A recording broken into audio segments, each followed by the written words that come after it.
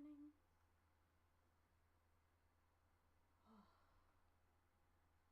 Time to type up the to-do list first, and then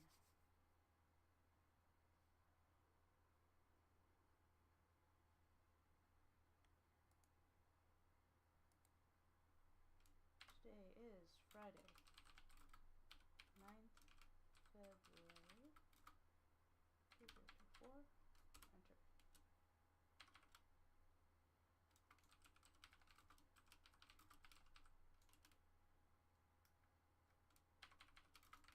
Enter.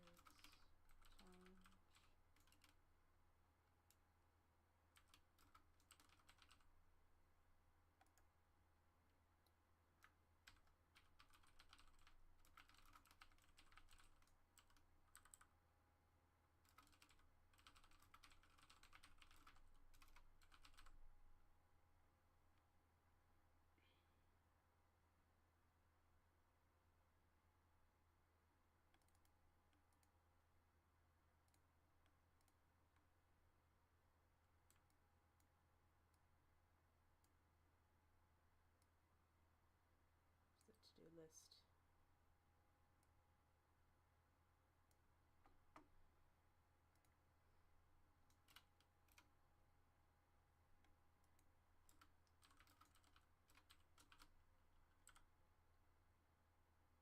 Let's see.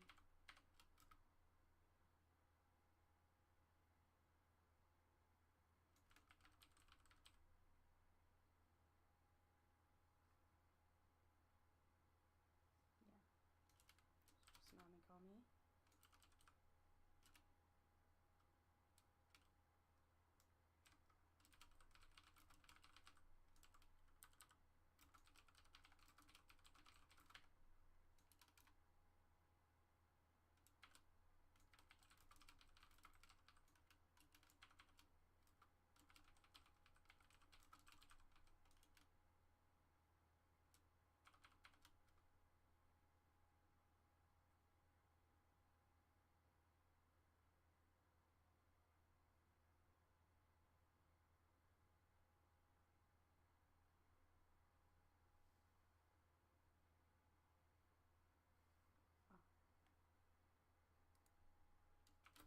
Just wondering when my hashtags are off.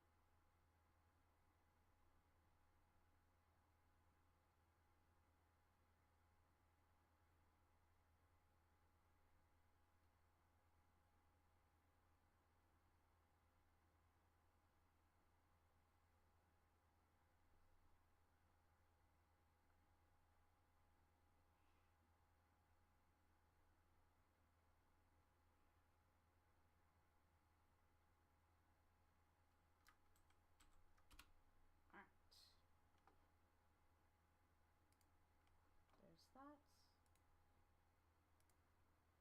Time to check in with my buddies.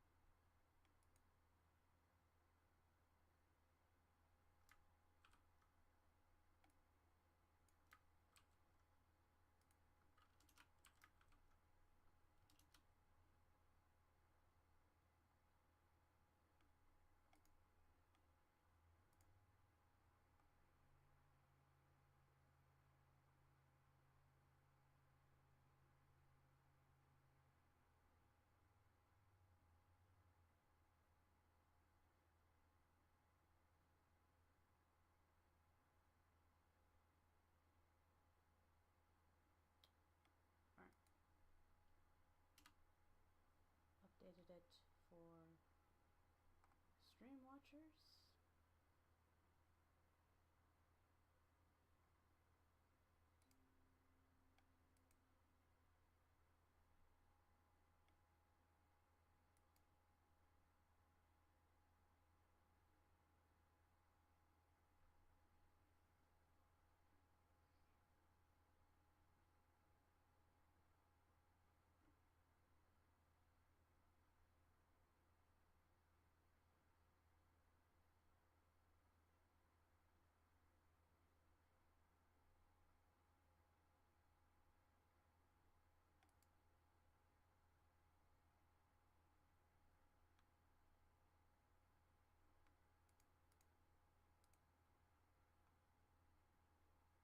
Okay.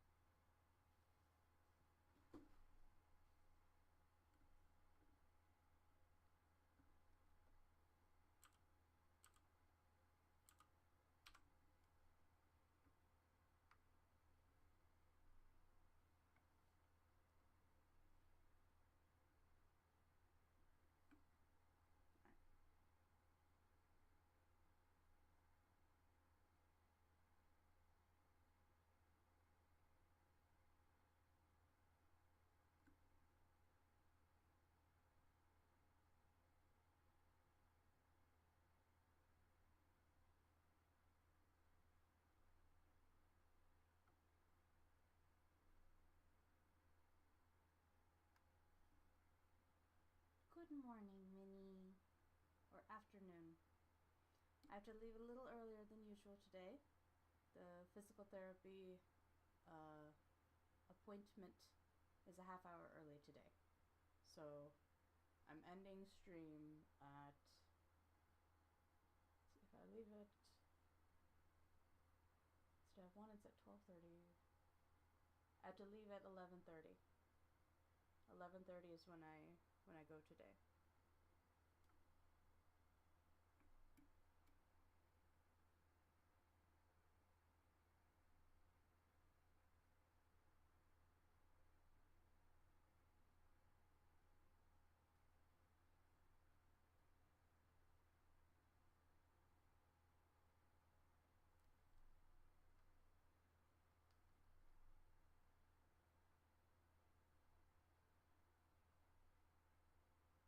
The sound is super low.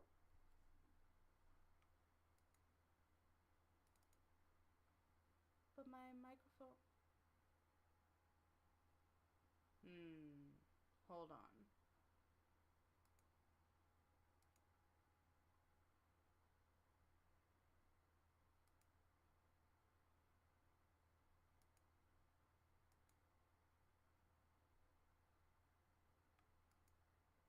Why is it low? Why is it low?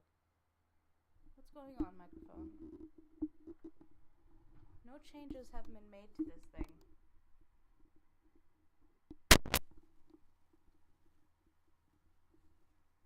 How about now?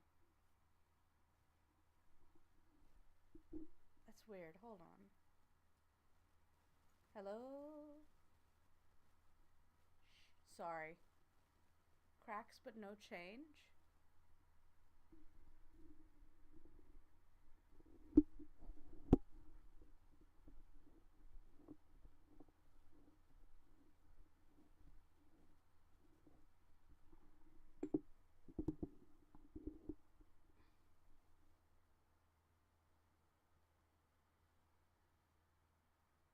Any better?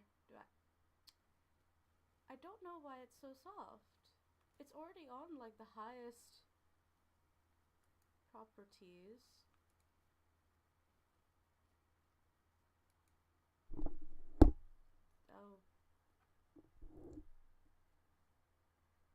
Is my microphone finally gonna kick the bucket? Is that what is happening?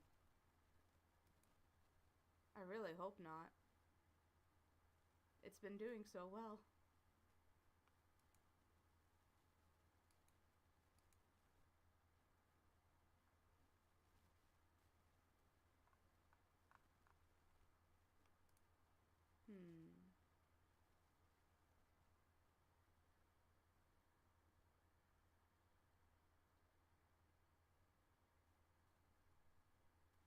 My voice is 70% down. No.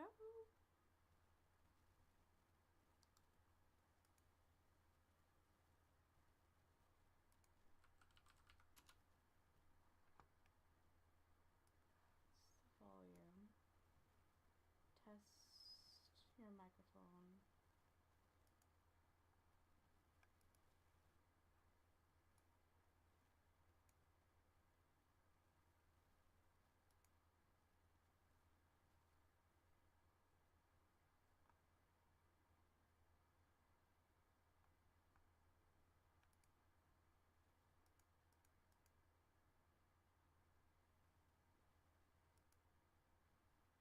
Test, test, test, test.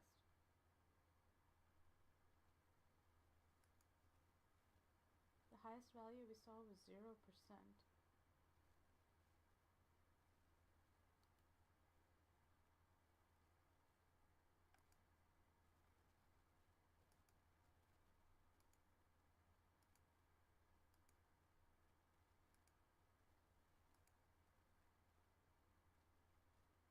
Any? Nope. Nope, we're still too soft.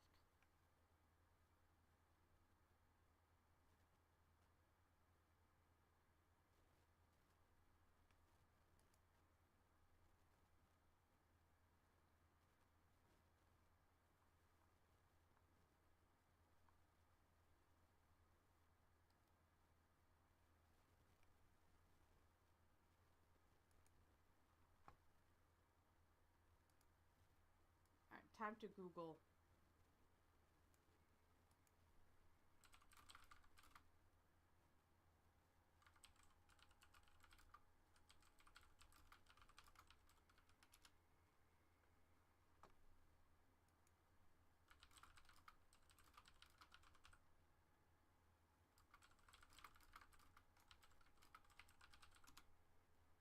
It's too soft even in my capture.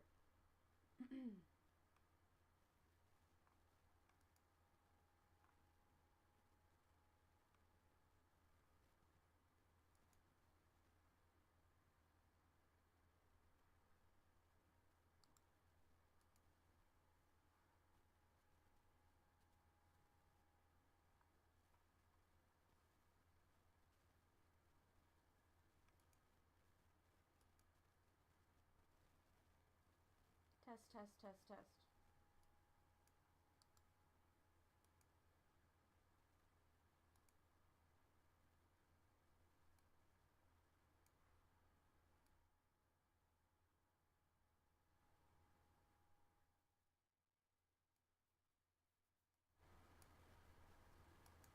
Test. Test, test.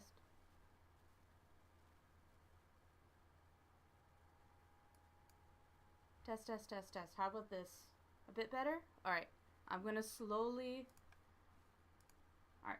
Windows apparently resets shit, so now I know how to fix that. I lowered the volume on OBS because if this worked, I would get very loud.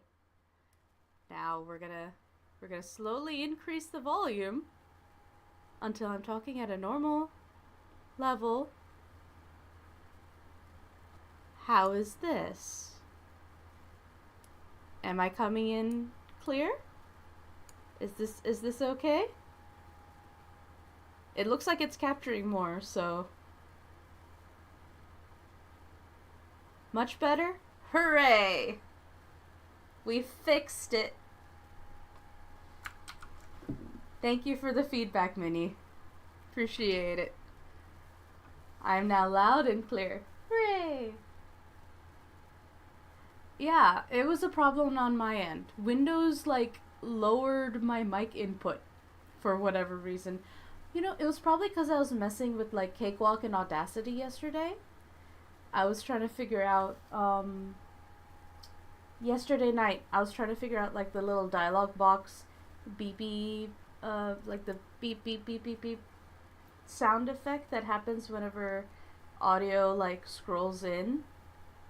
And it was an experiment. I now had to think about how to create like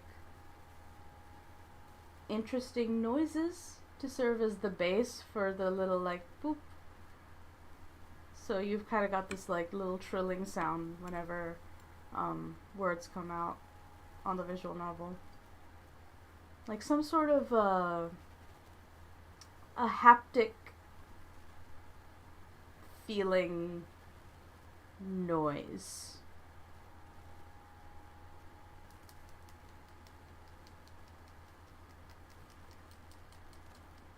Yeah.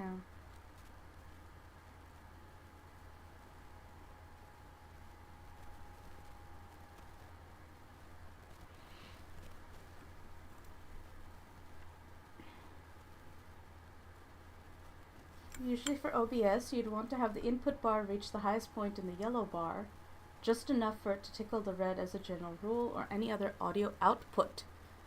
Oh. Well,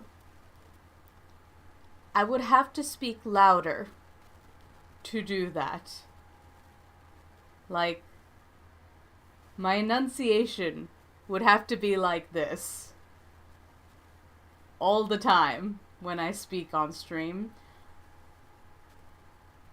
Which is probably good for me. I speak pretty softly in person. It's a general settings for tweaking audio settings. Yeah, I've already got it set to the highest possible dB level. I don't know if I can increase that. Let me see. Advanced audio properties. Can I make this higher? Oh, I can.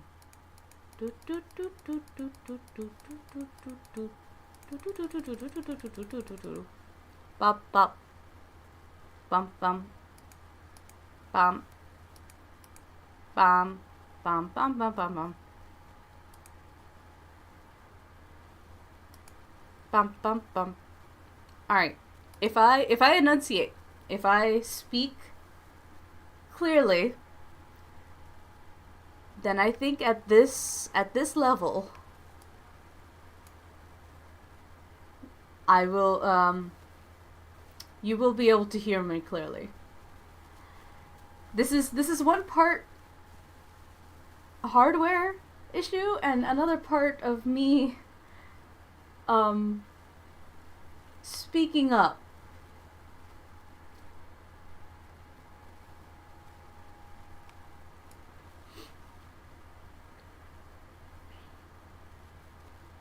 Alright, so I will leave that there. It sounds just the same as when I had the audio extension on, but now it's no longer needed. Fantastic! If you have to do less work to hear me, great! Meaning it is perfect? Ha! Oh, good.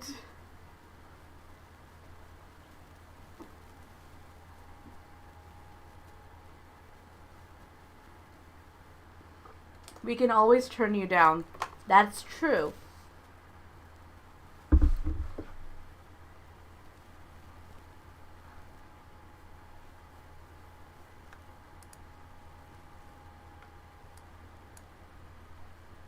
Yeah.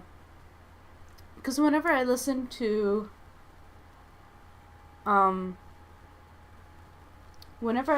Pirate Software, he's always loud and clear. I actually have to bring the audio down so that I can focus. Okay. I am learning. And now I'm going to be self-aware of my own volume. all day. I'm gonna be aware of it all day.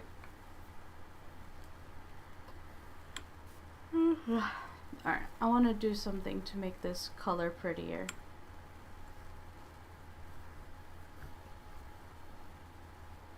Let me think.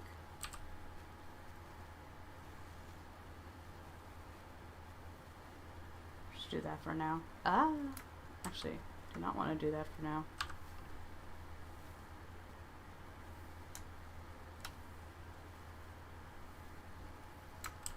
There's an easier way. There's always an easier way. See, that's just blinding. So 1, 2, 3, 4, 5, 6, 7, 8, 9, 10, 11. There are 11 sections and 34. Well, 36 divided by 11. 3.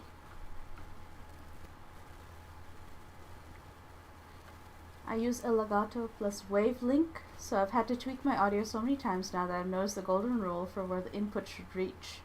Tickle the red zone and I'll be good. Ah. Well, I don't want to talk super loud all the time. Let me see if I can push this up a bit more.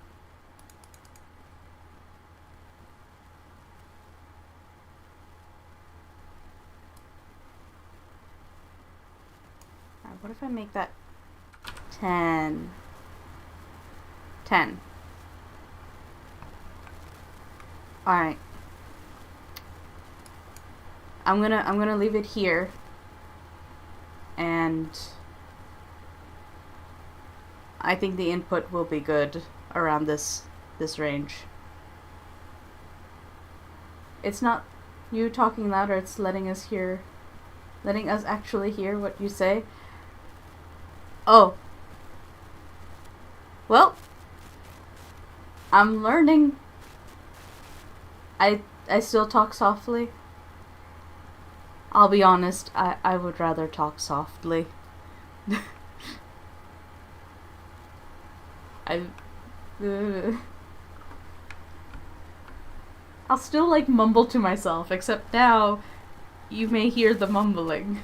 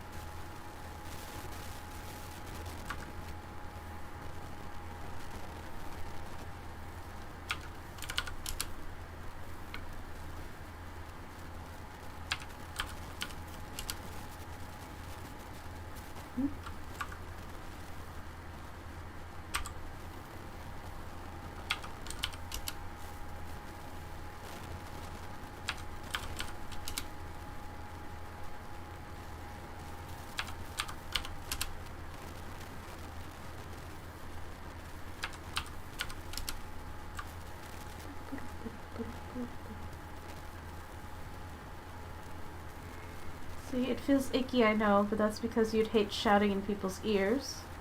However, if you want to feel screamed at, we have the option to leave it as is, turn it down, or poke you if that isn't enough.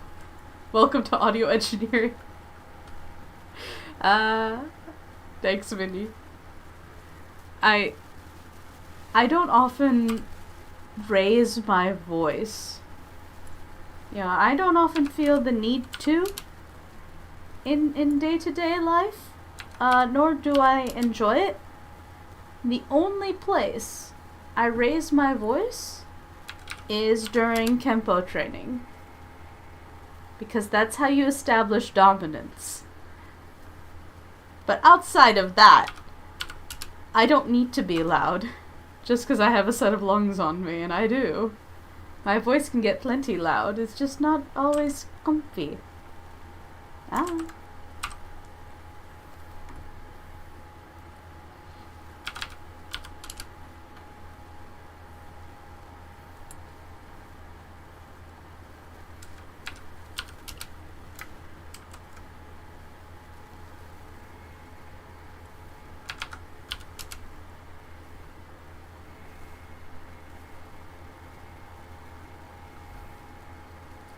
230, 220,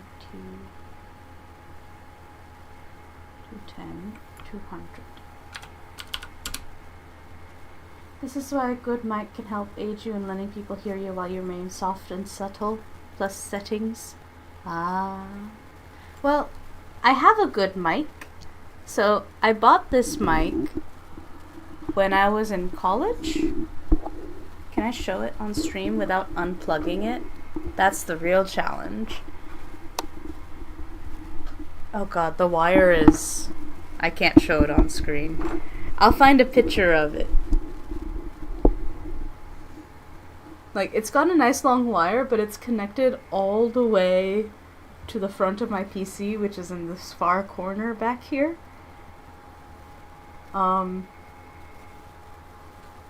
It's a good mic. It is a blue, it's a blue snowball mic. And the company is called Blue, but the mic itself is green, and so its nickname is Teal. It's my teal, snowball mic.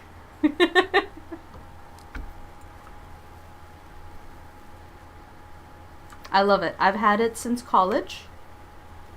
And, I bought it when I was an animation major to record, like, voice audio for my animation. I didn't end up using it because it turned out to be very complicated. And I didn't know what I was doing at the time.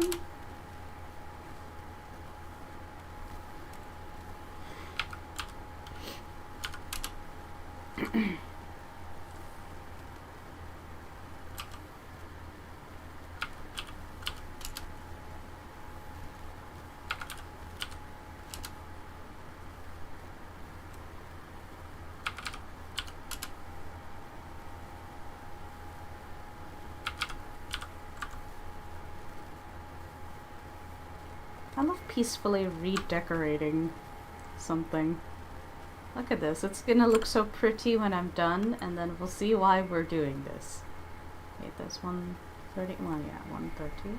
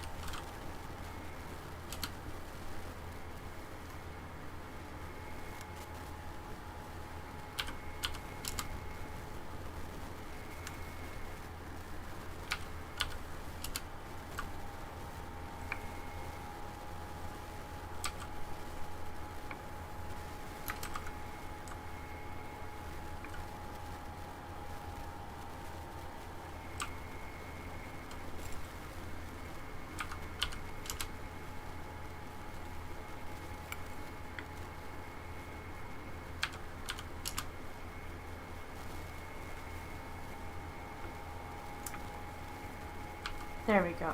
Oops. There we go.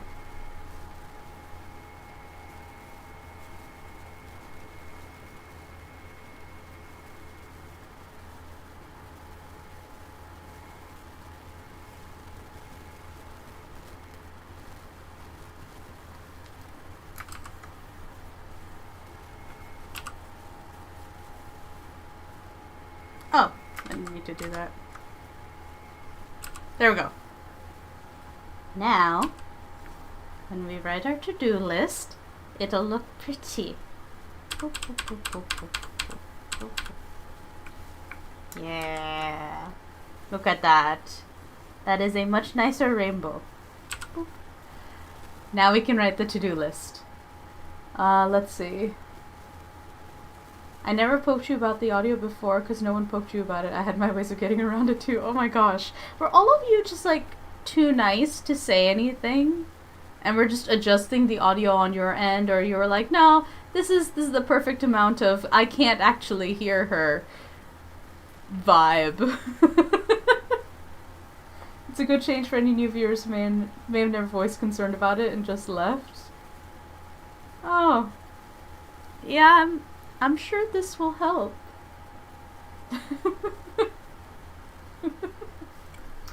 Let's see. Also, I managed to clear the onboarding. Yay, Minnie! Good job! Yeah. Excellent work. You worked hard on that. I feel like that's all you did yesterday after I told you about it.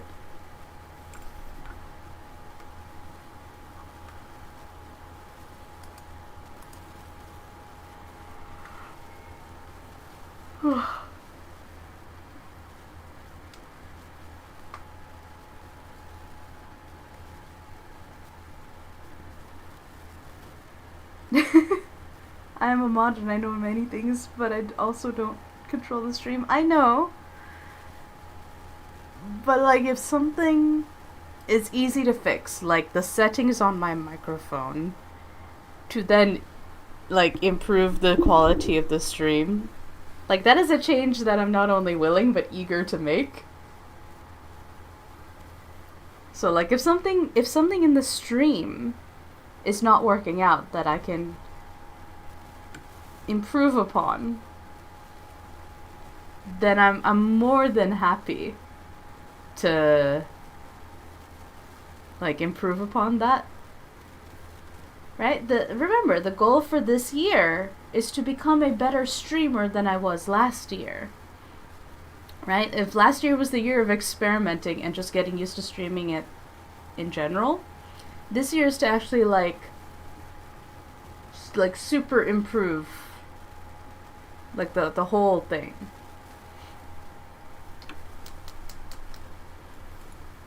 Like the chat on stream kind of stuff. Yeah, like that kind of stuff. Pitfalls, you know, the stuff that could deter people from entering my stream. If chat points that shit out, then I'll be better prepared when new people come in. I was thinking about this earlier, in fact, of how, like, I am entirely unprepared to have a larger audience of any kind in my stream. There's a lot of things my stream lacks that larger streamers do have on their thing, and I would really like to do that. So I just need to figure out how to do it.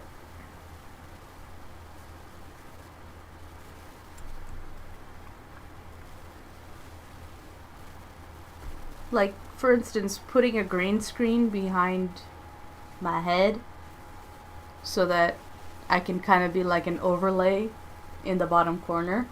Don't know how to do that. I kind of like that a lot.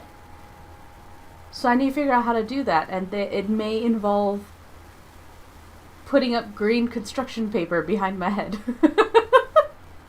You know? Some things come naturally with growth and need to wait in turn for it to seem organic, and other stuff is extra fun stuff for engagement in chat. Yeah, I want like on-stream triggers set up so that when there's new followers, when there's new subscribers, it like triggers a thing that happens, because then we can all celebrate and welcome the new person.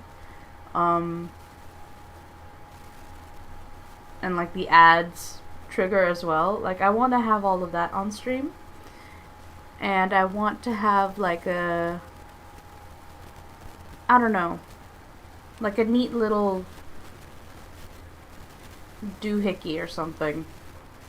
Or like borders and frames to make like the edges of the work area, the to-do list above my head, and then me look nice, stuff like that. Twitch dashboard has its own alerts now for follows, subs, gifts, and raids. It does. Let's look at it. Where is it? Let me see. Alert. Oh. Let's see.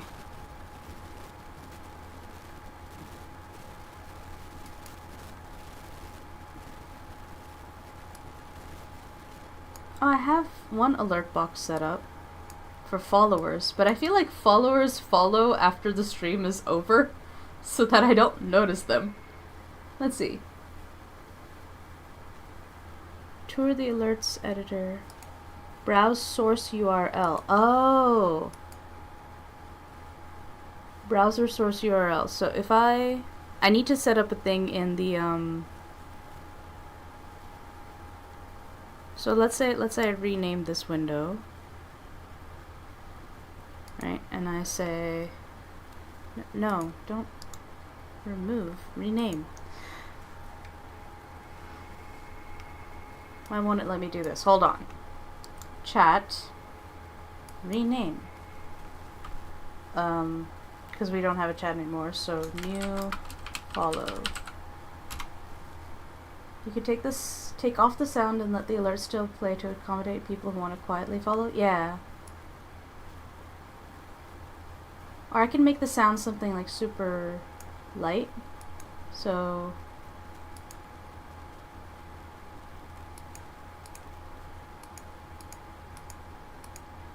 actually no, that's not what I want.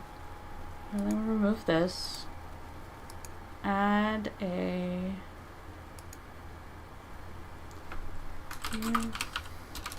new follow. Okay.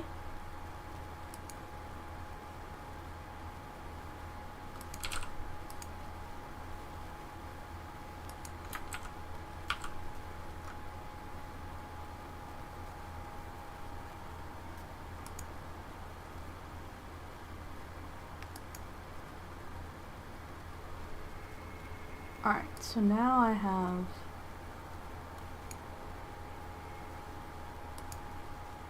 I've set it up here in the corner.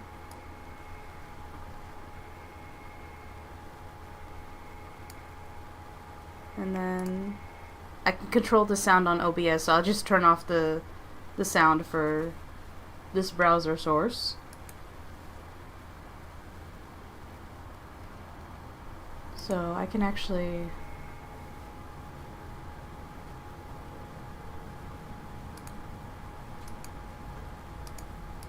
text and speech. Yeah, blank just followed. That's fine. Visuals and sound.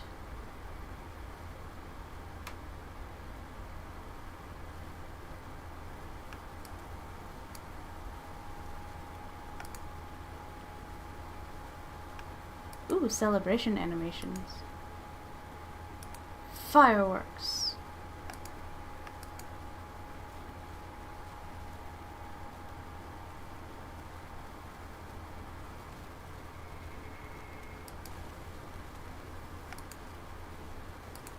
Danger zone. Oh no. What does this do? Save changes.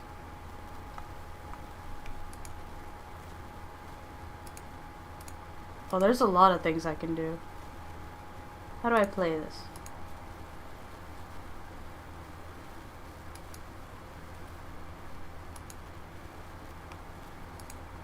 Oh no, wait. Oh. Heck.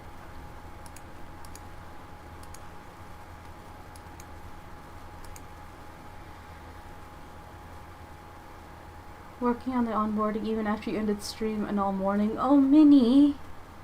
Minnie, did you sleep at all?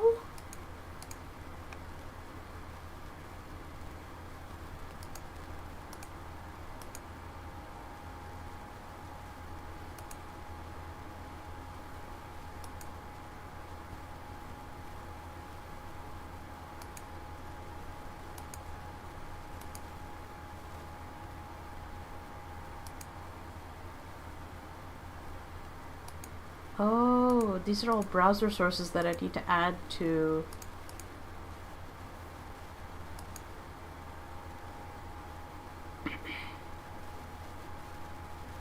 Add little animations to it. Oh boy.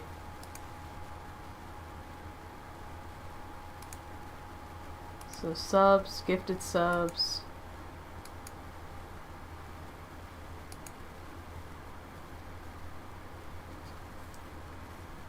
No, you did not sleep? Oh my goodness. Went to bed at 3, woke up at 5, snoozed on and off until 9, and then got up to continue.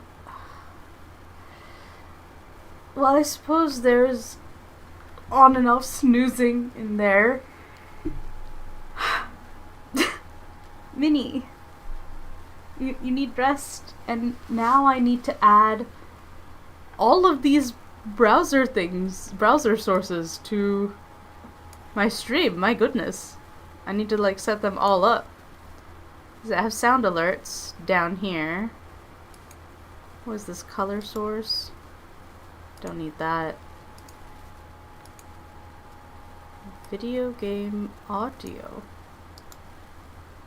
I don't need that. Don't need YouTube chat.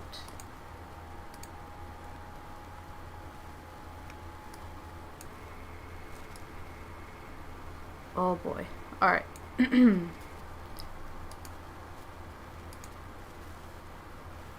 Okay. Alright.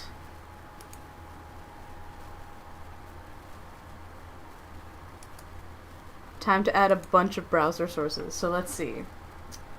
Prime sub. Okay. We'll find out if this works.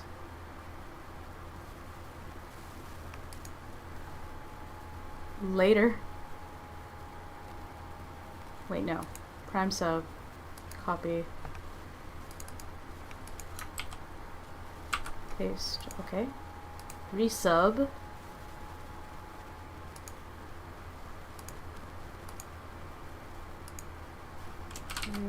Resub.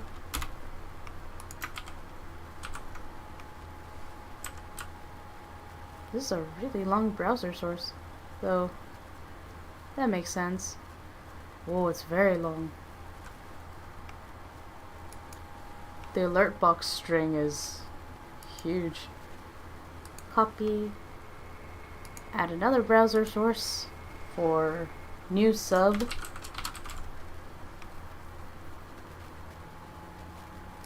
Okay.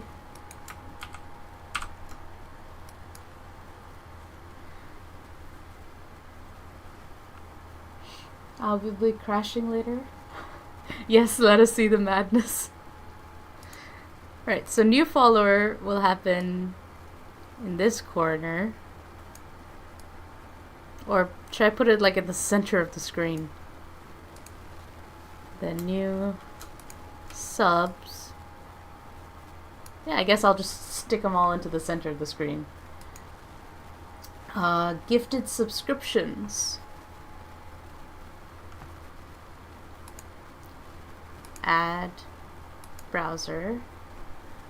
Sub. Community gifts and gifted subscription.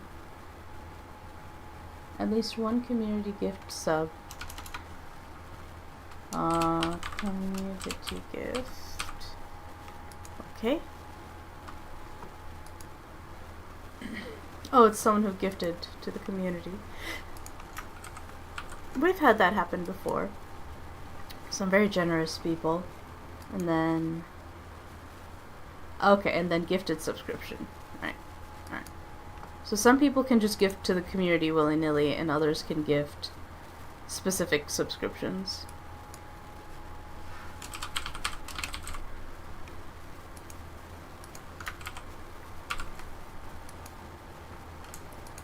Alright, so the gifted stuff can go here.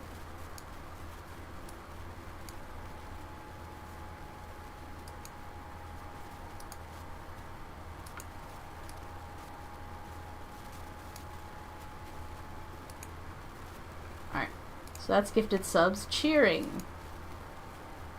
I like the cheering animation. Copy. Just adding all of this stuff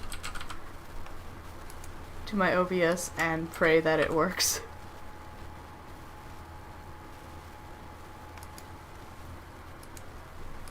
And then cheers can be over here. Raids. Oh. Raids. Add browser. Raid. Okay.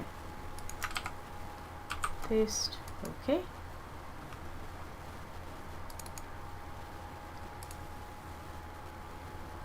Boop. And then the hype train. It takes time, and then there's upkeep tweaking. Yeah. Yeah, I mean, somewhere in the future can make new alerts, but this will do for now. Because I would love to make, like, a set of alerts using, like, an animated sheep. You know how cute that would be? Like, can you imagine a little hype train animation with, like, a sheep going across the screen? Right? See, this can become an extended project. We'd have to spend a week doing just stream updates. You know what? How about this? The moment streaming becomes profitable in any kind of way, we'll update all of the animations and the like stuff on stream. You know, all of the fun little bits and bobs that enhance the stream. That's what we'll do. Until then, I have work to do. Hype train start. Boop. Okay. Hype train all-time high. So, boop. Browser. Hype train high. Okay. Boop. Boop. Okay. Alright. And then...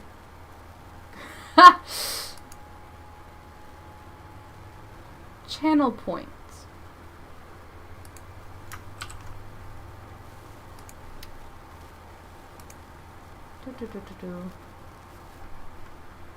Points.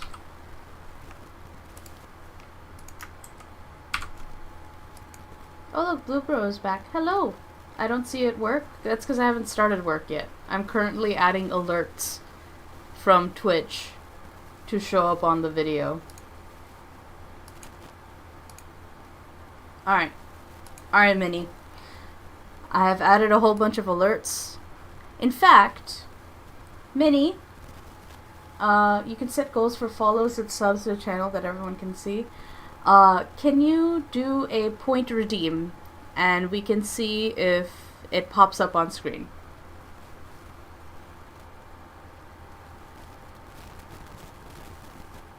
Oh, that's loud. And a lot. Is that hydrate? Why did so many things pop up at the same time? What on earth was that? Why was it so much? What just happened?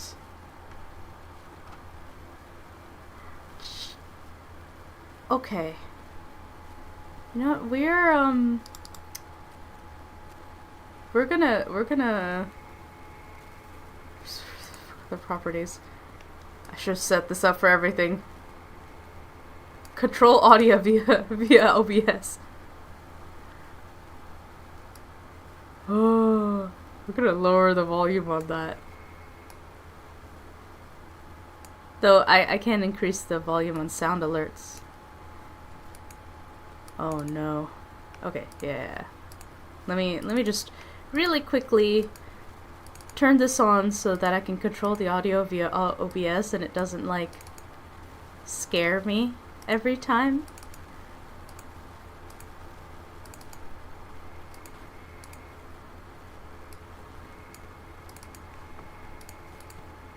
there's so much audio. Heck.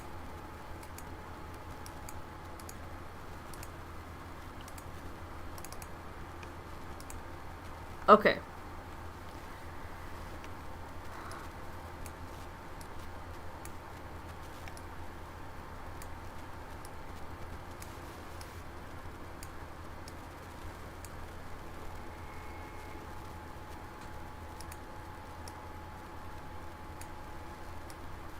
New follower, new sub, prime sub, raid, resub. Was it loud for you as well? Maybe? Did you turn on celebration? Maybe? Ooh, hold up. What is this? What is this? I might have accidentally exited out of Twitch. Alright. Let me get back to my creator dashboard. You heard nothing on your end?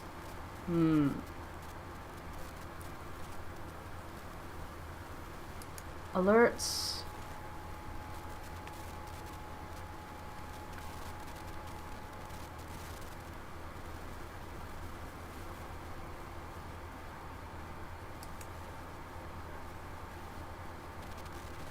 Oh, hold on. No, but it did pop up.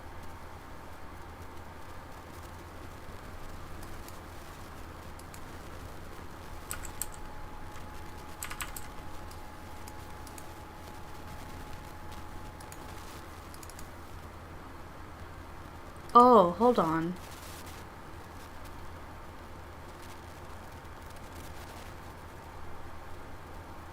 I did something dumb.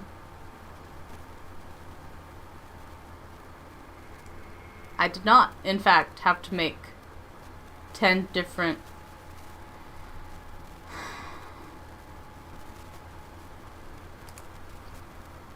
Give me a second.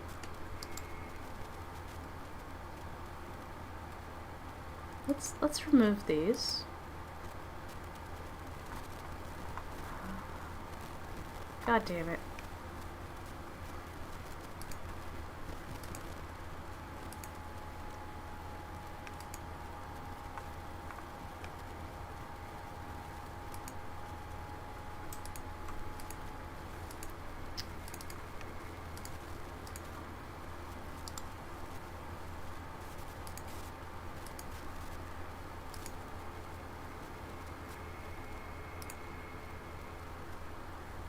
Oh. Jeez. Alright, hold on.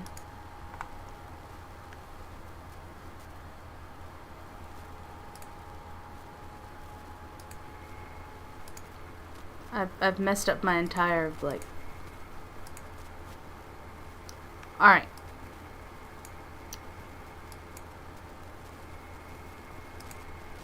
Let's try this again. Right? I made it nice and big. Okay, Minnie. So all of these, like, things are set up. Right, so hold on. Back to alerts home. Alerts box 1. Copy browse source. Okay. Oh, do not delete. Okay. Edit alert. Minnie, try it again. Let's see if you can hear it.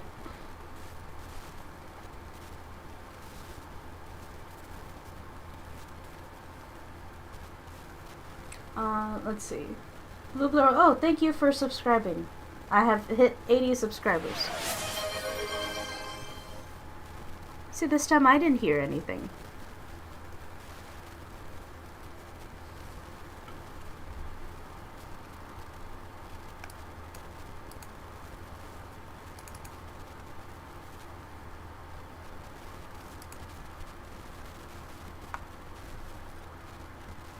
What is go? Oh. Sound? You heard it? You heard it, but I didn't hear it. This is the same issue we had when I was setting up sound alerts and perfectly leveled. Great! completely by accident. Let me see. Properties. Oh no, not this audio shit again. Advanced audio properties. New follower.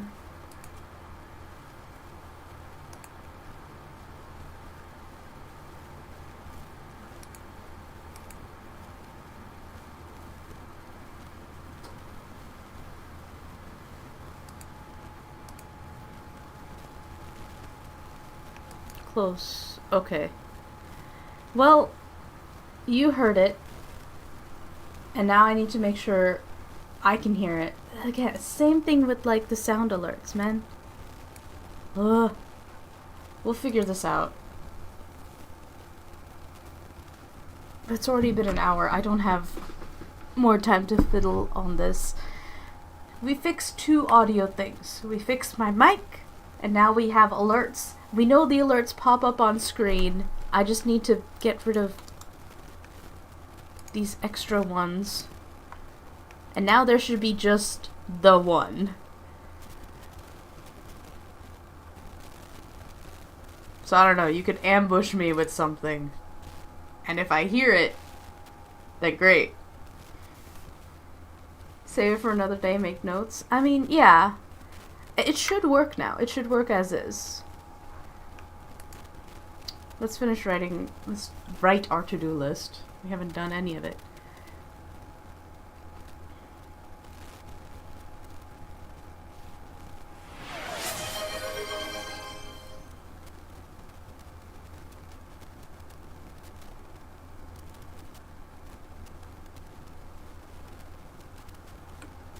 I didn't hear the posture check. No. But you could see it. You could see it and you could hear it.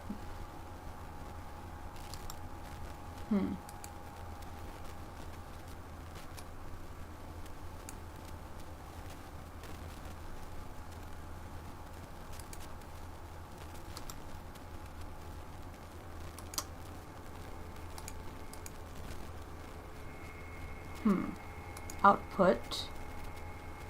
Audio.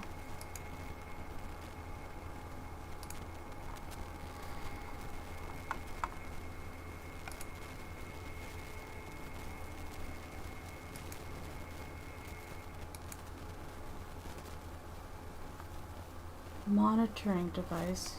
Speakers.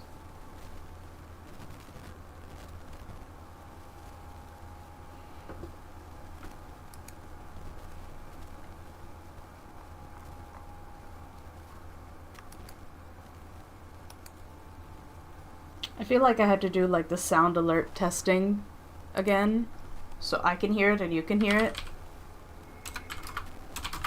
It's been a while since we've done this because nobody plays with sound alerts. Now I need to log into sound alerts.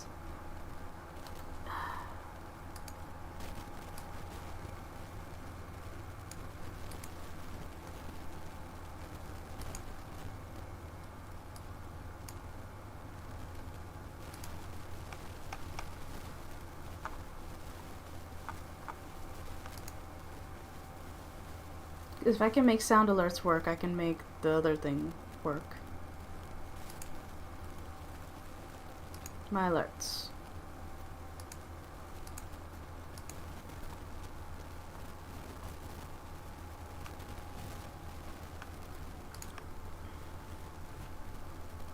Let's see. Wow! I didn't hear that. Not again. You have an audio channel output in OBS too. No, the channels you don't hear include the new browser source? No, because I have monitor and output.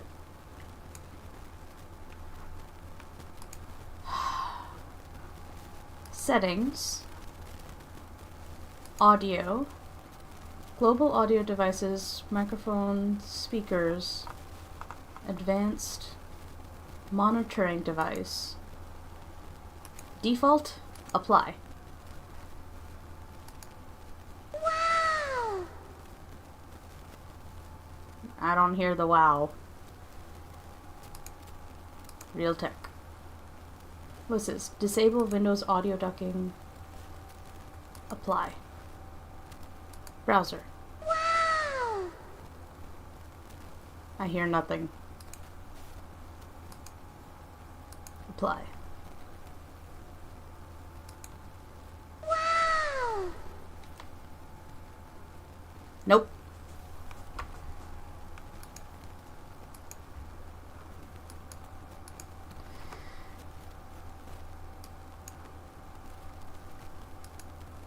Wow!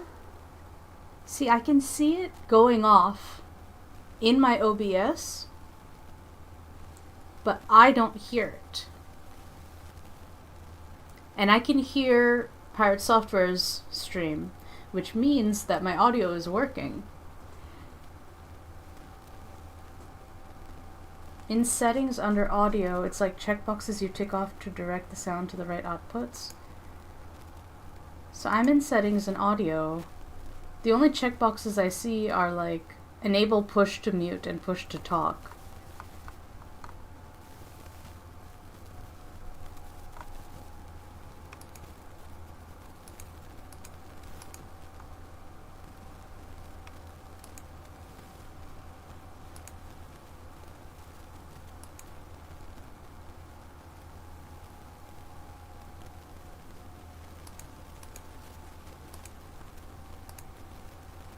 Alright, time to Google this again.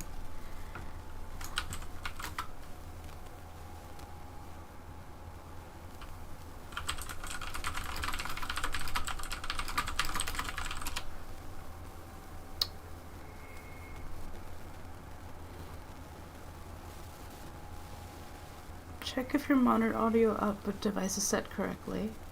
It is.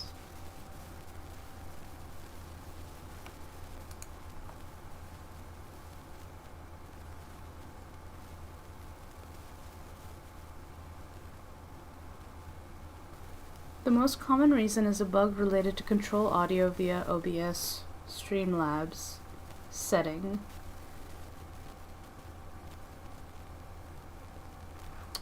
Alright, so if I turn off control audio by OBS,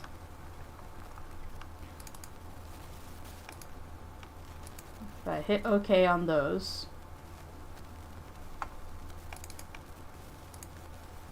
okay.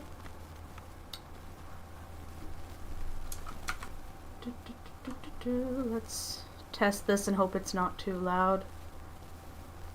Just lower the volume.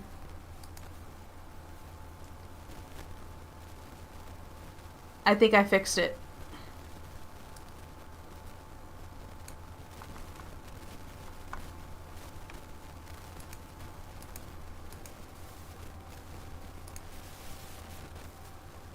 I wonder if I should do channel point sounds.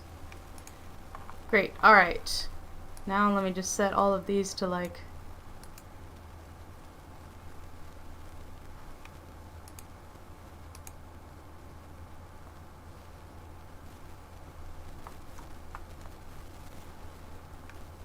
Okay, now I will be able to hear the sound alerts.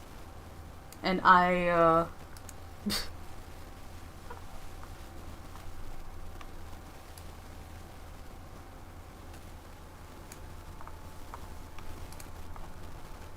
So there we go. Now you guys have working sound alerts that I'll actually hear. Oh, I like this one.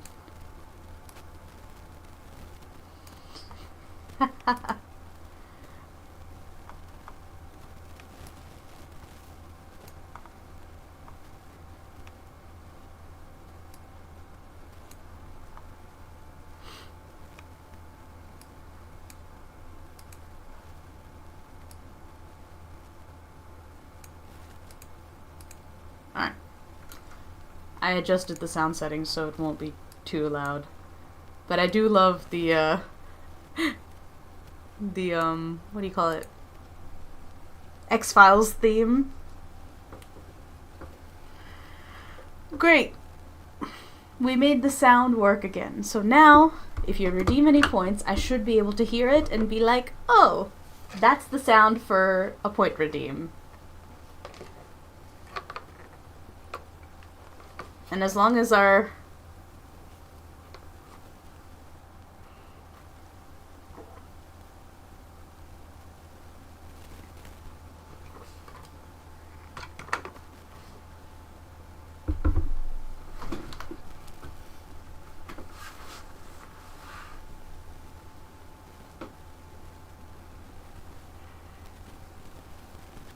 Alright.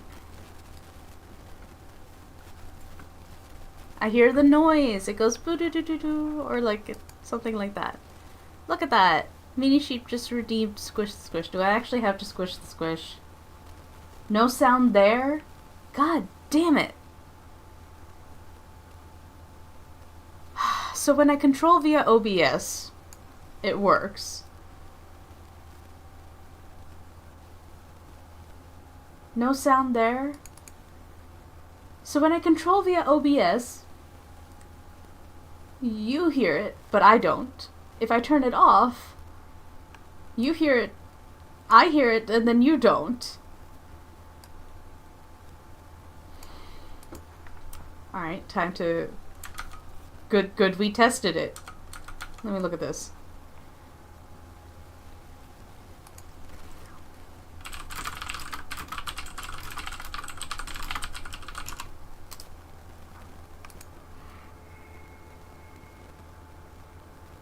Twitch Studio. Enable sound.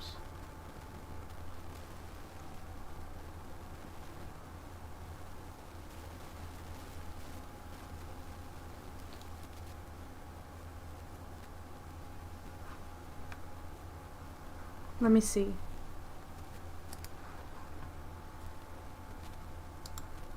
Properties.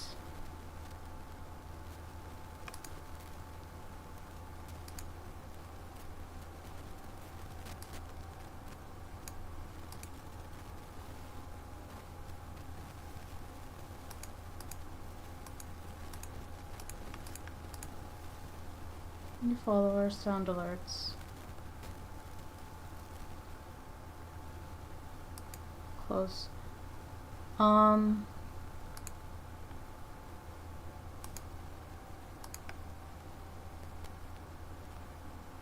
Did you hear that?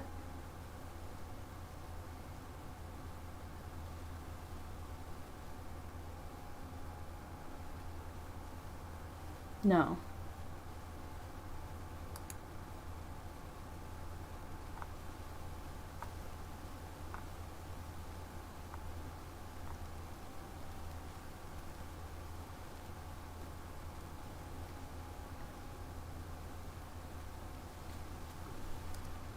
Open your audio's OBS settings.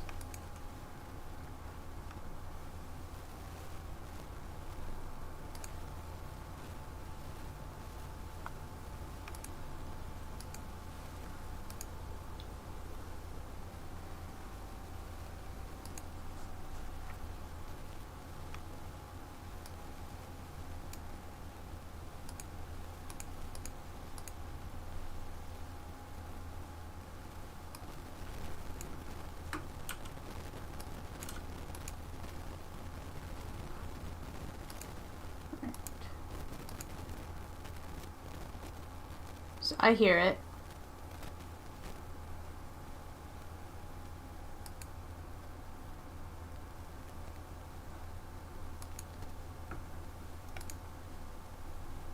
Nothing. Okay. Streamlabs. Open your OBS settings. Go to audio. Settings. Audio.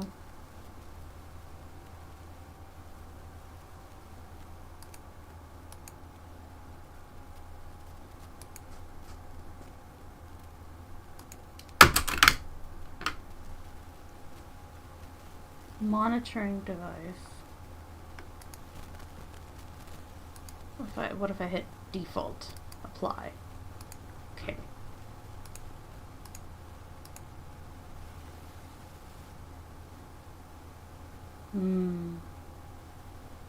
It's pulling from my desktop audio. Alright, if I turn on control audio via OBS, right? See, now I can hear it. It fixed itself.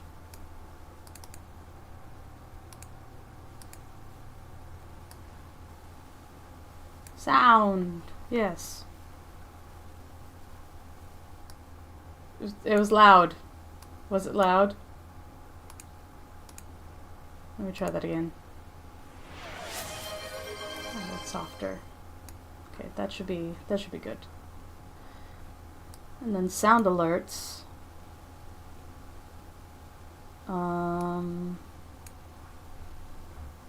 To go into channel.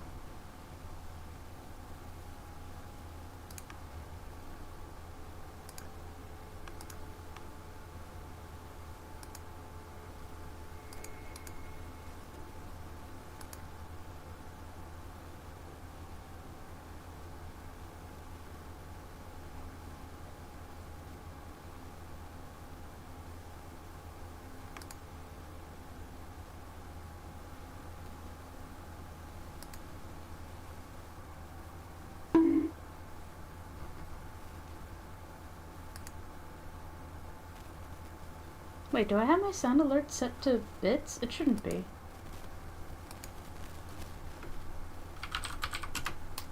Did you hear that?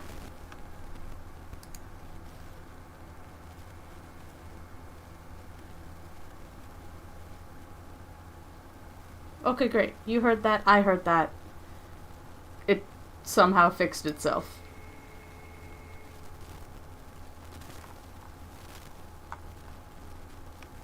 Oh, hold on.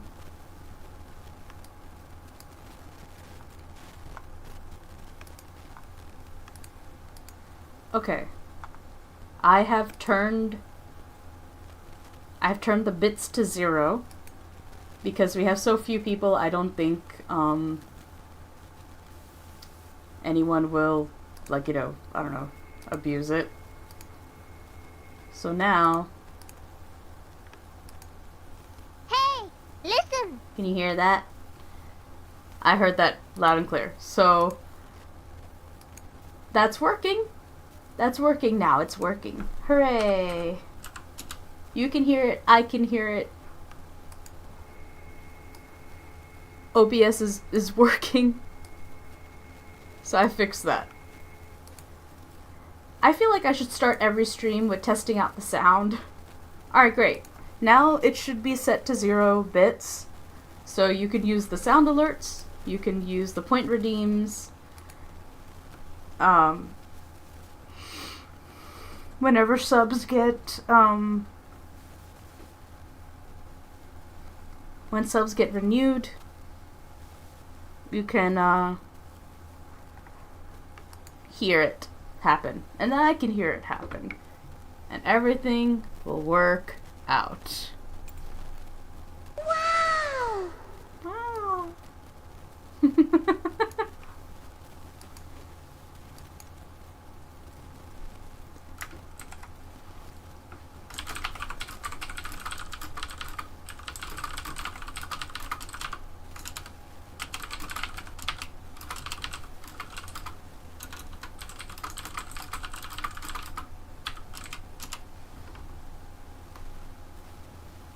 Okay. Now that we fixed all of our audio problems, or at least most of them, I can write my to-do list. We're not gonna get anything done today. Like, 0 amount of things is going to get done today. But that's okay, because I just have this midday thing, and then when I come home I'll be able to work some more.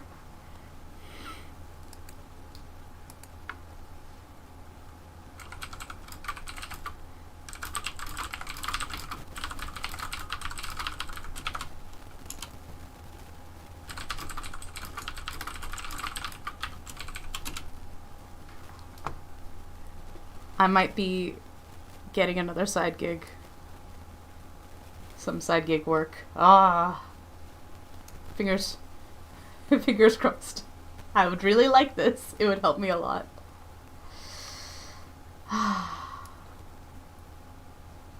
I'm so lucky to have fellow artists that are willing to like hire me to help work on their comics.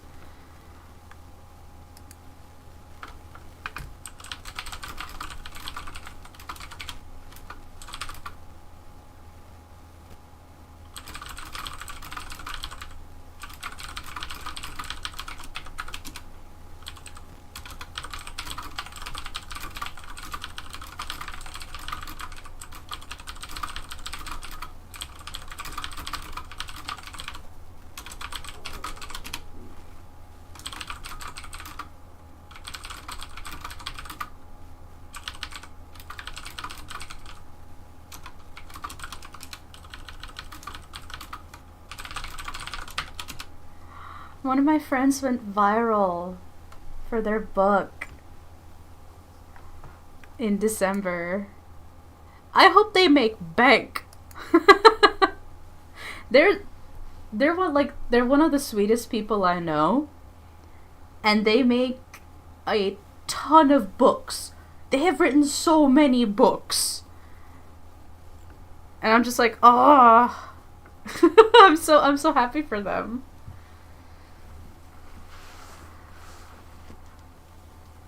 We will, or sorry, Minnie, we will what? Both willing and have the capital needed. Aw. Let's see.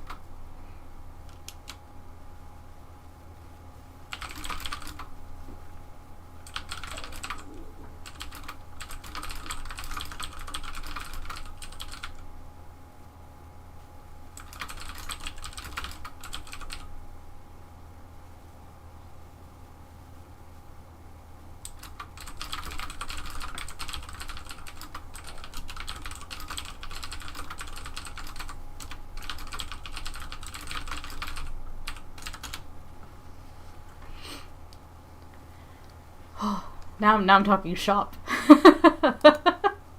I am discussing book stuff, book marketing stuff.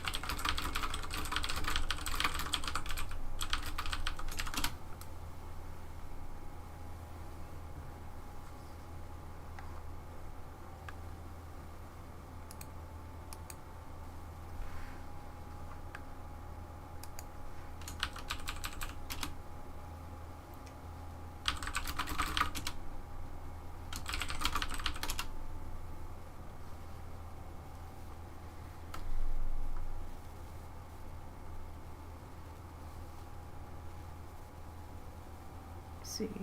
Comics, Gossamer Lake.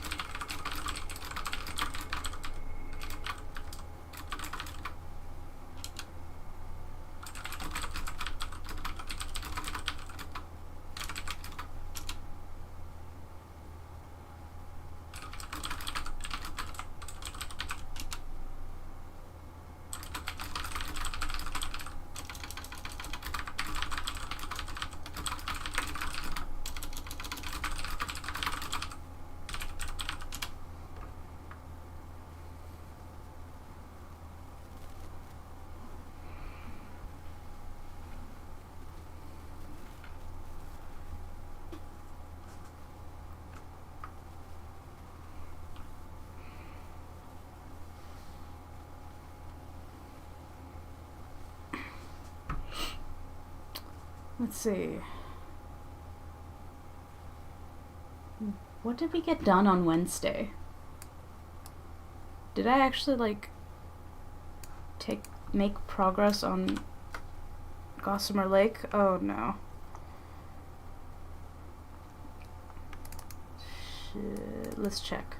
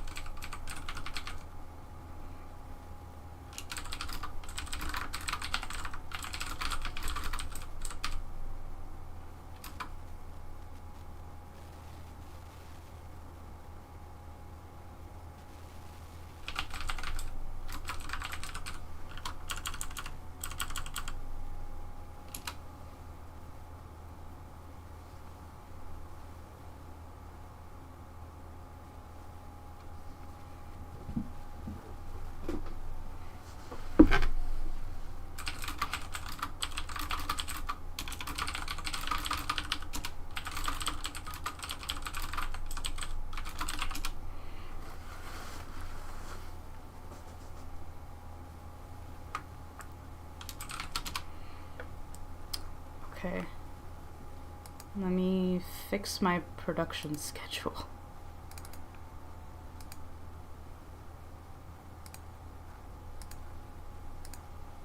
Boop. Alright, so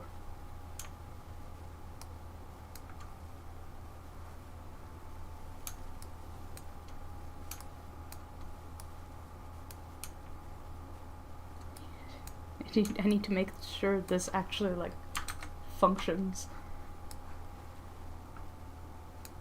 Right, so up to page 37 has been scripted, right? So 37 pages have been scripted. Storyboarded, we have up to page 19 is storyboarded. Oh no, but -5.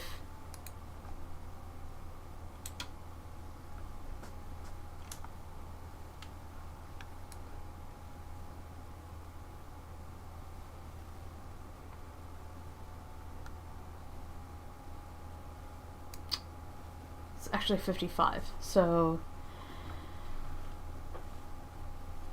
storyboarding has gotten up to page 19. 19 minus 5 is 14. Alright, so we did not actually do that. Sketches have gone to page 14.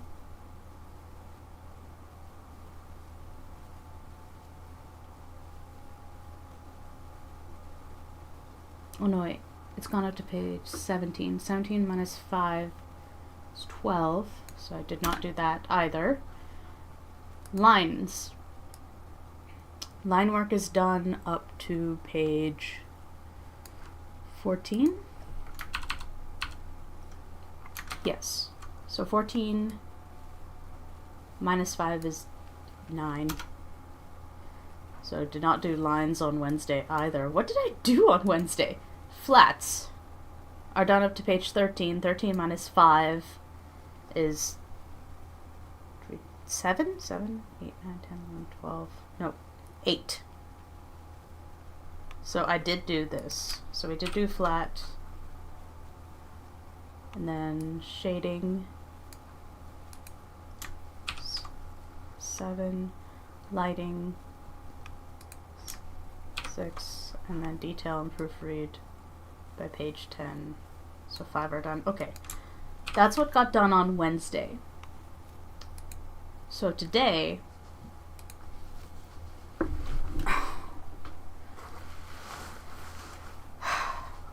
you've already forgotten Wednesday, Minnie? Me too.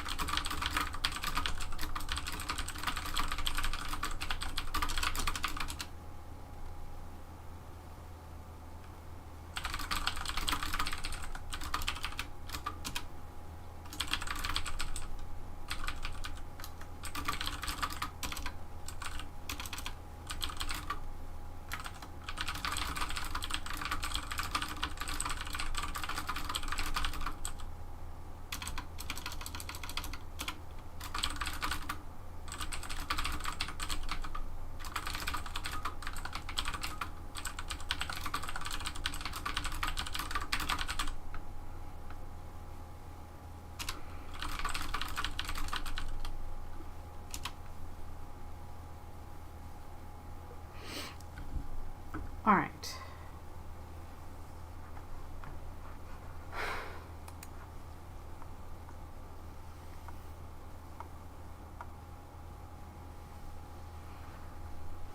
So if I do 1 page of storyboard,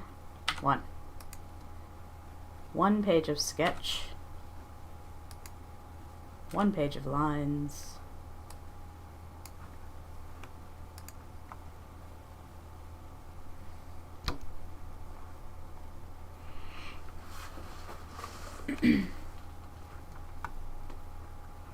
one page is ready for flats. 1 page is ready for shading, lighting, detail.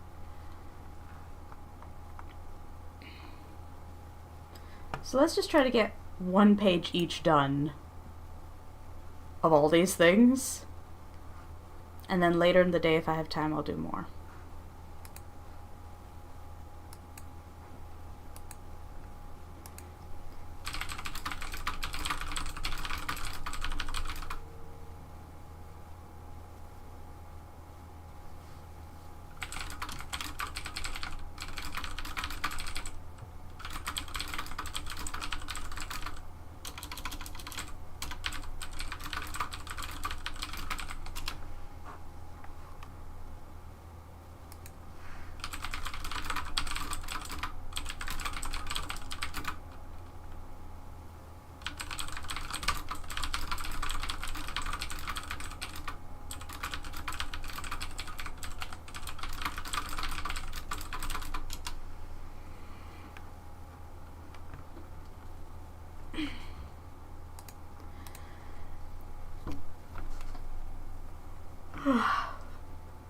So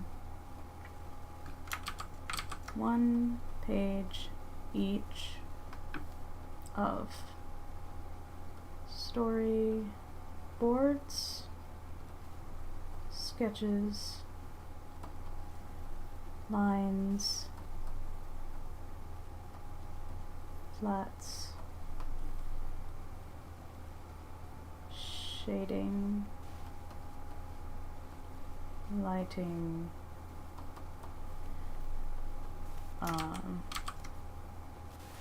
SFX and details.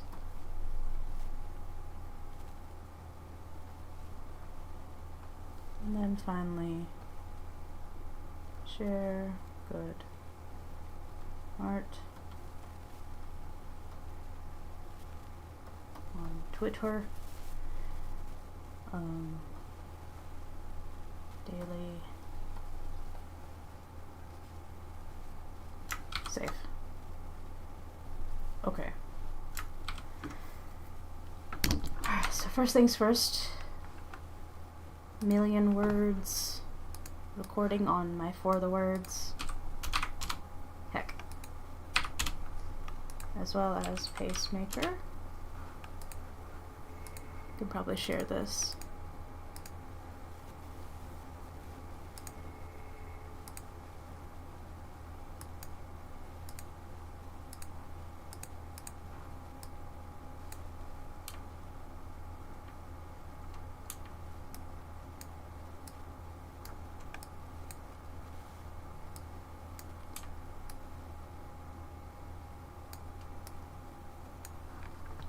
Right, so on For the Words,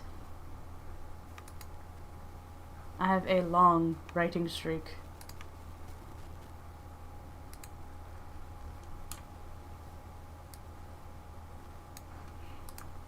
So in the full demo stuff, I open Scrivener.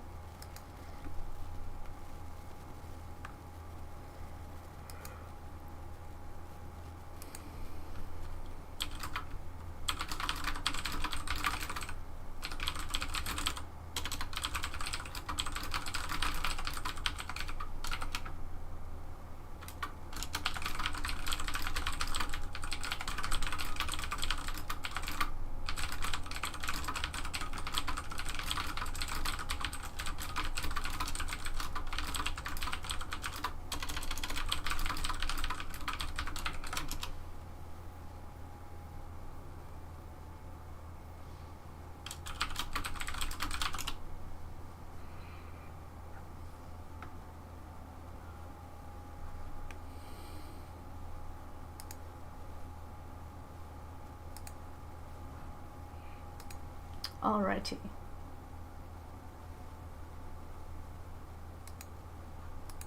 So base game, common route.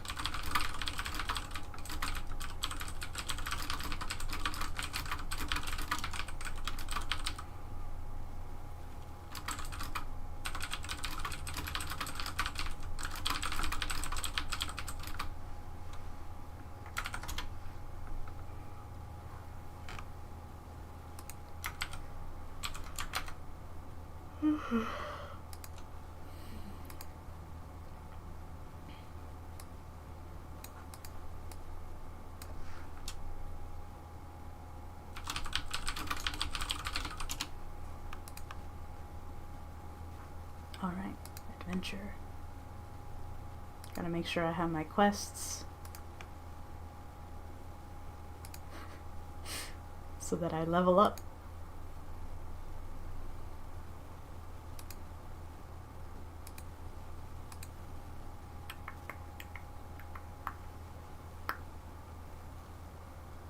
Team to fight 5 more of these guys.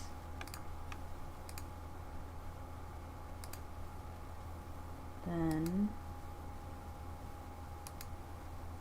these little dudes. There we go. Auto start. Writing. Fight.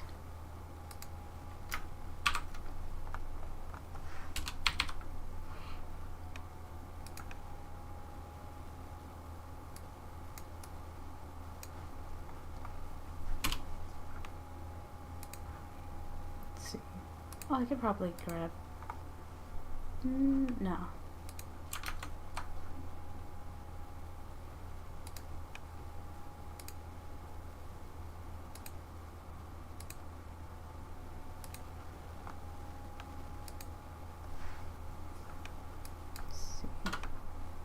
Common at once. Act 1.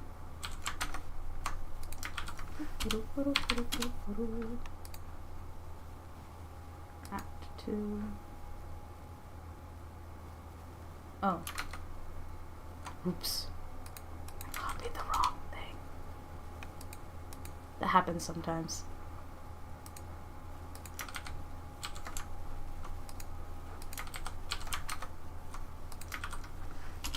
My bad. I got 300 extra words today.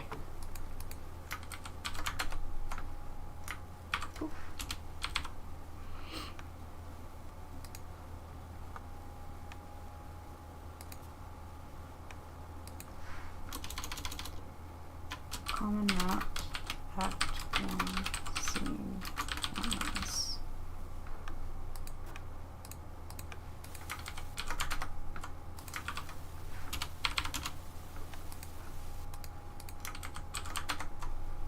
Every word counts.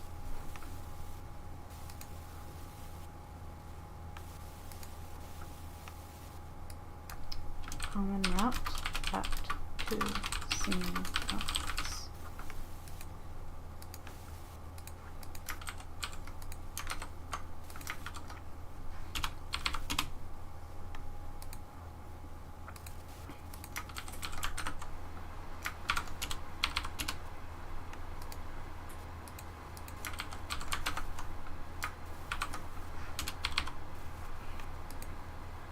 Alright. Cool. So I recorded what I managed to write yesterday and the work that I've done for a bit. 3,715 words. Fantastic. Well, that got recorded. Let me grab one more thing.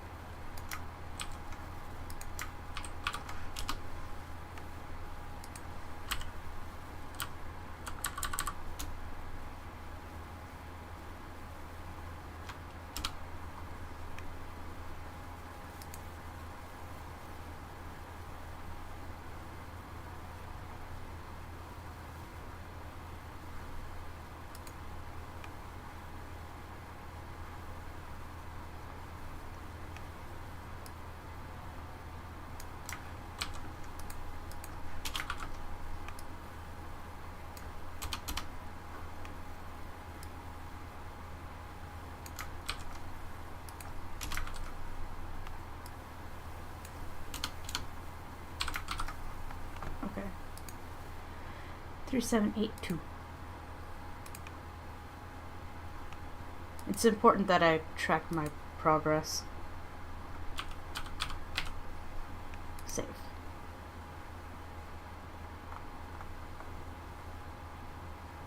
I didn't track my progress of writing at all throughout January. I owe myself to do better than that. Okay. Ugh,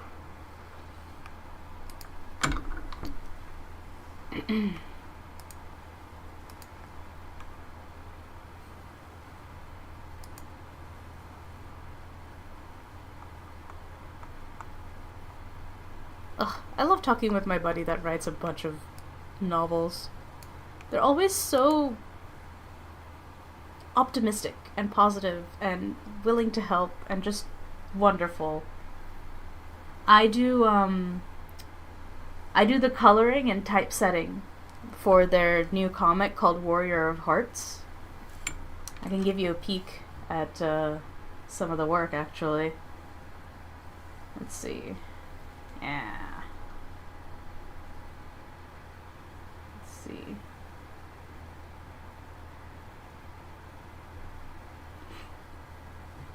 I can show you some of the coloring work I did. I think this is me.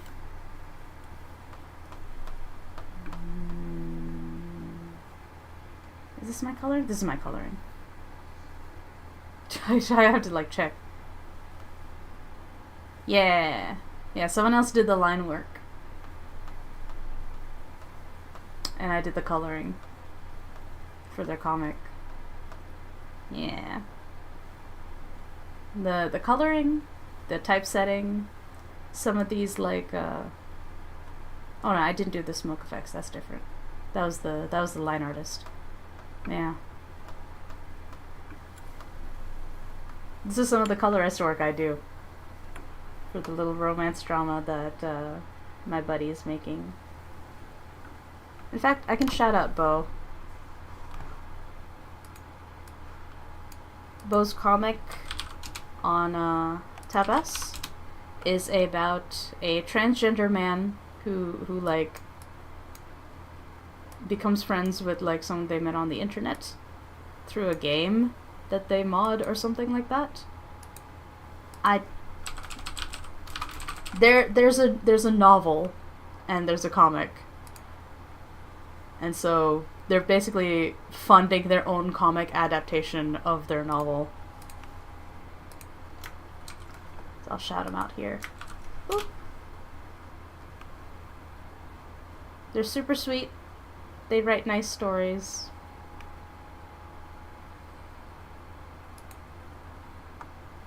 And yeah, good buddy of mine. I'm a colorist, art assistant, and typesetter.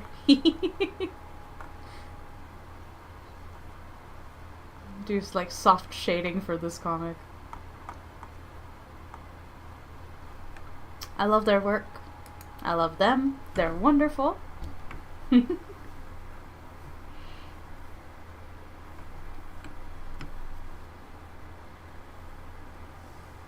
Oh, wrong layer. There we go.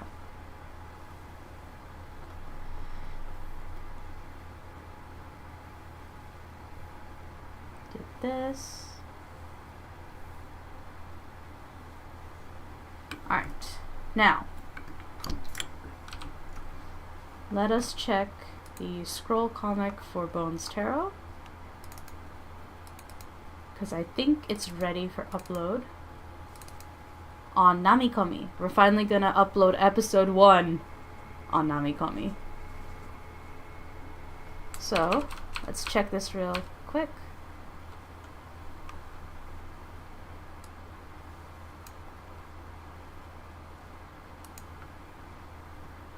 Alright.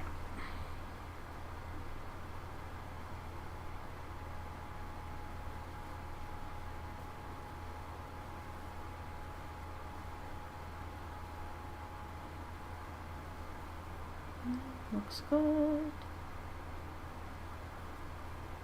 Yeah. Always nice to see an old comic have new life. Let's fix this a little bit.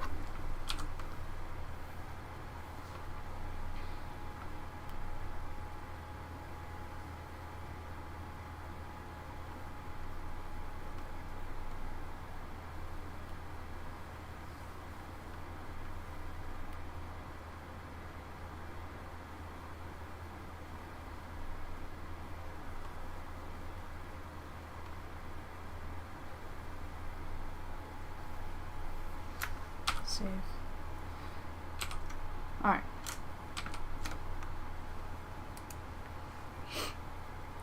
My art. Bones Tarot. Namikomi. Volume 1. Volume 1, Chapter 1. Episode 1. Oh wait, no, yeah. Select folder.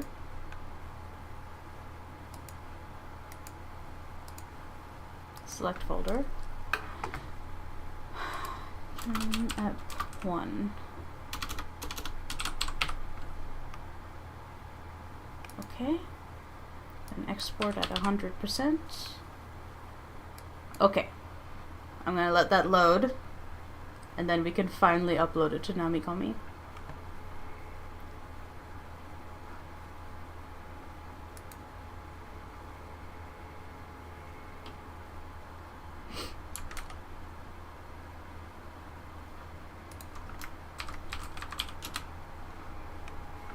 Righto. Let's go over to Namikomi.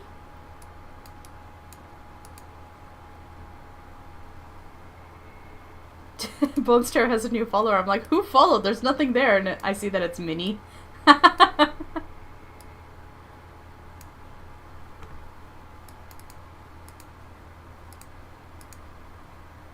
Alright.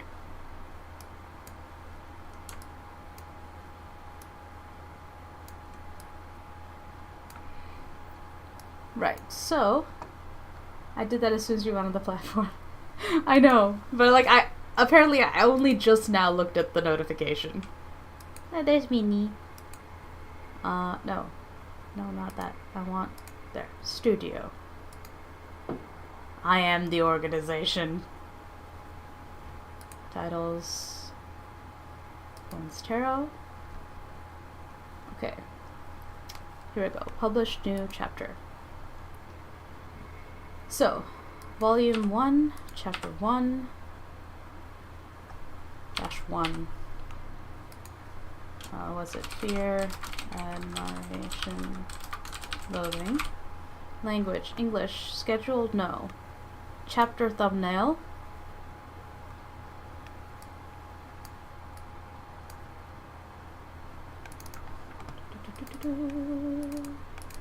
Oh, there.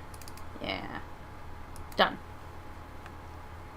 Images. Alright, everyone cross your fingers that everything uploads nicely and in order. We're just gonna sit here and watch it.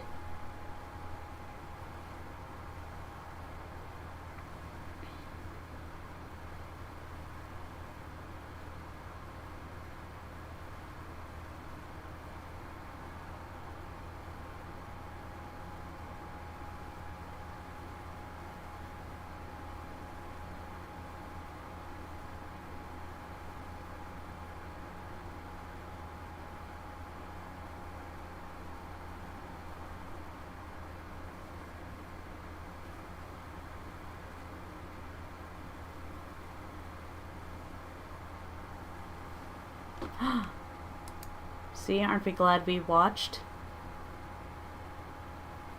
That one's the longest one. Image's resolution is too large. Max 10. Oh! See? Let me check this. If I clip off the last 100 pixels.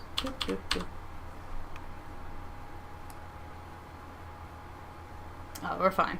Okay. Save. Save JPEG. Go back to Namikomi. Boop. Put that last one.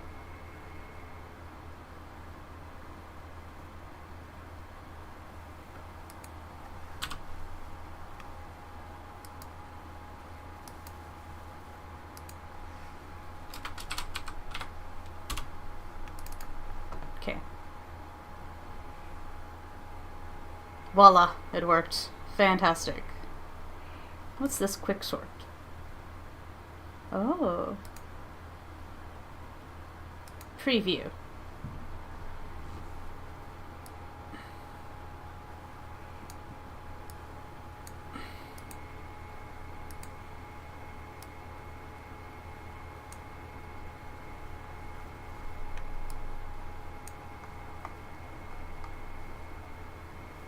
I like this width controller.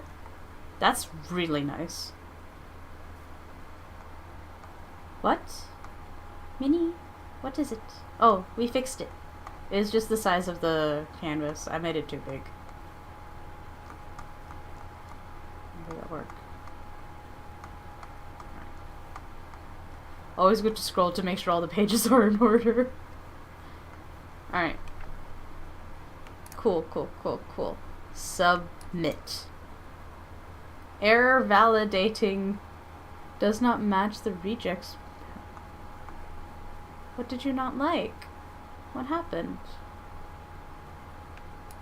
Oh. Decimals are accepted. That's what I did wrong. It's like coding. It's like, you have an error. You have done something wrong. I'm like, yes. My syntax was wrong. Alright. Your chapter has been uploaded successfully and is now being processed. If this is your first upload for this title, then your chapter will require approval by moderators. During this time, you can still edit via the chapter management screen. Once it's approved, it will appear publicly in the listings. Cool. Well.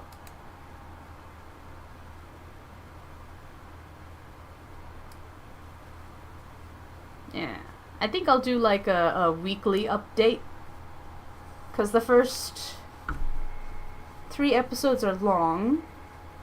And then it goes shorter after that. So here we go. It's pending. It looks good. We can turn that off. Turn this off. Go back here. Downsize those. And highlight.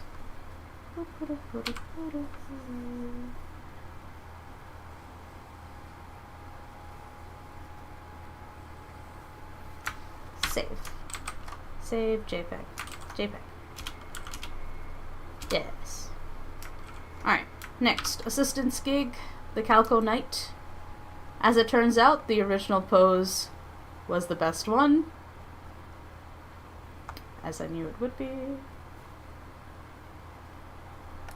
But it's always good to have a client see what the variety would look like. So like this original pose. With the new cape, actually.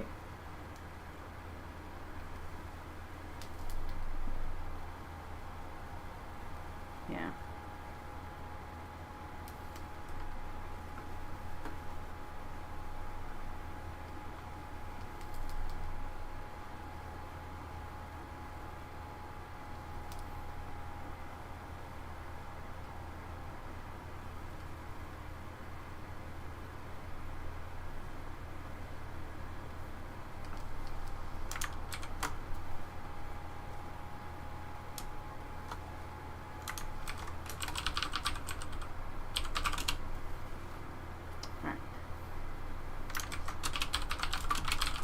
This is the final sketch.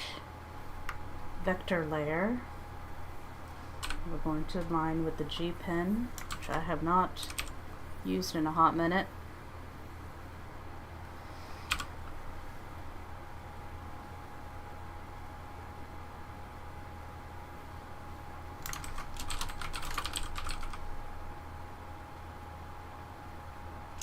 So we're gonna do face on a different layer, and then hair and ears. I'm gonna put these all on different layers just in case I need to make edits, but the rest of the body looks fine. Let me check my mail real quick to make sure there isn't any new instructions.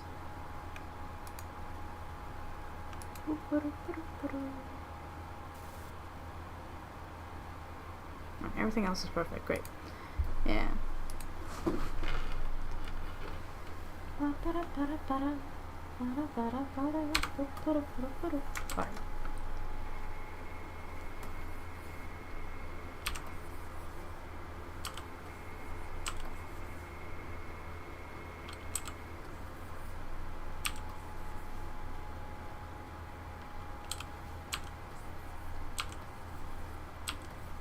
Perfect.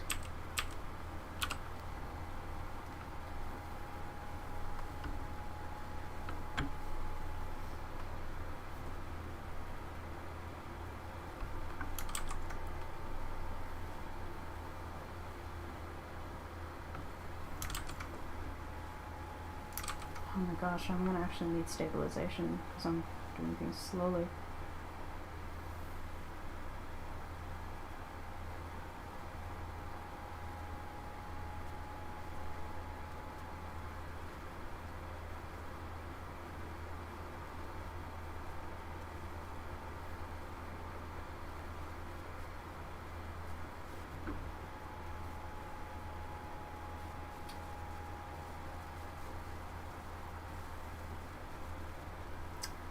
Hello. I'm reading your username on YouTube over there. Very serious stuff. I'm gonna call you Stuff. Hello. Welcome. You came in just in time as I was actually starting to do work.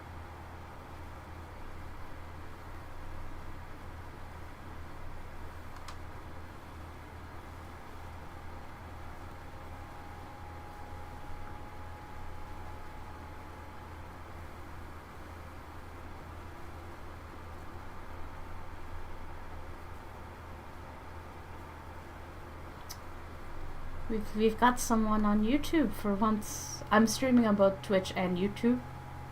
I'm currently working on a character design for a friend of mine's game. This is for their character selection screen. It's the first time we're collaborating on this, so I'm figuring out how to do this. You can call me VS, but Stuff works. I'll go with VS since you prefer that. I would rather call somebody by what they prefer me to call them. I think I saw you on Twitch before? Really? Well, hello! Do you happen to follow Sera on Twitch? Well, I recently figured out how to stream on both Twitch and YouTube. So I've got like both chats open on the side while I work.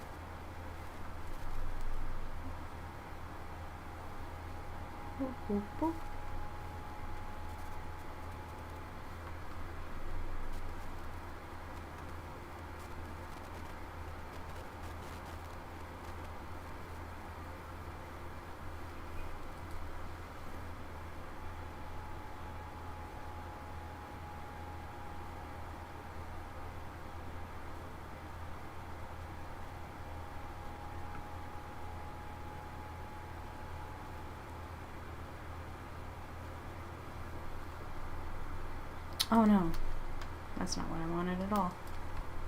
Heck.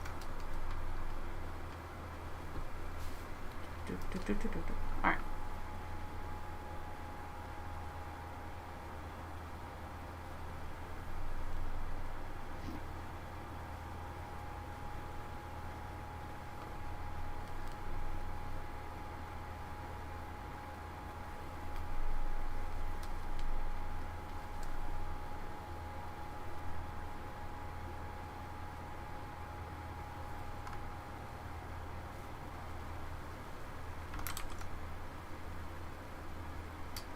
Let's see, I usually watch streams on Twitch learning, but I learned how to look for art streams on YouTube, so I want to try it out. Oh, I see! Well, I'm glad you found me. How wonderful. I don't know how stuff works on YouTube. I'm just here in the hopes that I find new people to enjoy what I do. Yeah, this is actually a side gig thing. My main gig is comics. And need that there.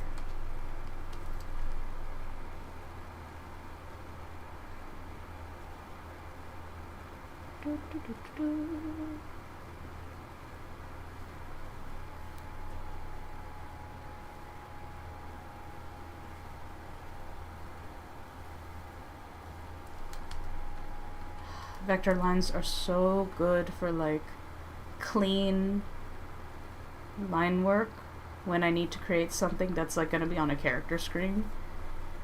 I don't normally use vector layers for my line work because my comics can be like sketchy.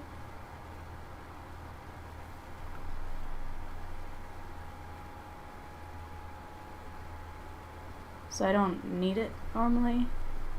But here, the client may want me to change the quality of the lines. And vector lines are super useful in Clip because we can change that stuff. And it's super cool. I can change these like pen lines into pencil lines or marker lines or paintbrush lines. It's kind of amazing actually.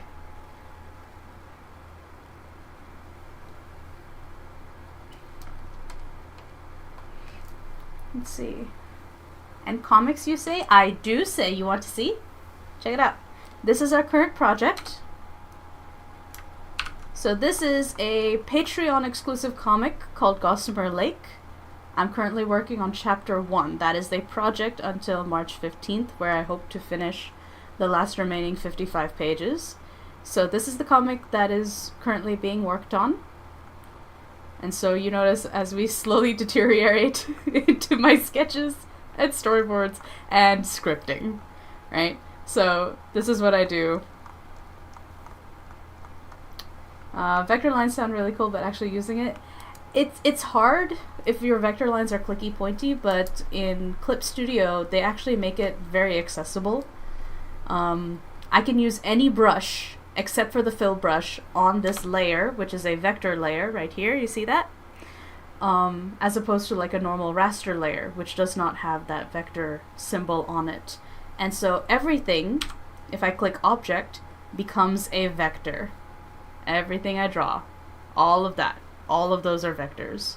Which means, if I select nothing, and if I hit the object tool, right, over here, and if I want to change the brush shape to my line art pencil, I change the quality of my lines. I can change it to a triangle brush, or my other pencil, or the brush that I normally do line work with. And then we move back to G Pen because that's what we're using. But yeah, basic lines. Neat, right? That is so cool. Isn't that cool? So, yeah.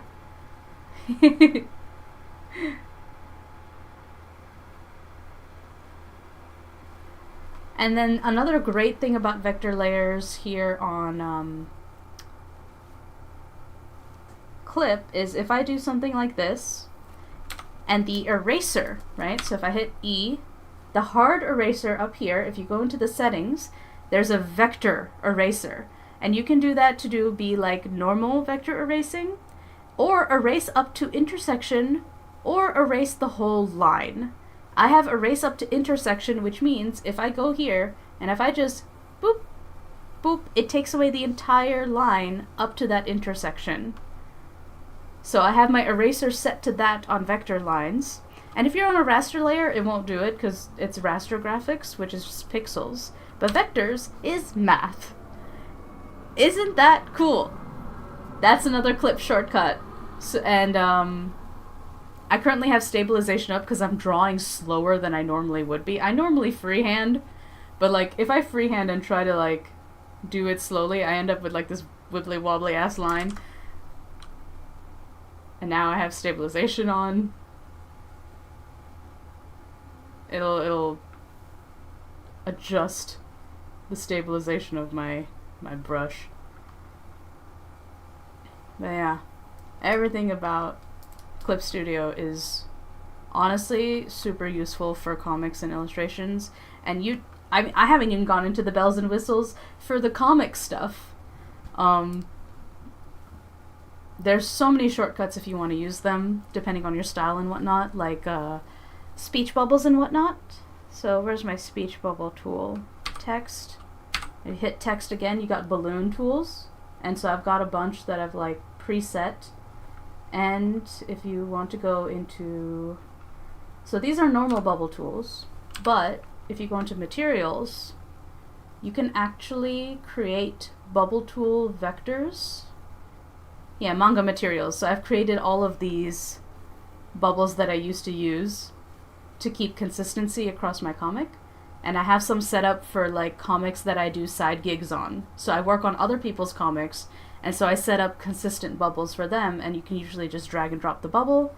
It becomes a smart layer, and you can manipulate it however you need to. And so that's like really useful comic stuff.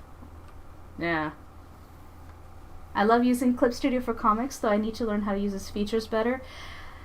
It's a learning curve for sure, and I think the best way to learn the features better for any software is if you have a project, right? Say that you're creating a comic, right? And so one way to learn the features is like, all right, depending on which Clip Studio you have. So I have Clip Studio Paint EX, which is the highest version. It allows me to make this management file that can hold up to 100 pages. And so first, file setup, and if you have this, then you can like double click on each of these pages and easily open up your comic, as well as easily see what the layout's going to be, right? So do that. And then as you draw your comic, think about which specific tasks you're doing over and over again, the things that you have to set up. A great way to search for features that you want to use is just by typing into Google, can Clip Studio do this? Or how do I do this in Clip Studio? And that can usually help you find a shortcut to whatever it is you're trying to set up, with like your paneling, for instance. And like going in, and if you hit A, which is the shortcut for the subtool frame border, and if you hit A again, you can cut the frame border, and that is how I cut into all of my panels when I need to set up the panels. I just make one big box, and then I slice it up into smaller boxes, holding shift so that I have straight lines. Also, if you're not already using keyboard shortcuts and hotkeys, please use them. Please. It will make your entire workflow so much faster. The seconds that you save using shortcuts and hotkeys on your keyboard and your tablet pen or whatever, you will save literal hours of work doing that. Blob, I feel called out. Well, you should. I'm calling out everybody who does not use their keyboard and hotkeys when they're drawing digitally. Don't you want to make your life easier?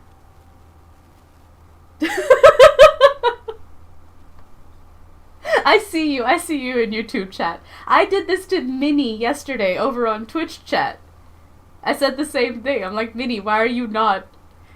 And they're like, we have not using the drawing software as much. And I'm like, fine. When you do though, right? So you want to learn how to use the software better, become aware of what you're doing. What are you trying to do? What do you have to repeat doing over and over again?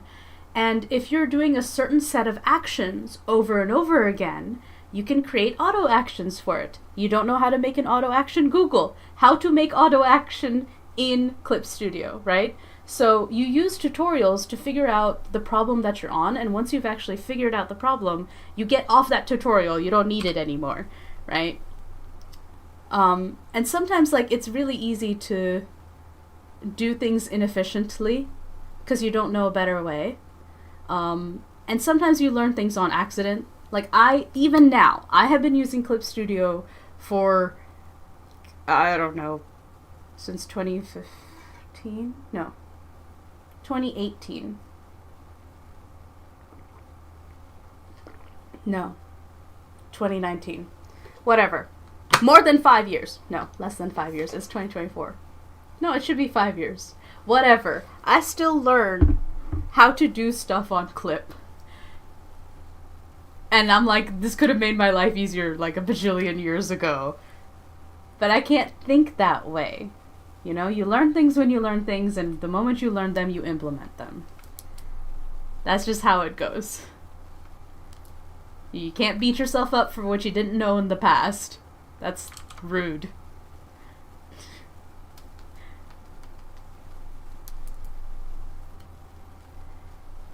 So anyway, yeah.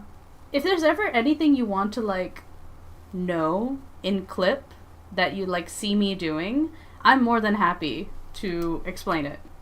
If you're ever in chat and you're like, oh, how did you do that thing? What is that effect? By all means, please, yell at me in the chat. I will pay attention.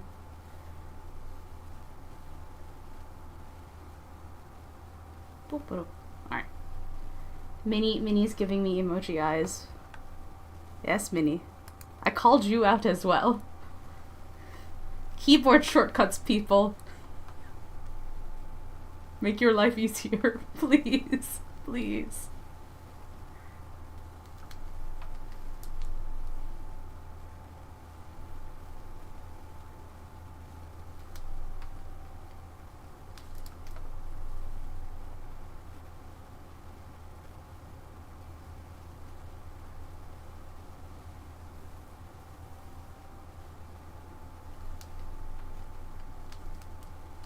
Like, normally I don't use this, like, little edge vector thing, but I want to create a strong outline before I start. You streaming on Twitch as well? What's your user there? It's the same thing. Sera_Sweaty. Minnie, Sera got bamboozled again. Minnie, what are you doing in both chats? Minnie copy-pasted themselves into this chat. At least the name change should help. Oh, you're Blob. Damn it! I got tricked! I got bamboozled. God damn it, Minnie. Like, I checked the avatar picture and I'm like, why is the picture the same? Blob! Ah!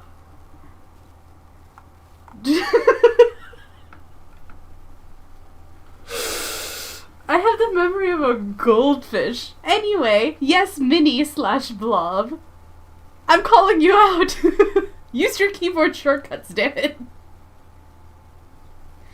I even told you the same thing as before. Don't you want to make your life easier? Out here getting bamboozled. You're gonna start giving everybody else ideas if they find out I stream on both Twitch and YouTube and they start changing their username and impersonating someone else and I treat them like different people.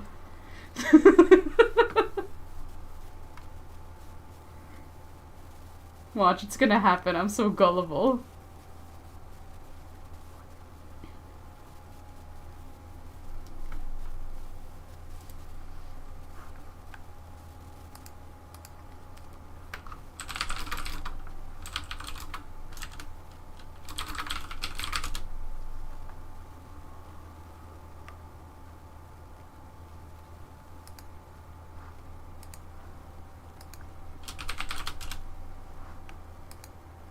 Oh, neat. I got a book recommendation for a cookbook. Well, not really a cookbook, but more of learning the flavors of things, and I would love to learn that. Let me change.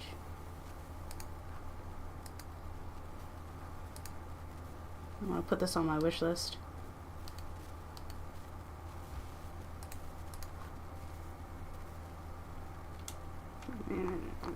Hold on. Hold on. I got distracted. Let me add this to my list.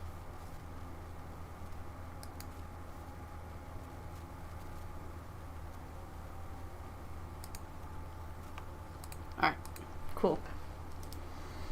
I find it quite amusing. I'm sure you do, Minnie. And what am I here for if not to entertain and amuse you?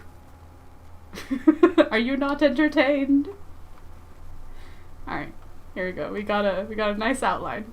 Now we are going to make the brush one click smaller, and we're going to outline each major element.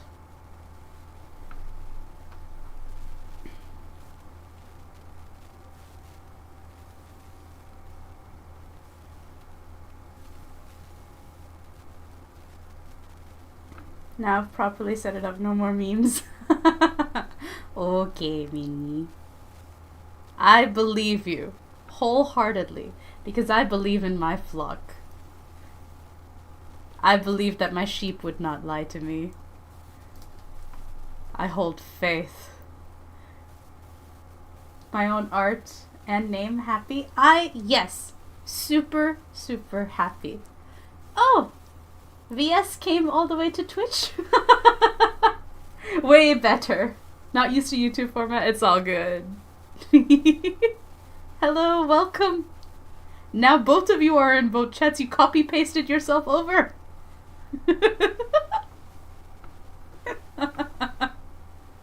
I'm just like, yes, I have 4 viewers. And 2 of them are clones. Welcome to the future. Yeah, Twitch is better for viewing things on, honestly.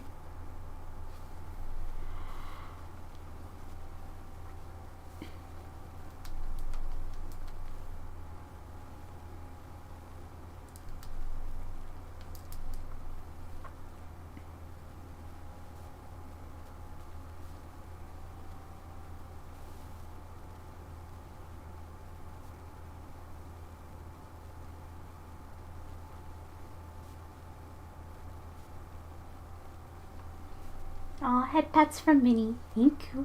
Oh, that's a cool emoji VS. Nice. Love the rainbow sunglasses.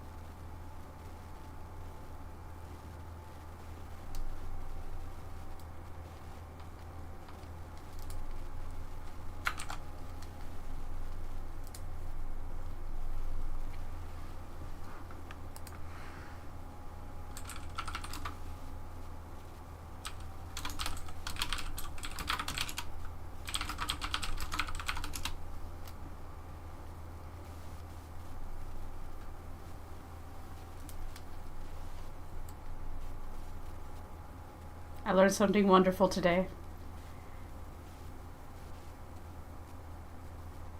Pirate Software also likes Geordi and Data from Star Trek. They're also my favorite characters. Look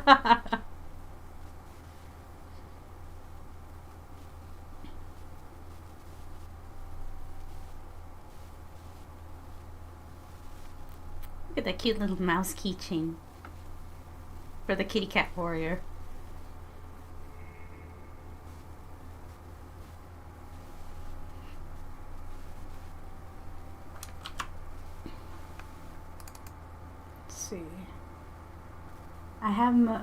I now have the beta section ready. Using forums is so much more helpful. Yay! Great.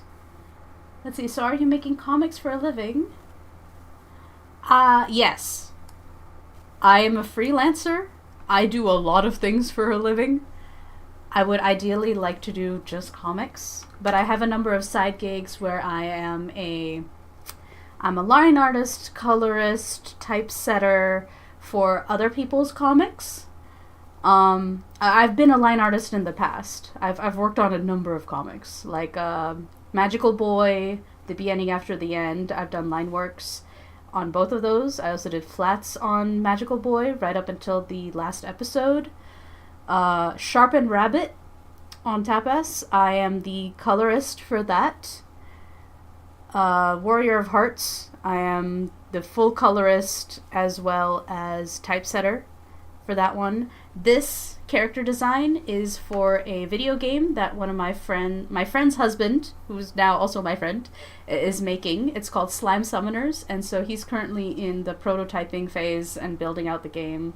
And this is for the character screen.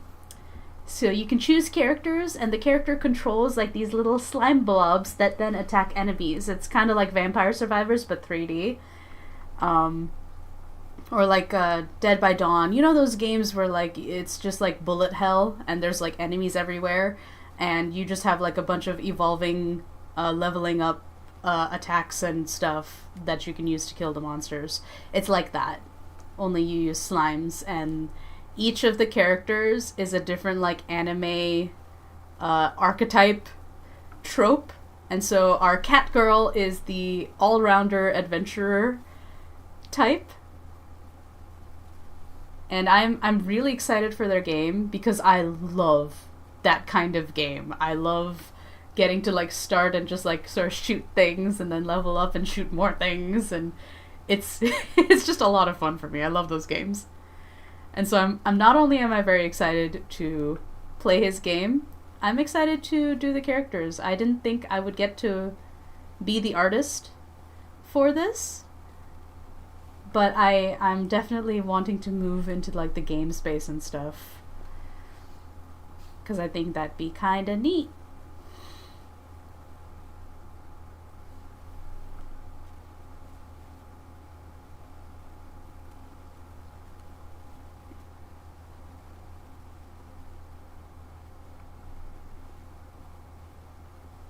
Because, let's see. Oh, and along with the comics, I am working on a visual novel. On Thursdays, we do game dev days, because I joined a game jam, and I've created a visual novel as well. So, like, if you want to see... Oh, I need to really memorize my Nightbot commands. Guys, did that work? Comic. There we go. I read a bit of Magical Boy. I'm saving this one for a special occasion since I think I will love this one. And a game? That's so cool. Oh, thank you. I made a visual novel before. I really want to make more games in the future. It's kind of hard to get to it. It is. It really is. Like, I had to carve out an entire day for my visual novel. You want to see something fun? Alright, I call it my Demented Calendar. It's not nearly as scary as it sounds, though I think my regulars would disagree. Anyway, so this is my Demented Calendar, right? I'm trying to do something this year where I work on one project at a time. So Love in Vain is my visual novel. I can show you the cover page for it. Where is it?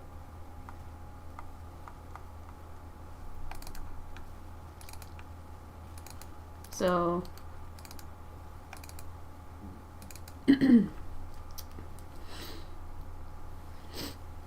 there's the main menu for Love in Vain, and I also linked the itch.io to the game. So in my Demented Calendar, this red box right here, this section, was the game jam. And since then, I have dedicated Thursdays all to game development. And then Gossamer Lake is the current project of the moment. If I can finish those pages by the 15th, that would be fantastic. And after that, we're working on the Moon Fairy, which is another I've got like 4 comics ongoing at the moment, and I'm trying to clear the decks. So, I'm like obsessively organized, because I'm constantly changing the way in which I plan my stuff. So I have like this long-term planning here. I have my daily to-do list here, which is updated above my head every day. And then on Discord, I have this to-do list along with a bunch of other work planning stuff in my private server. I might be a touch obsessive when it comes to like planning stuff, but in doing this production line, right, I can then figure out these dots are what I can upload to Patreon. And so by doing a month and a half's worth of work, I have a year-long backlog for Patreon pages, because I have a bonus comic. This is exclusive to my Patreon. And then Tapas Updates, which is all of my comic day updates. And so I have a comic that I have till the 12th, but we're going to go on hiatus for that one so we can start this green comic here, which I want to finish before the blue one. And, you know, so this way I track when are the update days, when am I gonna run out of updates, you know? So this green one right here for Moon Fairy ends on June 20th. So technically I have till June 20th to make more pages for the backlog. But if I do another month and a half worth of work, I can finish that comic, schedule it out for the rest of the Thursdays of forever, and not worry about it. And then I will, like, market it when it's done. And that is the goal. Fingers crossed. Pop into Twitch now and then to see if I actually accomplished what I set out to do. But yeah. It's the whole, like, you know, if you fail to plan, you plan to fail. And I took that to heart. Big time. So I decided that, well, I'm going to keep making plans and I'm going to do the thing. And if the thing turns out to be on a different time schedule than I anticipated it to be, I will change the plan. And so on. Your project will inform you on how long it's going to take. And it also has an element of, like, you should know thyself, you know how you work. Know what you want to do, what makes you happy. And what makes me happy is getting to work on different projects every day. But I also want the satisfaction of finishing big projects. And so my main comic becomes the core project for 4 days out of the week. And then I also allow myself to do these side gigs where I can earn extra income, which I need. As well as have different things to do and expand different skill sets. So that's also why I got into visual novels, because I rediscovered a love of coding that I forgot I had. And so it's been really nice getting to do that. When you're working on your comics, the script is already done, or are you making it as you go? Yes and no. So the way I do my outlines is kind of insane. I am the planner's planner. So I create outlines for the main story, and then I break down those outlines and expand them into acts, and then sequences of scenes, and then scenes. And once I have an outline of a scene, I try to make sure that I have at least... So the idea is, if I make an outline for the entire story, and it's like really broad strokes, and I know that I'm going to have 4 acts, because I use a 4-act structure, then I go and I make an outline just for Act 1. Or, you know, so I expand this out and I make the Act 1 outline. And Act 1 then gets broken down into however many scenes that I think there's gonna be, right? So sometimes it's like 2 scenes, sometimes it's like 4, but they're different sizes, right? So scenes 1, 2, 3, 4, and then I go and I work on scene 1 and I expand that out into a full outline. And then that scene, in its general points, will have beats. And beats are just kind of like this action-reaction thing where it'll rise up to a climax of the scene and then move on to the next thing. So, like, something happens, something reacts. So the character does something, there's a reaction. And so they continually have to act back and forth in this, like, conflict resolution sort of way until the scene is resolved. And then I take number 2 over here and I outline this. And I keep going down this list until Act 1 is done. And that's just the outlines. So once we have the beat by beat outline, that is a treatment. A treatment is a description only version of the comic. And then I go to the comic pages and I script inside the comic page. All of my dialogue and scripting I do on the page.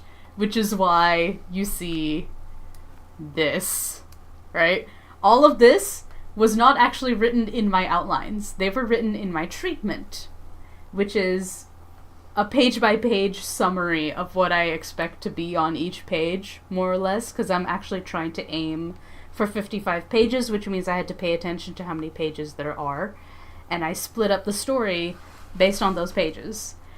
The reason the treatment step is the most important step, going from outline to treatment and then to script, is in the treatment you over-describe what you see, what the characters are doing, what the characters are feeling, what the characters actually mean to say. Like, what do they literally mean? So all of the subtext goes into your treatment. So then when you're trying to write the dialogue, and then compose your page, right, with the most important parts and whatnot, this dialogue is black text, or it's like black text. It's the stuff that you see on the screen. And usually I find that the reason dialogue falls flat is because the black text equals the subtext, and you don't want that. Every bit of dialogue, generally speaking, you want it to have a second layer, where like, this is hiding this, but the things that people say imply more than what they want to say. And in stories, because stories are more potent and focused than real life, you want every piece of dialogue to have something underneath it. And the only way you can figure out how to do that is in a separate step, which is this treatment. So in my Scrivener, what I do, and I'll share this with you, is... Nope, this is the wrong file. This is the wrong Scrivener file. One moment. Let me open... There we go. 100-page comics. So, Scrivener. There.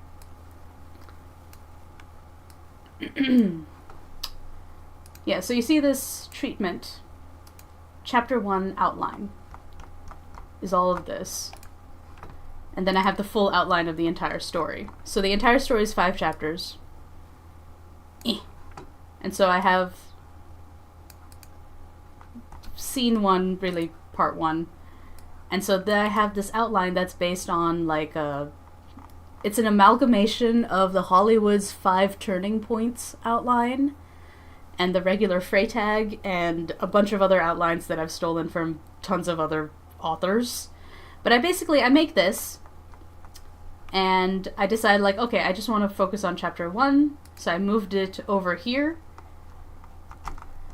And off of each chapter 1, I have each act scheduled out, and then I have the pages, because chapter 1 is 60 pages total. So I split it up into the acts, and then the act 1 treatment kind of became the page itself, because it's so quick to the page. But yeah, no, basically I make my beat exchanges here. So like, this is not the actual dialogue that's on the page usually. It's I try to write different dialogue to help imply what they literally want to say, as well as like adding in like what are the stage directions. But yeah, this is what I do now, because I need to like actually do a page count on it. And then yeah, chapter 2. So these are like my broad outlines for each chapter. Yep, that's currently what I'm doing. So usually I do not have the entire script of the whole story complete beat by beat, but I do have like the broad strokes, so I know generally which milestones I'm like aiming for. How I get there happens on like this level.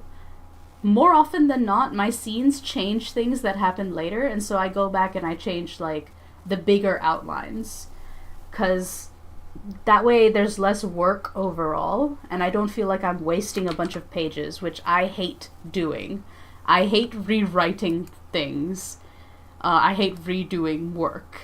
And so because I know that about myself, because I don't have the patience for that, I decide that no, I'm just gonna not rewrite all of this like scripting stuff. I don't want to do that. I want everything to be fully ingrained in my brain so I know exactly what's happening when I actually go into the page. And that is how I work. I do a lot of prep work so that my work itself becomes extremely quick. And then people are like, how are you doing stuff so fast? It's because I went slowly when I started. Like, that slow work is something you don't often see, but sometimes I do sit down and write when I'm on stream, so you see that as well. Yesterday was an outline writing day. I spent like 8 hours sitting at my chair writing the game demo. I'm rewriting the demo for my game. And I added scenes, and so I finished all the outlines, and it was a lot of sitting and staring at the screen because I'm trying to figure out like the logical progression of like choices and what's going to affect the next thing and so on. It's fun. It's fun. Being a storyteller is fun, and genuinely, sarcasm aside, I do love writing stories. I love the work that it goes into. Sometimes it's frustrating, but it's a good kind of frustrating. Yeah. Yeah, yesterday was a writing stream. I spent 8 hours here just like sitting and you watched me write. That's what happened. Let's see. I do it too, but it's a bit different in the format than how you're doing it. Since my scripts are only for me, I tend to write it in a way that I understand. Yeah, and that's fine. I also write my treatments in a way that I understand. If I actually, like, stopped and read some of my treatments out loud, they're gonna be like wonky, I'm just like, I'll figure out what it looks like on the page, but I know these are the stage directions, and so I kind of use like the short form roleplay format where I have the character name, the colon, actions happen between asterisks, and dialogue happens in plain text. And so I'm like, I'm just gonna quickly roleplay this scene by myself where I am all of the characters, and sometimes that works because I do a lot of like lit roleplay and stuff, and I have for many years, so I know how to do character interactions because I've experienced a lot of it with other people collaboratively, and so I hope that I can like access characters that are different than just variations of me. Yeah. I wish I could have this amount of passion for writing the directions. I really enjoy writing down how stuff goes exactly, but thinking up to this point is hard. It is. And I mean, yeah, my passion comes from me just really loving stories. Like, I love stories. I can't imagine doing anything else. If I wasn't like obsessed with stories, I'd probably be like a programmer or something and be perfectly happy. But I'd want to like support stories in some way, I bet. There's an element of compulsion in it for me. I can't help but to create. That's just how I am. And I've always been like, I've never been discouraged from making stuff. So I just kind of kept going, and I'm just very stubborn. I want to make these things, and I will find a way. God damn it! I can't. That's just part of my personality. But I will tell you, if I'm not interested in the story, I can't write it. I'm not enthusiastic about like doing anything with it, and I have quit side gigs before over stories that I do not care about. I once used to work as an assistant artist for Tapas Studio before they like nuked it. There's no longer a Tapas Studio. Tapas is a webcomics platform. And I used to work for their studio on different comics, and I was like, an assistant in this one comic where the creator was kind of picky and very particular on the way that they wanted their comic to look. And I was like, alright, this is fine. I'm not playing a huge role in the team, and my job is not terribly difficult. I didn't have like a drawing job. I was doing an assistant, typesetting. And I was like, alright, fine, that's fine. I can follow the script. I can use all of the 5 different speech bubbles you want, and the different colors, and the different fonts, and all of these things. Sure. And that would have been fine. The technical aspect of the work, I didn't mind. But I had to read the story as I was typesetting it, and I didn't like it. I did not enjoy the story. I did not enjoy the story at all. And it got to a point in a scene where I'm like, this main character is getting more and more unlikable for me. And then it hit a point where I'm just like, this is... I deeply dislike this. And it helped inform me quitting that job. Because I'm just like, I realized then that I can't work on comics where I don't actually enjoy the story, you know? And that's probably why I only work on, like, LGBT and BL comics now. Because I that is where my happy place is. I prefer that. It is my niche. So, like, LGBT is my umbrella genre. If you also have fantasy and action in there, you have my whole heart. I'm in. As long as it's a good story, you know? Yeah. Yeah, I've had a lot of experience working in, like, the webcomics pipeline. Being a part of a team, being a part of a large team, small team, so on. I've collected a lot of experience when it comes to webcomics and projects and all of that. And all of that has helped inform my own work. So now I can be super organized because I have done project management for Tapa Studio as well. I was a project manager for a time. And so there came a point where I was, like, looking after the schedules of 30 different comics. And I kept track of their schedules. I checked in with them to make sure they were sending in their comic pages, that they were on schedule, scheduling breaks, communicating with my manager. It was the best manager I had. The only time I've ever had a manager in my life, and I had, like, the best boss, and I'm just like, wonderful experience all around, thankfully. And then Tapas got bought out and everything kind of went to shit, and I'm just like, you know what? I don't think I want to be part of this. And also there was a chance they'd have to, like, move me to California, and I'm like, I'm not moving to California. I have a swamp. I like my swamp with all of its problems. I am not moving.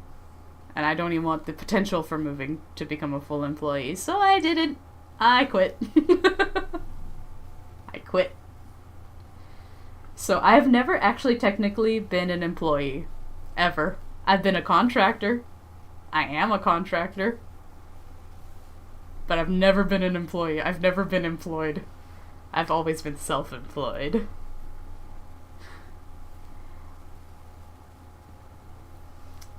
Let's see. At this point in my life, I definitely find more joy in working with people on stories rather than writing my own. I think I love art a lot, and making scenes come to life is a lot of fun. Though I do prefer to have a say on how things go, so maybe co-writing is a better word for what I like to do. And that's great. That's, you know, everyone has different goals in their writing, you know, and helping others bring their stories to life and realizing their vision is a great skill to have. It is fantastic because, like, some stories definitely need the support. And I respect that a lot. I personally have not had the best experiences collaborating and co-writing in that fashion.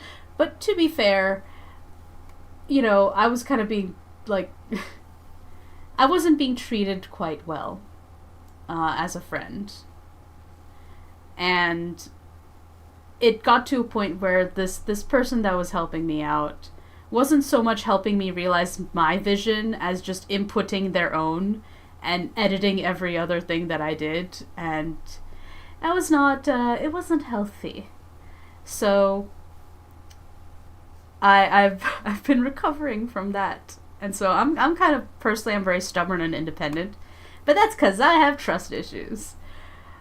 But whenever a collab goes, like, really well, you know, then it's kind of like, I don't know, the harmony of instruments. Different instruments coming together. And I think that's really neat. And I genuinely hope that in the future, maybe I'll get to co-write with people who are on the same wavelength as I am. But until then, I'm more than happy to keep that separate. I'm more than happy to be an assistant to help other people realize their vision, but I don't want a say in their story. And I don't want anyone to have a say in my story. Not yet. Sharing creative energy is... You really have to be on the same page as the people that you're working with. Like, you really have to be on the same page to collaborate with someone. And I haven't had that yet. The only places I've had that is, like, with my roleplay buddies, but that's, like, roleplay, you know? Let's see. This is really impressive. I've had projects that did not work out, and it's so hard to take a step back and understand that your time should be put into something you're passionate about, at least for me. Yeah. Sometimes you really have to step back and be like, all right, do I like the work? Or has this become tedious? Like, do I like, at the very least, do I want to do this? Like, when I sit down to do it, do I want to do it? You know, I might be having a bad day and I'm frustrated and I'm tired and everything aches, but do I want to do it? Is a pretty simple litmus test, I suppose. So, like, even if I'm like, oh, I'm in a rush, I can't stream for very long today, I still have to do this commission, I do have to spend time on it, and it's inconvenient because I want to get stuff done on my comic as well. But I want to do this. This is something I like. Yeah, I don't have to be uber passionate about it to enjoy stuff. Let's see. Oh, dude, I've had similar experiences with it, so I feel the pain. Oh, VS! VS, I'm so sorry. Collabing with people is such a minefield, isn't it? Let's see. Being co-engaged with equal dibs on the core essence of a project is the hardest to manage. Being way easier to bring people on board as supportive team members with skill sets needed to complete it. I agree, Minnie. That's probably what I would want to do. And I would want to do that for others as well. If they have a story they want to tell, I'm like, hey, I can help you tell your story. I can even help you, like, structure it. But the heart of the story is yours. It's not mine, because we are different people. I genuinely, I believe that a story, like a very concise, clear story, can only have one visionary on it, you know? Like, a movie can be greater than the sum of its parts, but there's always, like, one captain at the helm, you know? Like, you can't have more than one captain steering the ship at a time, I feel. Someone has to have, like, veto power. And then they have to have the strength to defend their vision. And that's really difficult, because I was not a confident writer. I am still full of insecurities about things that are right, but now I'm angry. So spite is a fantastic motivator for courage and confidence. Turns out when you're pissed off about how you've been treated, your stories get stronger because you don't care what people think about them anymore. And those end up being, like, the best stories. What's it? Oh, there's a chat on YouTube. You never watched Hilda in Netflix? What do you mean I never watched Hilda in Netflix? I've watched all of Hilda. Hilda's great. It's a great cartoon. I love it. Let's see. I had this colorist who was my friend. I hired her, and instead of doing what she was asked to do, she kind of only did her own thing. She wanted to use it so she can put stuff in her portfolio so she can get hired, which, if you want to add to your portfolio, is great, but openly talking about how you want to find another job and ignore what you're being asked to do was a nightmare. Oh, VS. That is a nightmare. And I agree, Minnie, that is not a professional attitude. At all. Like, bruh. Like, yeah, it's... Obviously, I'd want to support someone who's, like, trying to, like, build out their portfolio. But, yo, you were hired to do a job. Do your job. You know what? Nothing like irritates me more than incompetence and confidence on that incompetence. Like, it's one thing to know what you're capable of and be able to articulate that, however sheepishly. But, like, if you tell me you can do something and you cannot, and you refuse to accept that you cannot, that's incompetence. And I do not have patience for incompetence. Not even a little bit. I don't even have any sympathy for it, because I'm just like, what are you doing? What are you doing? And are you aware of what you are doing? And if they're not, I'm just like, I can't work with this level of ignorance. You need to have some self-awareness of your abilities, please. And again, so that's things like that, like my lack of patience with shit like that, I feel like I wouldn't make a good team member. I utilize so much patience on team things, and I've had so many bad team experiences that I'm just like, and it's like throughout school and college, I've been on good teams, I've been on good partnerships, and I've been on bad teams and bad partnerships, and, you know, when it's good, it's great. When it's bad, it's awful. It's just the worst.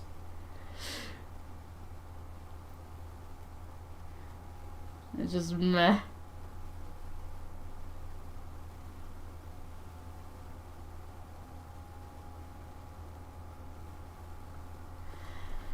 I feel very strongly about that. Just if you say you're gonna deliver something, please deliver it, and then be smart about it. If you're a freelancer, undersell and over-deliver. Undersell and over-deliver. And I don't think that's what a cat's paw looks like. Let's look up what a cat paw looks like. Cat paw print. Okay. I just did like a random ass sketch. Now I make a nice one. So it goes like this and like this. Pop. Let's see. She never did her work on time. The pages look bad. She would complain on calls with other friends how we don't pay her enough and how we asked her to do too much. Wow. So, not good at her job, bad attitude, and lack of communication, and she never shows up for the meeting, though?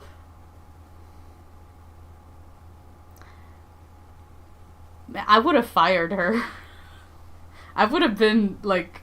Well, then again, me presently, the way that I am, I would have fired her in a heartbeat. Did you do like a test page? Cause that's something I've always had to do. I've had to do like a test page to see if the person who wanted to hire me wants to hire me at all. Even this process that I'm going through is a test for collaboration.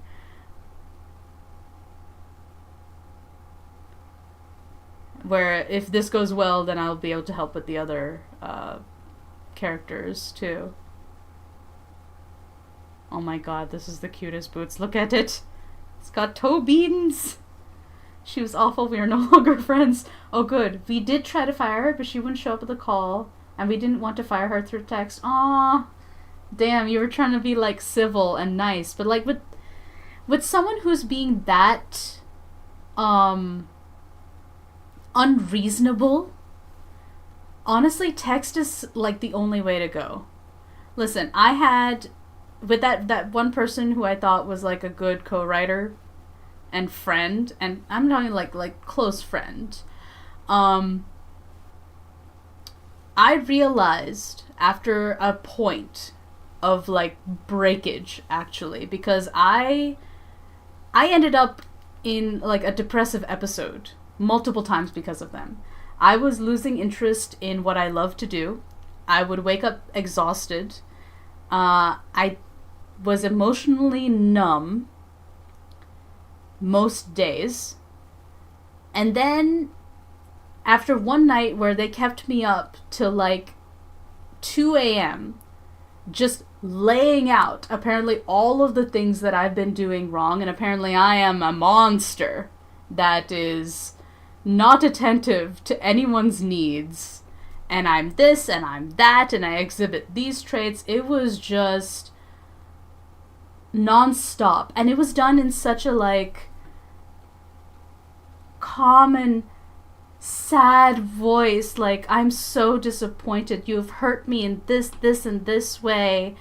And then they also tried to like triangulate me between me and my brother. Now here's something you need to know about me. I am tight with my family. I am extremely tight with my brother. And they actively tried to make my brother into some sort of villain just because they didn't agree, like, on, like, ideological grounds and, like, their interests, and just, like, they were taking a slight over everything. Everything was a problem. Every little thing. And just, like, coming to these conclusions where I'm like, where the fuck did you come up with this idea? Where? And yeah, no. So like it was just after that one night, not only did they stay like keep me up till 2, they did not respect my time. They didn't respect the fact that I invite them to my home. I feed them food. You know, I share these things with them. I tell them, hey, I'm not in a good headspace right now. I think I'm having a depressive episode. Can we keep it a chill hangout? And they decided to just trauma dump. While I'm in this mood, I'm like, you yourself keep telling me that you deal with depression, so you should know more than anybody else what someone is going through, and you don't lay that shit out on somebody when you know they're not in the headspace to hear it. But they went ahead anyway, and that same night is the night I have drama dates with my best roleplay buddy, right? Like, we have a weekly standing hangout where we watch like musicals and shit. And they know that. They know that. And they just kept talking. And so I accidentally stood up my friend, and I felt like shit. Because I'd be like, no, I'm going to be right there. And they just kept going. Kept going. And I eventually had to like cancel way too late, right? So I inconvenienced her time, my roleplay buddies, and that made me feel like shit, right? Because I wasn't able to stand up for myself. My brain was so foggy, like the exhaustion. I could not think clearly, and my fight or flight and freeze response was set to freeze. I couldn't even like talk back.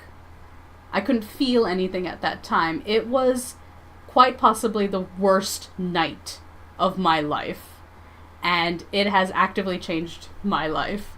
And the only reason I was able to completely go no contact with this person is because I had the support of other friends who are older than me, who actually care. And this, like, when I say this situation was just bonkers, the thing that struck me the most is when I told my friends about, like, oh, they're kind of doing this, and I was like making excuses for them.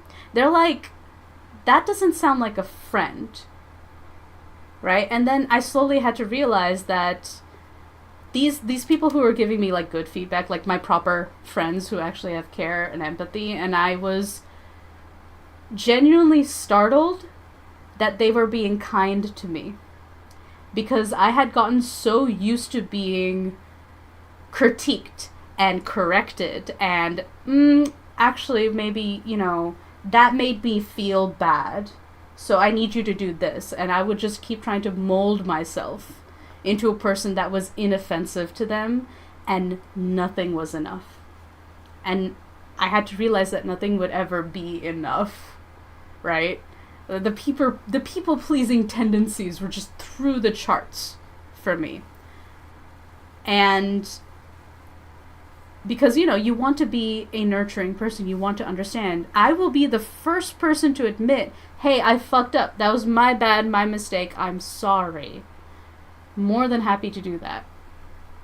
But that was taken advantage of over and over and over again. It was like a slow boil, And so being startled by the kindness and empathy of others should not happen. That should not be a thing. Generally. But I was startled by the kindness of mine own friends because I was so used to these people constantly just course correcting me and frankly just making me feel like shit. Right? And I just, I was ready to be angry with myself for being so accommodating, but I'm like, I can't do that, because me being accommodating, me being kind, me being empathetic and willing to like adjust to others is not a weakness, and I refuse to believe that it is a weakness. And that whole experience, right, has taught me that I know now where I can stand my ground and where I can be sort of like reasonable. Like what is reasonable to adjust to. And personality changes are not a reasonable adjustment. Like, I'm not in charge of what you get offended by. Right? Because I know I'm not going out of my way to be offensive.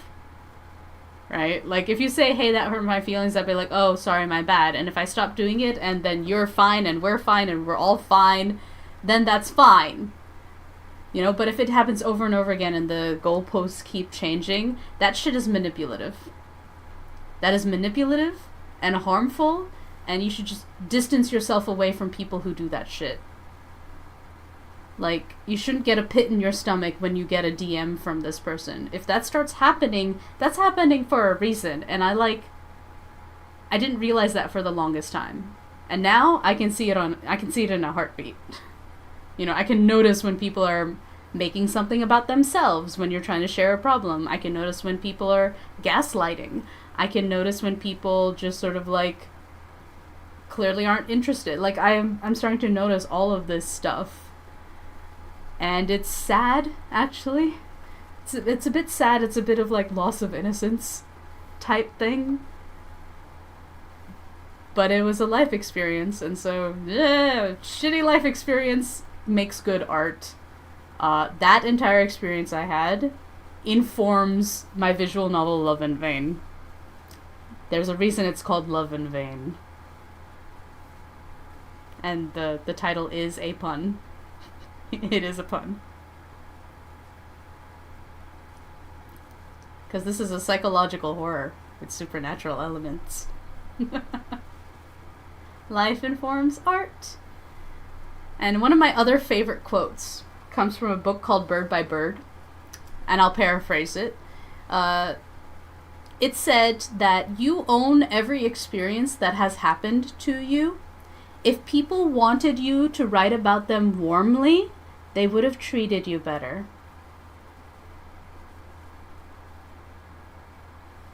I'm like, honestly, storytellers, writers, creators of any kind are the last people you want to, like, break the hearts of or piss off, because we will immortalize that behavior. I will immortalize this behavior, and I'm using my visual novel as hopefully as a tool to show that this kind of behavior is bad, actually. So, yes. sorry for that whole ramble, but yeah, the people you choose to be around with should energize you. They should not drain you. Energy vampires are real, and they come in the form of manipulative, entitled people who don't respect you or your time. They only care about what you can give them. And they'll help you just enough to become valuable in your eyes, and the moment you get attached is when the bad behavior starts popping out. The moment they're absolutely sure that you love them, that's when all of the bad shit starts coming out.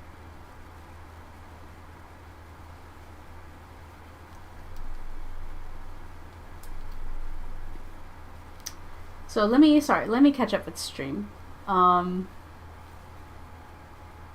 This person called me a manipulator on stream, which is I still can't believe someone can be that stupid. Right? It's like, no, you're the manipulator, actually. You should have heard them out. You should have, like, oh my god. Oh, let me tell you something.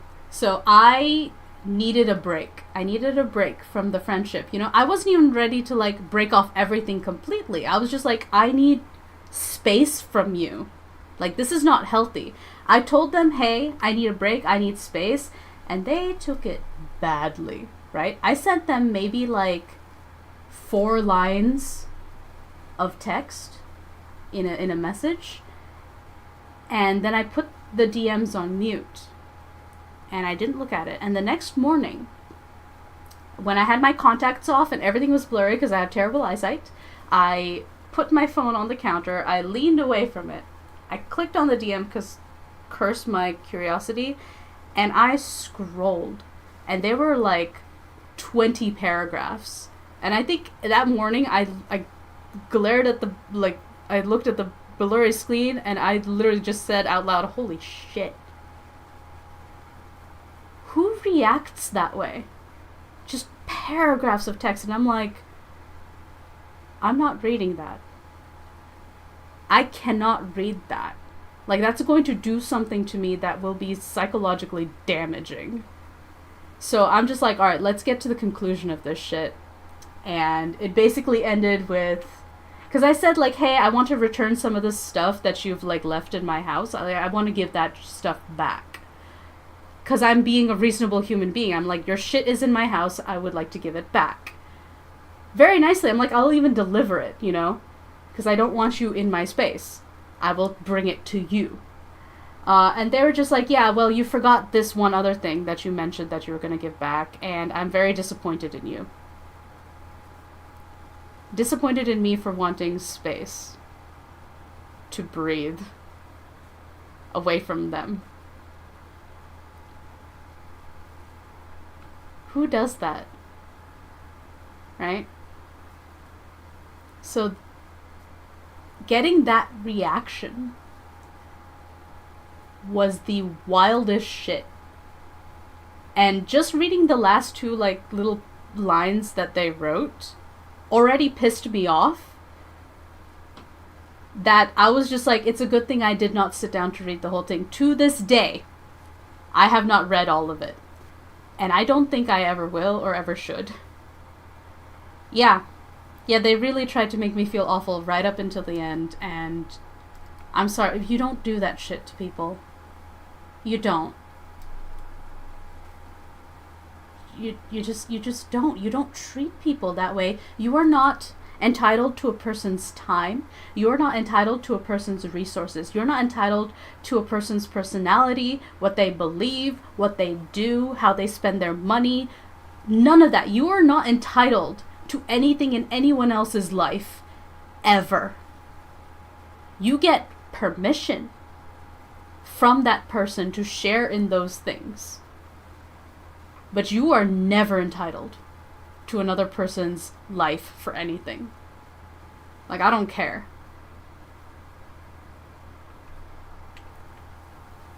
And so it was just, yeah, so they reacted in that way when I needed a break. And I needed a break from another friend as well. This was part of a friend group.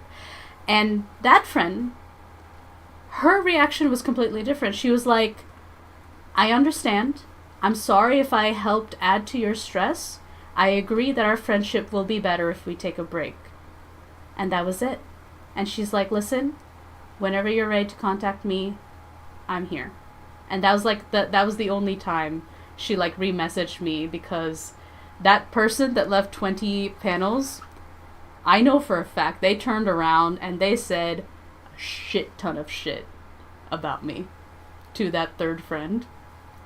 And so she felt the need to message me to be like, hey, are you okay? Like, I heard about all this stuff. I'm worried. Are you... Because the last message I gave to her was like, hey, I'm in a depressive episode. You know, like, I'm not... The brain's not working well. Yeah, I just need time away. And then I know they turned around and just, like, laid into it. Because I know that's something they would do. And she got worried because she's not a shitty person. And she contacted me. I'm like, no, listen, I am doing genuinely fantastic. The moment I went no contact, and the moment I returned all of their shit in a box back to them, neatly wrapped, taped up, waterproof, so that none of this stuff inside would break, gave it back. They had one of my books. They had a volume of my comic, my printed comic that I let them borrow. They just left it on their doorstep, on the ground. Just left it there.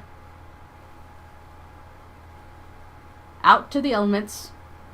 If it was raining that day, it would have been soaked. And I'm like, okay. Alright. I see. That's the respect that you have for me and my work. And I'm like, this is never gonna be a mutual thing, is it? Yeah. So that shit was wild. My brother Jay, he actually helped me with that, because my stomach was so upset and hurting at the idea of having to drop it off at the door. I'm like, listen, if I drive the car, will you take this box and will you put it at the door? And my brother's like, yeah, no, I'll do that. And he did that. He took photos to prove that we did it. And then he's like, oh, there's a book on the ground. And I was like slowly driving away. And he's like, I'm like, what book? And I'm like, oh, it's your book, your Bone Sera book. And I'm like, that is my book. I went into reverse really fast. I made Jay go out there, grab my book, bring it back. And I'm like, thankfully the book is in good condition. It's my only copy of Volume 2. Or sorry, it's my only copy of the second edition of Volume 1. If I want another copy, I'd have to like ask Sharon for it or buy it, because I'd feel bad asking for a free copy. Yeah,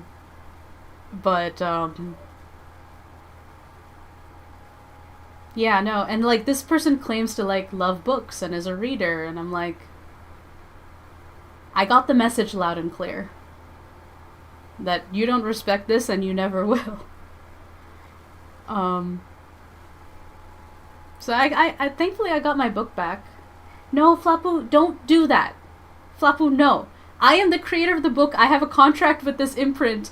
I'm sure if I just ask Sharon for a free copy, I can get another copy for free. Flapu, it's fine. I have my book. It's sitting... Where is it sitting? Where'd I put it? Wait, where did I put it? I'm trying to look at my second desk over there. It's not over there.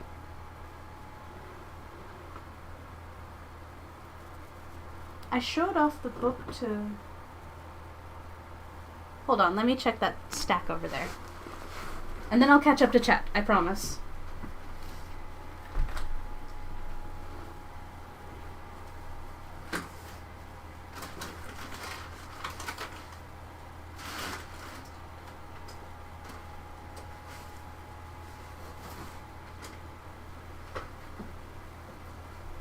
Oh.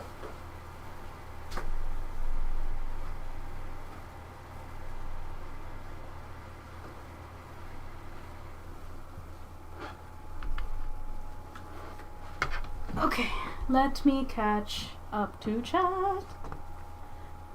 No, I found the books. Flapu.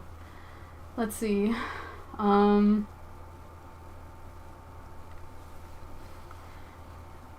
I feel so bad. I sadly. I'm sorry you had to deal with it. It's alright, VS. I'm okay now.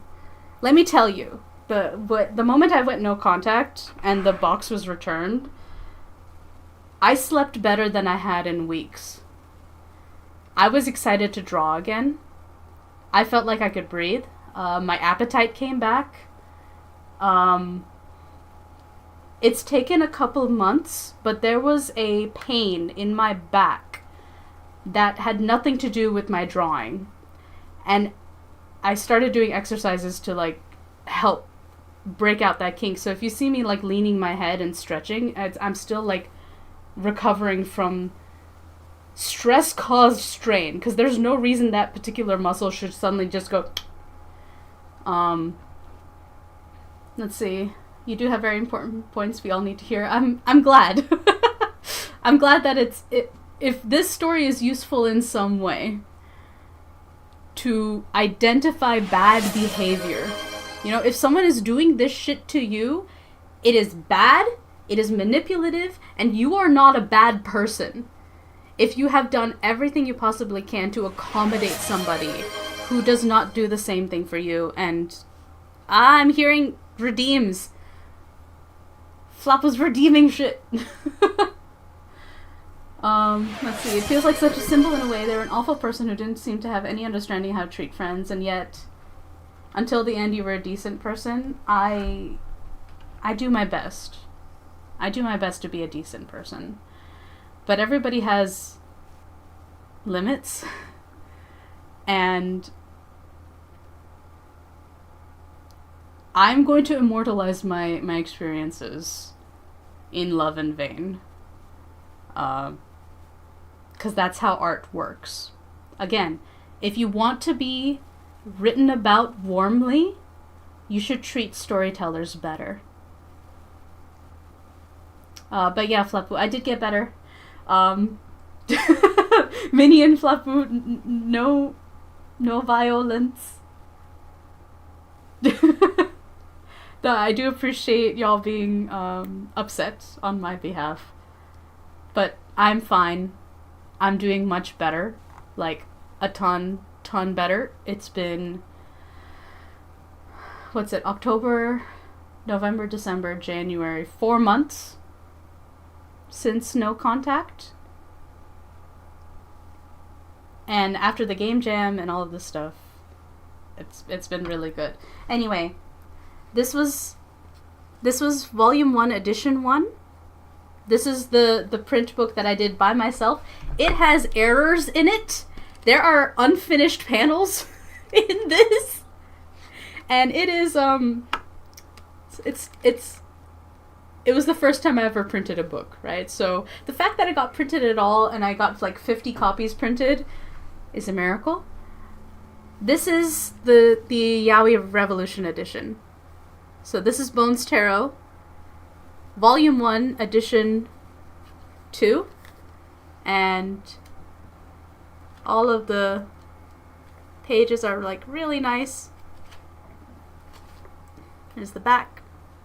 So we have my logo, we have Yaoi Revolution's logo, and so this was the book. This was the book that was sitting on the ground, and you know, it's still brand new, basically. Mild folds in the corner, but that's probably from me reading it. Yeah. Yeah.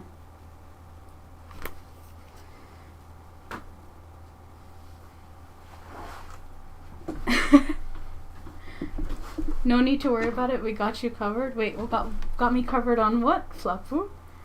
It's super pretty and shiny, like sparkles on it and everything. Yes, it is. It's so sparkly.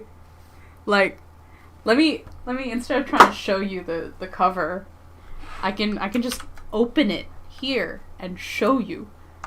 Where is it? Bones Tarot print version, Volume 1, cover page. Shh, no need to worry about it whatsoever. Flapu? Flapu, that's not as reassuring as you're making it sound. Alright, check it out. There it is. There's the cover. Yeah. There's Marcus. My boy. Trust us? I always trust my flock. I know that y'all wouldn't do anything to actively harm me. Perhaps that is naive. But this is the reverse cult. I don't control you. You control me. And true to point, I have redeems that Flapu has demanded. So Squish the Squish is my hand grip tools, and I'm currently trying to increase the muscle on the bottom of my forearm so that it matches the top of my forearm's strength, and that way I avoid tennis elbow, which is an injury, an overuse injury that I don't want to have. My left hand is weaker than my right hand, so this one's like half as heavy as this one. Ugh. My dominant hand is literally, the grip is 2 times stronger. Let's see. Minnie, I don't hold back when my justice bone gets triggered. It's quite gory, TBH, and I love it. Minnie is scary. That's why Minnie has, like, the big band hammer. I wouldn't trust me in a dark alley when my justice bone is triggered. I like the idea that you have, like, a literal bone in your body that, like, activates when you're like, justice. It must be had.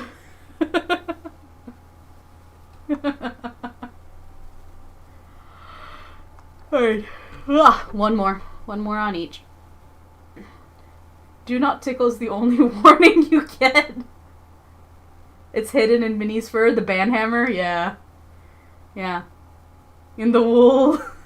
Flapu, you also have a band hammer now.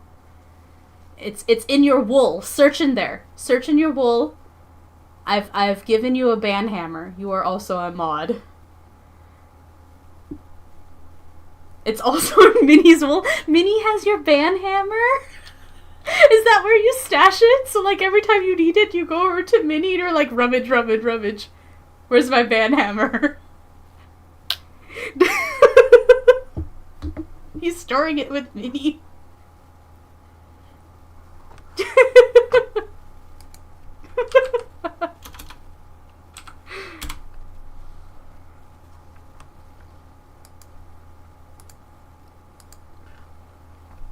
Alright, well, it's the next redeem. I need to manage my redeems. Redeem requests. Let's see. We're a collective ball of fluffy fury. It's better in groups for hammer. I guess so, yeah. You are balls of fluffy fury. That's why the game studio is called Seraphic Sheep. And your logo is the rainbow winged sheep.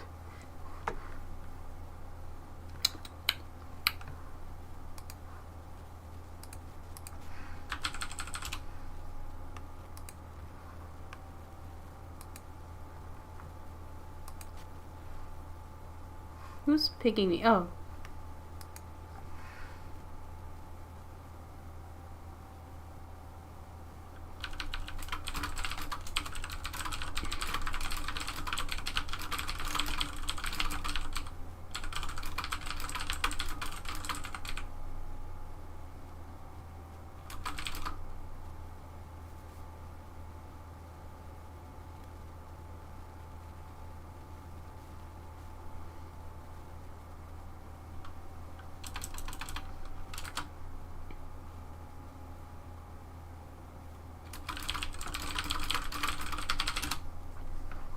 My buddy messaged me again, giving me tips.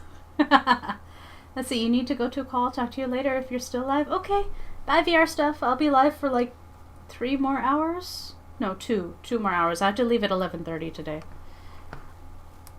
Yeah, the end stream note is above my head. That's how long I'll be streaming for today. Normally I stream for a lot longer, like 10 hours, but I have an errand. Jay needs to be taken to physical therapy. He's doing really well. A bit tired from physical therapy, but his knee's getting better as he's getting the flexibility and whatnot back.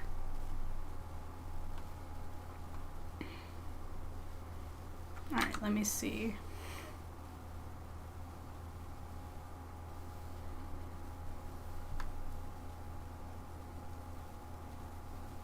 Yeah, baby bro's getting better. Yeah, the ACL surgery went smoothly. He's actually like ahead of schedule in healing, because his like schedule plan is like super conservative apparently. So as long as he doesn't overdo it or anything, he is on track.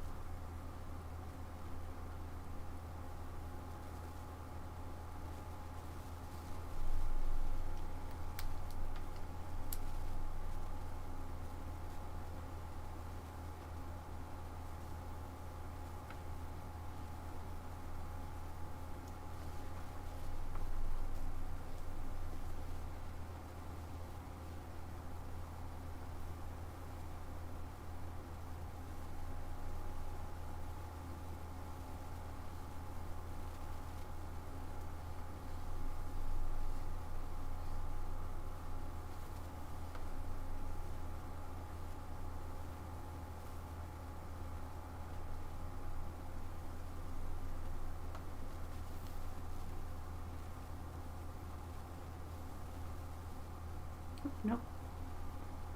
Slower. Yeah. I think we're almost done with the line work here. Didn't expect today to become story time. I feel like I went on a lot of tangents.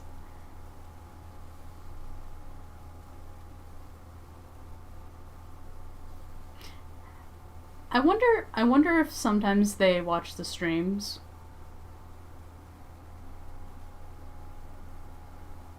Or like Twitter or something.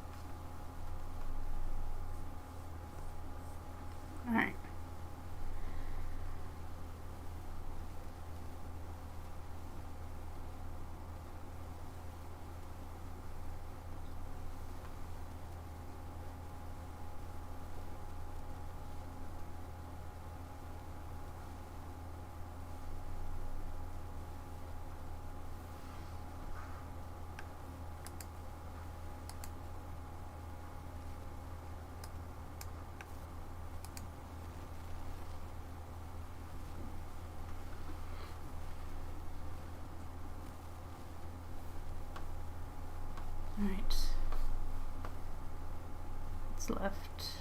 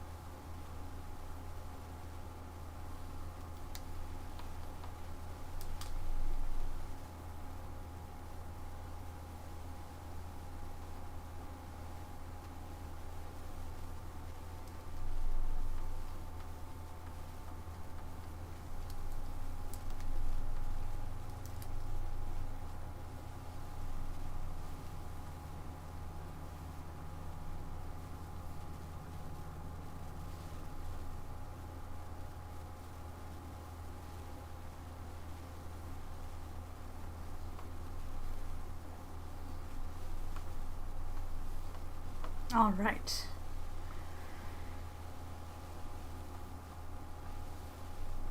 Now the face.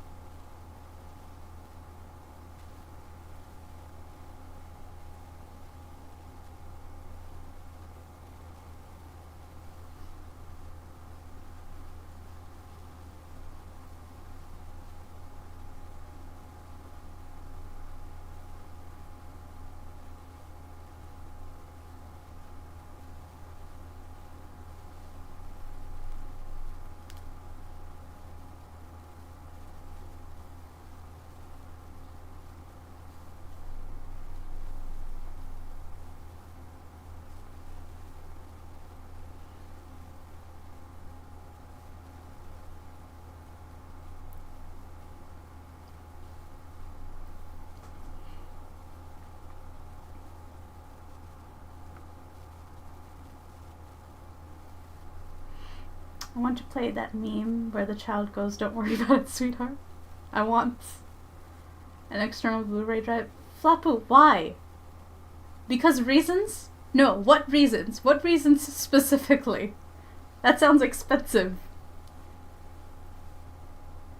Do you really need it?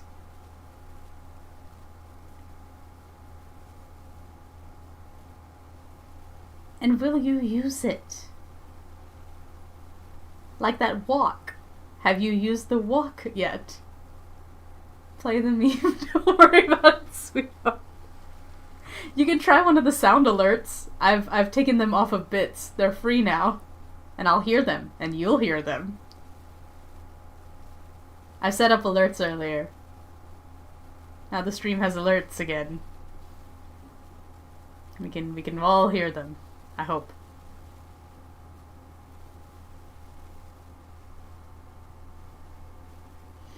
Yes, because it is also a DVD player on your computer. But why would you need an external Blu-ray drive if it works on your computer?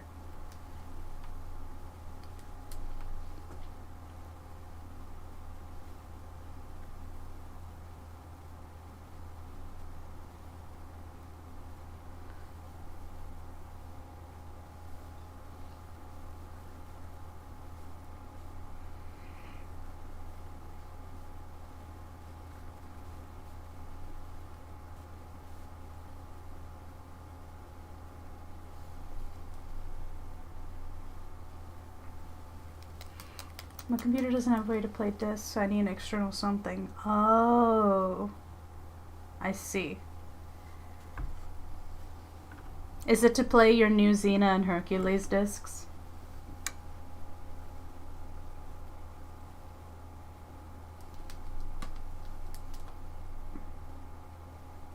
Maybe. Flappo, that's a yes or no answer, like, question.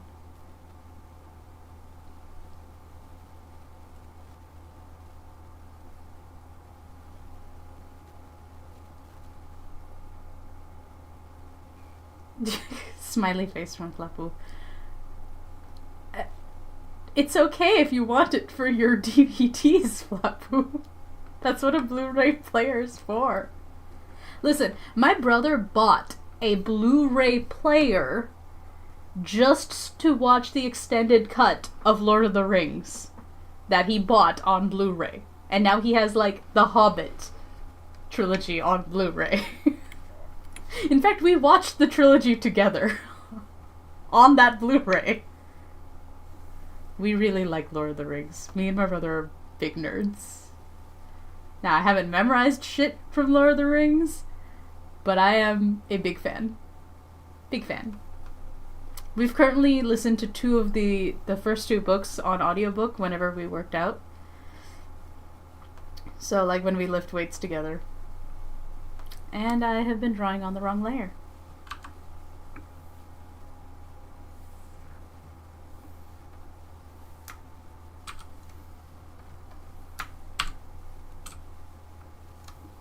Okay.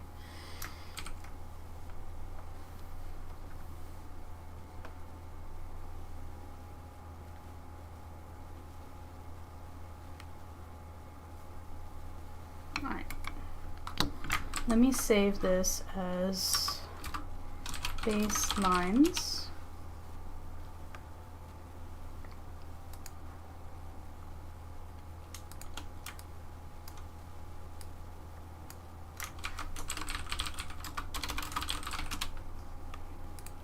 Then let me go to object. I'm gonna give him 3 different line work options. So I can do like pencil lines.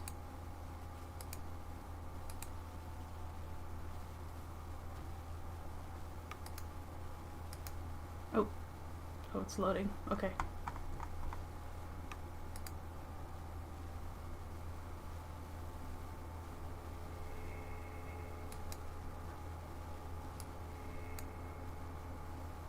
Oh, clip is doing a thing.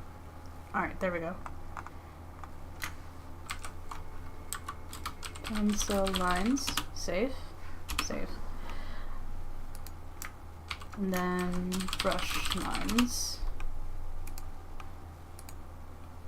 Object. My usual brush.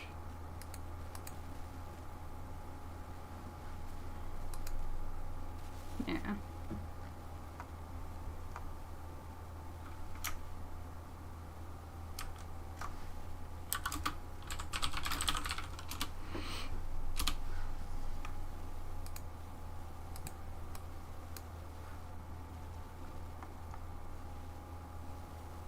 Save.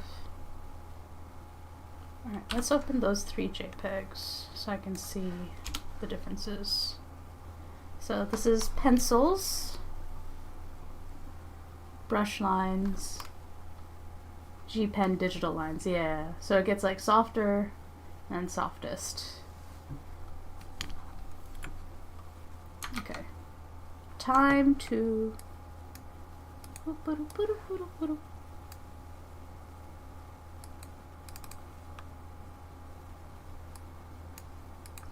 mail.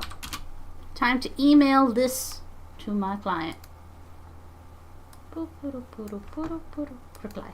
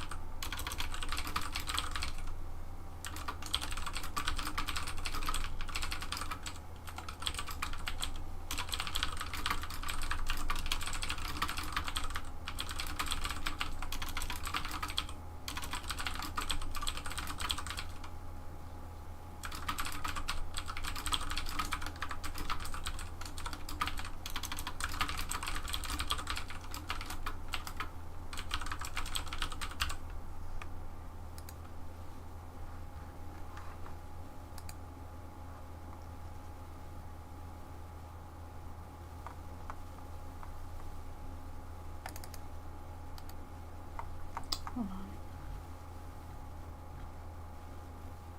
Slime summoners.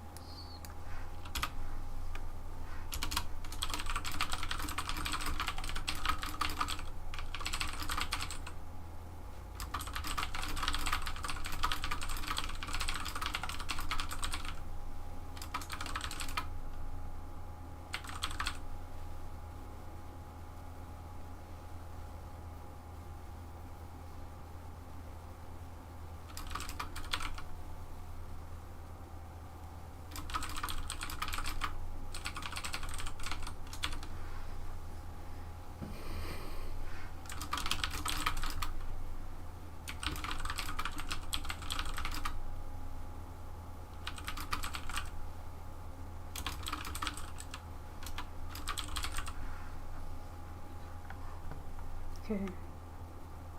Send.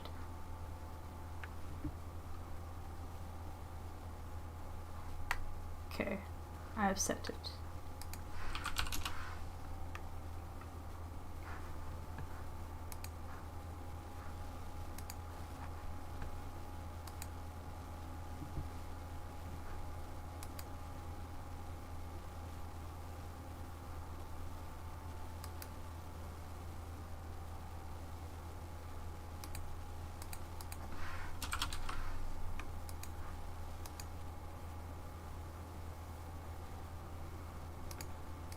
Alright, so that's done. We're done with this. Good job, us. Congratulations, everyone. We finished another to-do list item.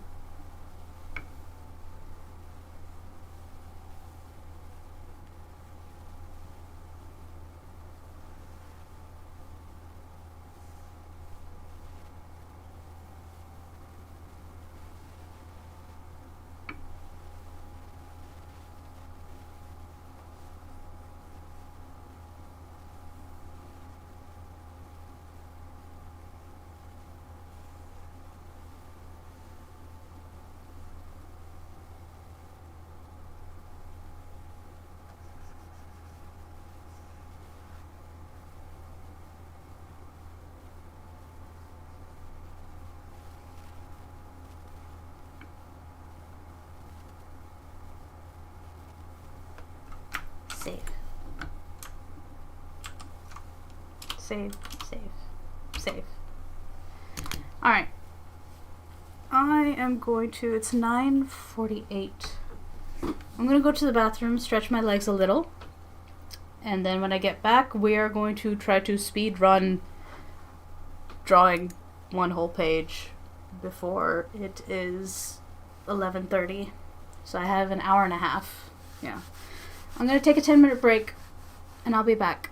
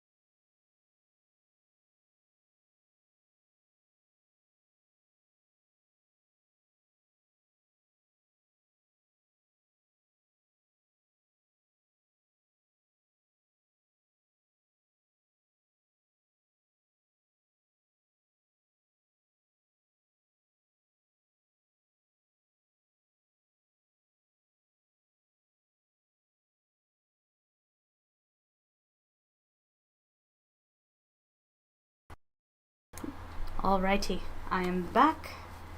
We have 1 hour and 15 minutes for me to work.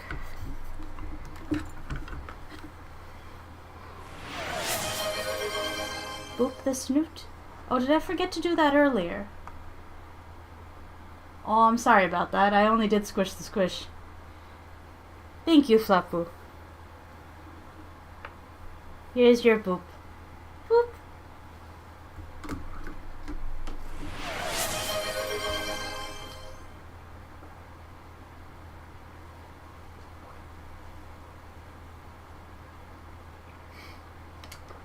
I hydrated.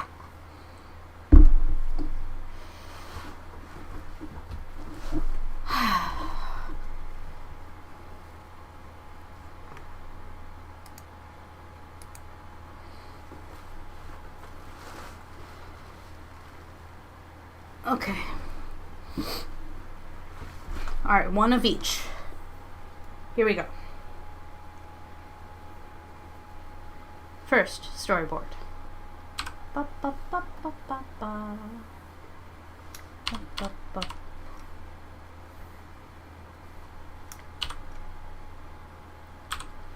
Alright.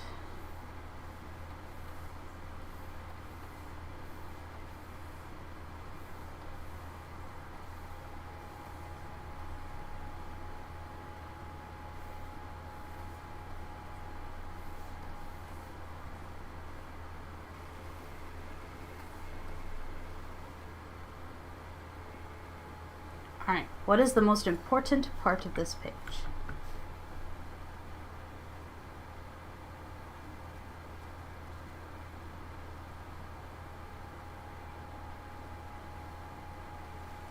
I think the most important one is this last bit. I have this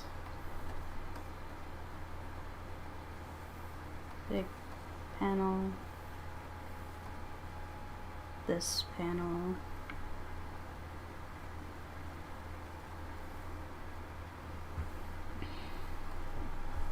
and so if it's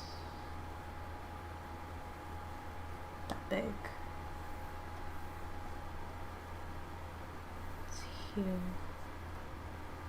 here.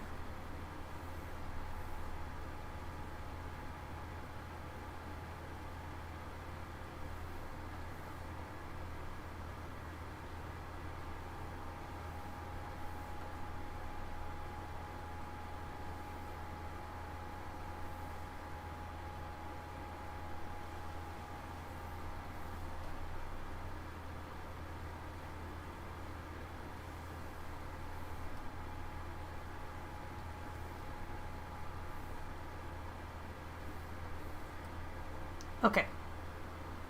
Yeah. Let's do this. Boop, boop, boop. Bop, bop. Bop.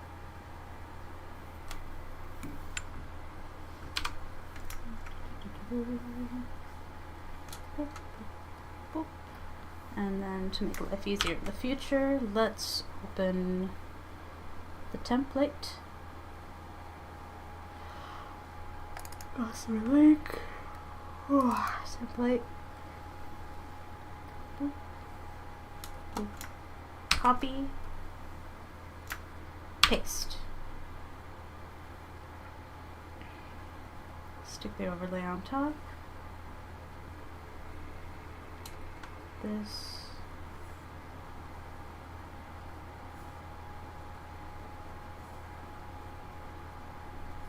Into the dialogue.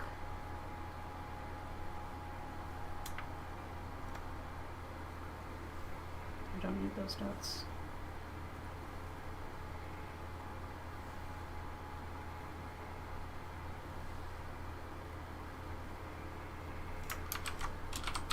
There we go. Now we have a storyboard layer.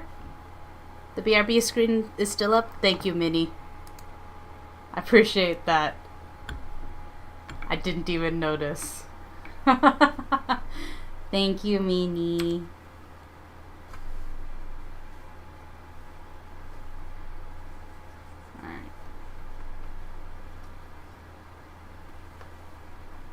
It's pretty, you like it up.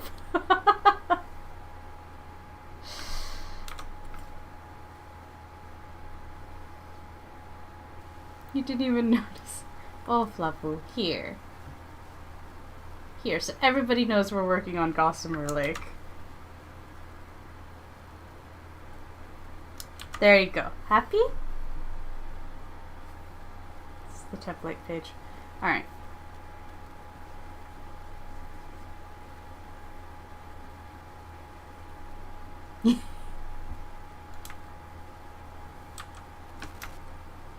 Oh, hold on.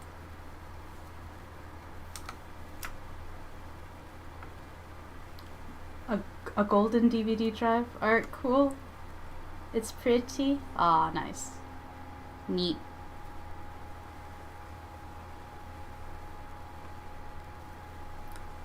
I also hope that it'll make it to where you don't lose it.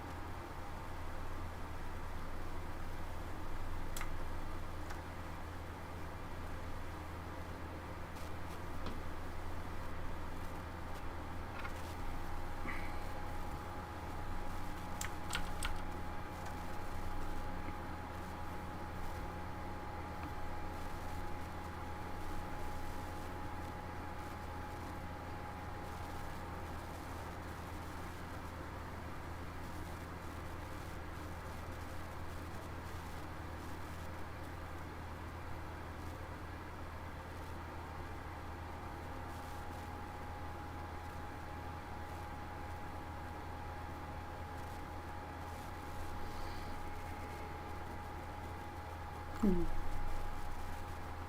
Okay.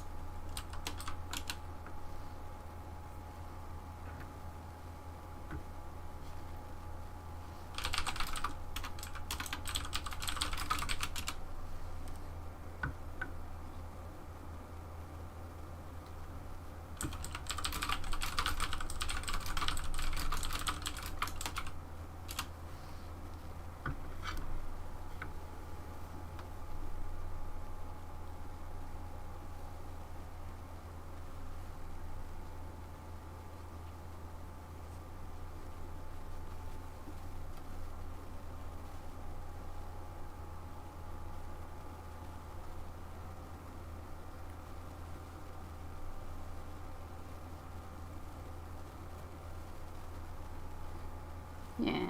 Alright, yeah, something I want to do is to make TikTok vids and reels again.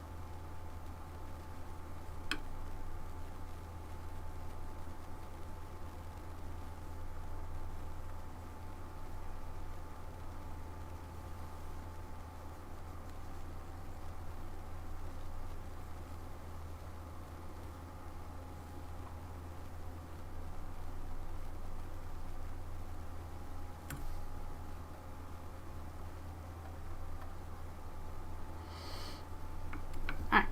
There's a storyboard save. Storyboard done.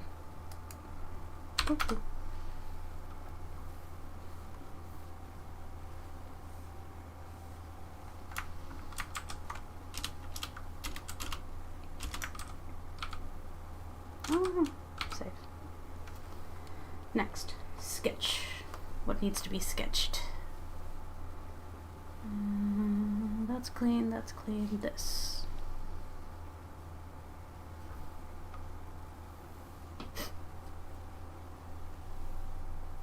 Oh, this needs a template. Open.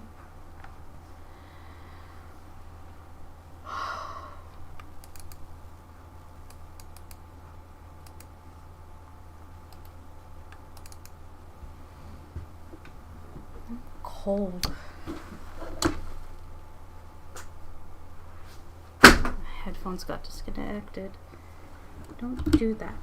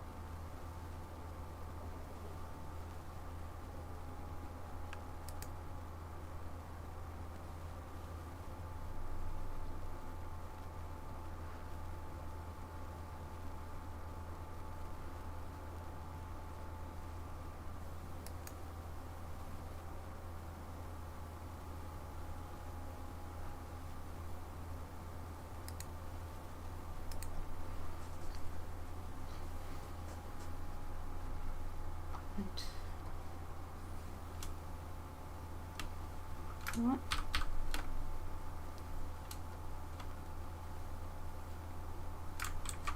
Sketch. Storyboard. Copy.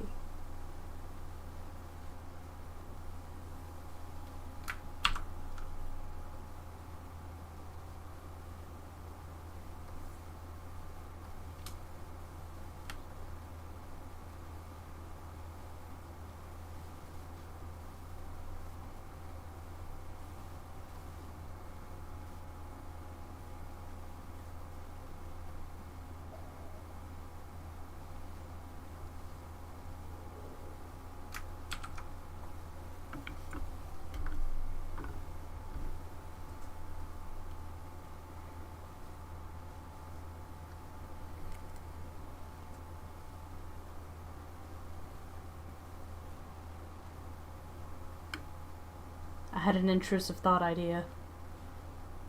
Escape room game. You know, something like the Room 3? To make an escape room? That could be a first-person 3D game that I could do in Godot. You had to solve puzzles. Get out of an escape room. I love those.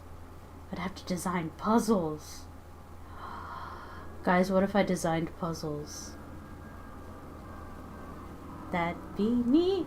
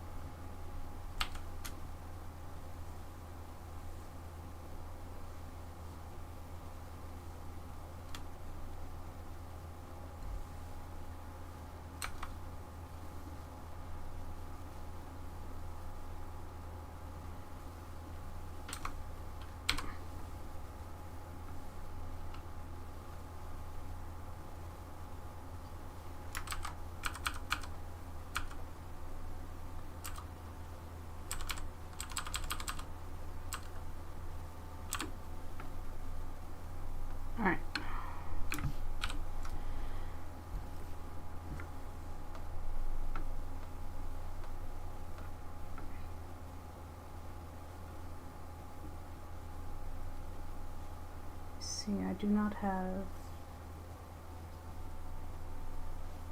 have a background for this.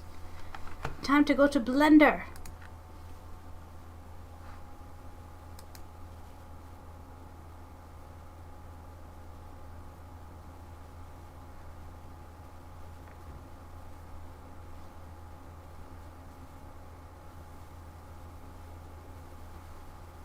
Oh, I don't have Blender pinned to my start. No wonder. I'm like, where is it?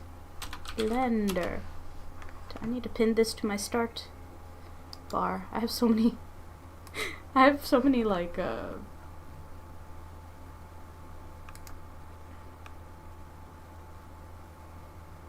Blender didn't like that. You could do it, Blender. I believe in you. Alright, it doesn't like opening from recent.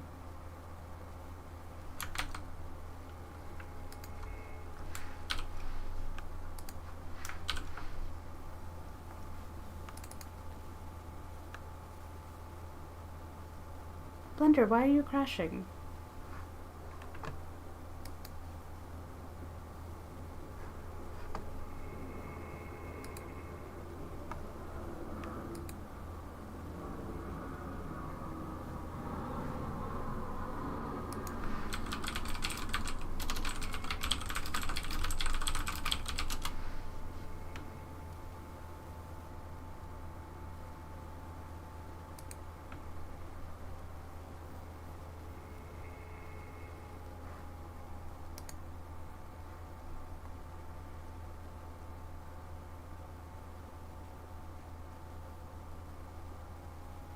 See.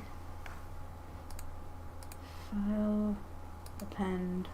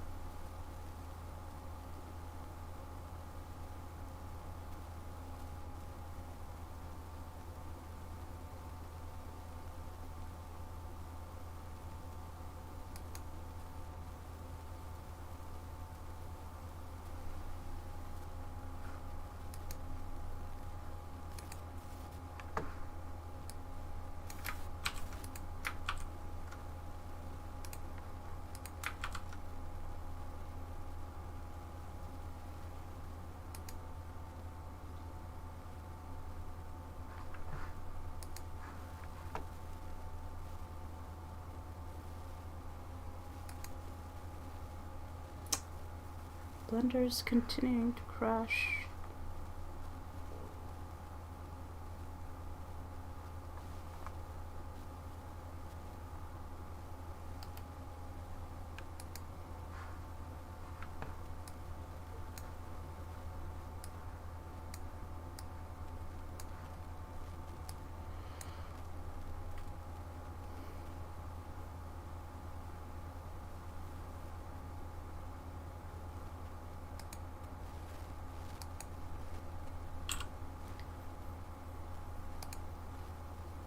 You know what?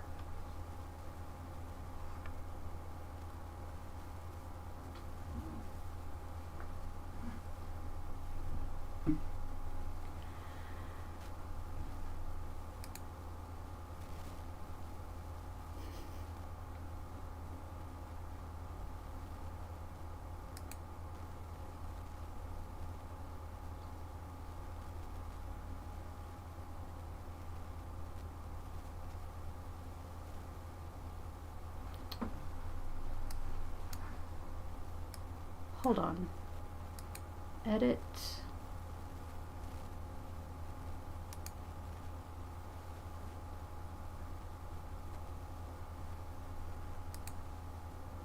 Alright, what if I try to open it from the file?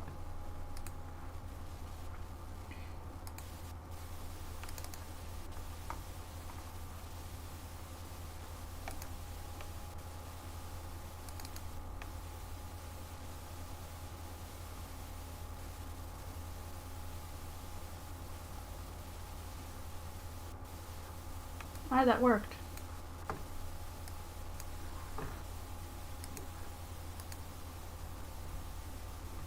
Alright, Blender finally decided to behave.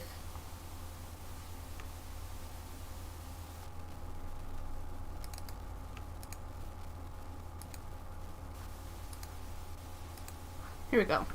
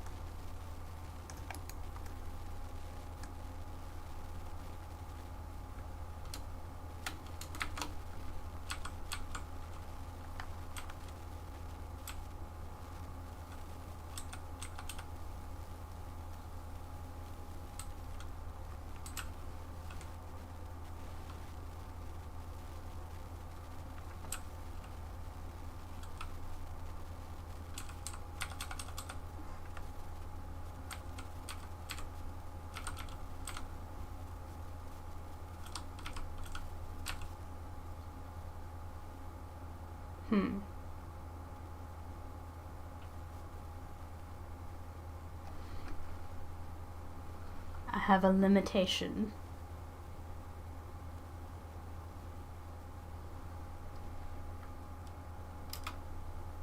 Oops.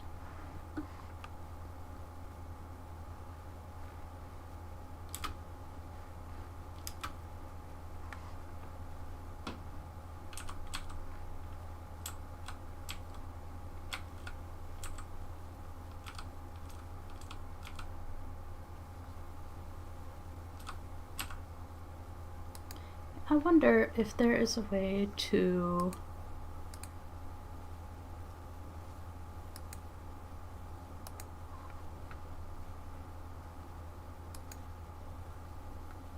scene.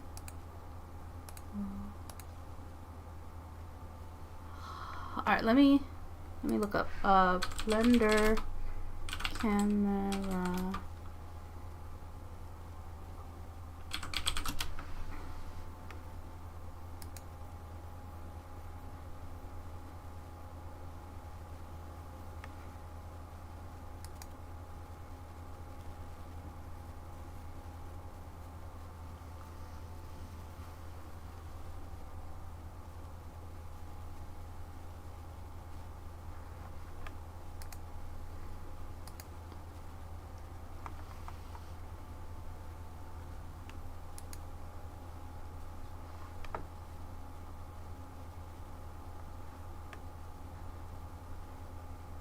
Location, rotation.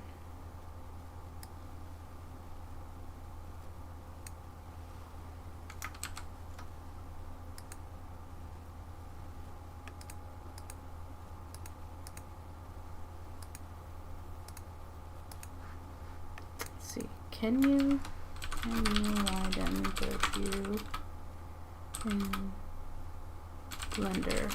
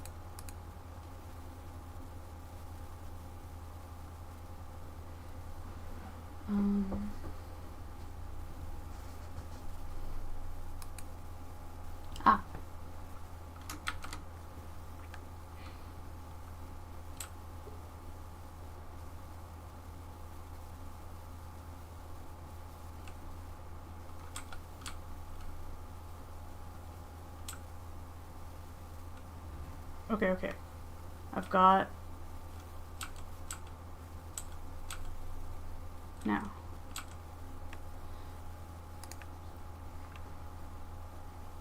Camera, I need camera clipping. Now that I know how to look through the camera's viewport.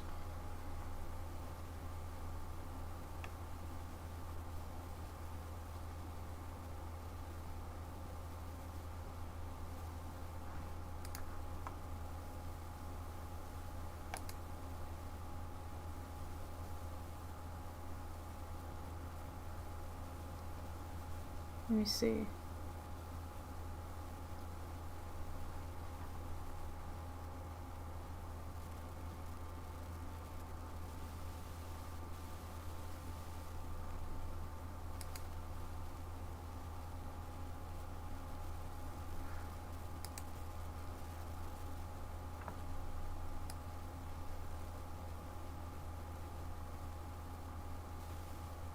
Okay. This, if we go back.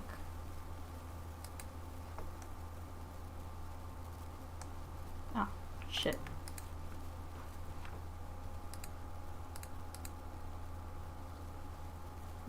View. Set camera. No.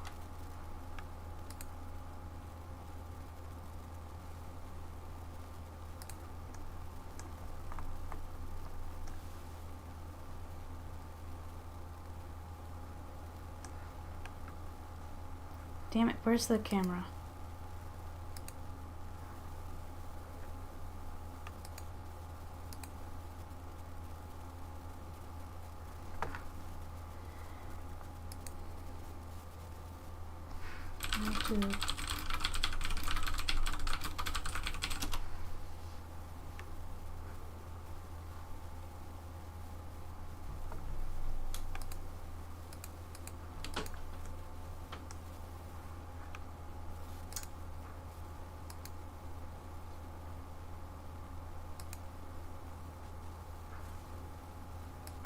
I've selected the camera.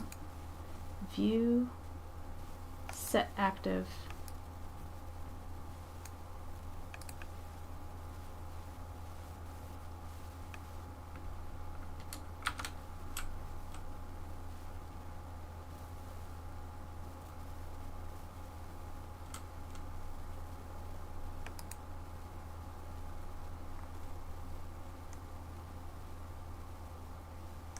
Heck. Where am I?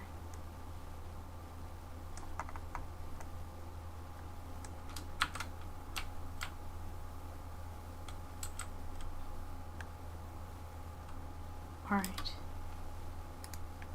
You. Camera. How do I move you around? Come over here. What are you doing? Come this way.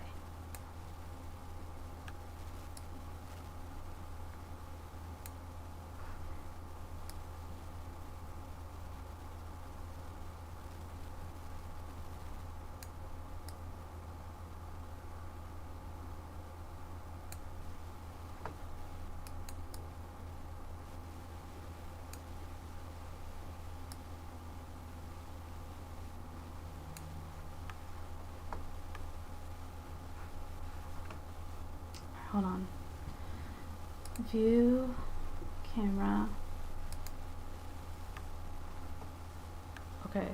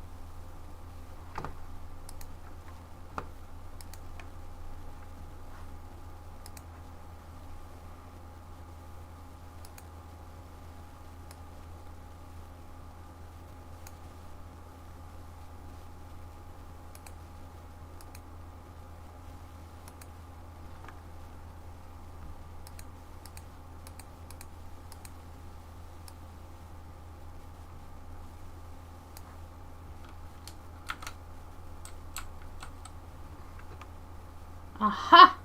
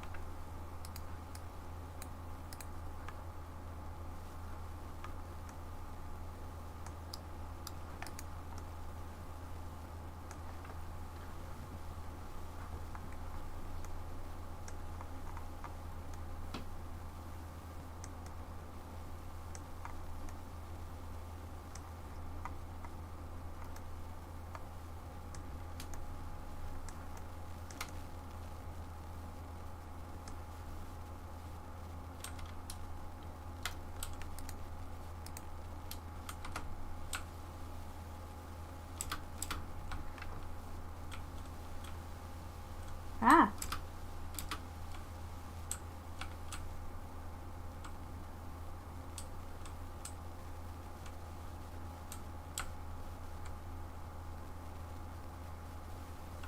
Oh god, what is this?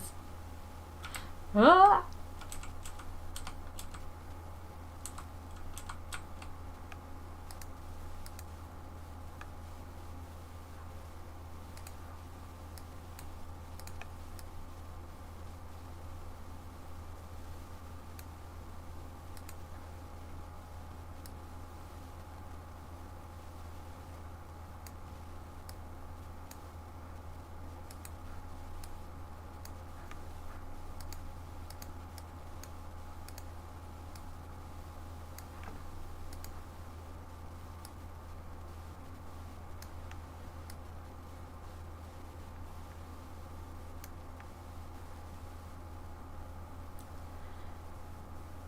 So, view.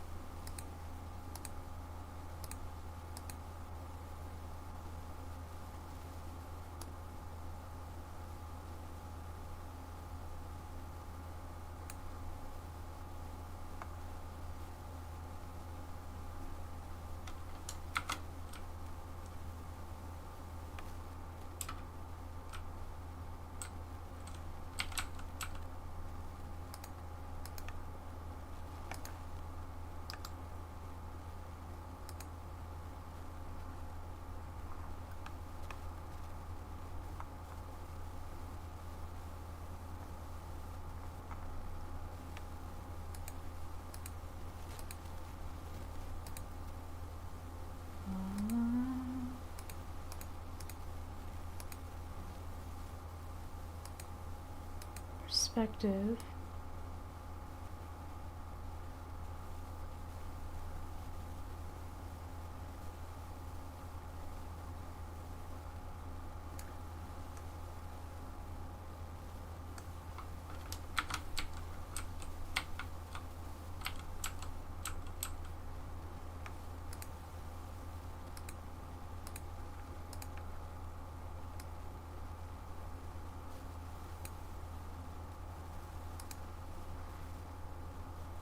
How do I straighten this out? God.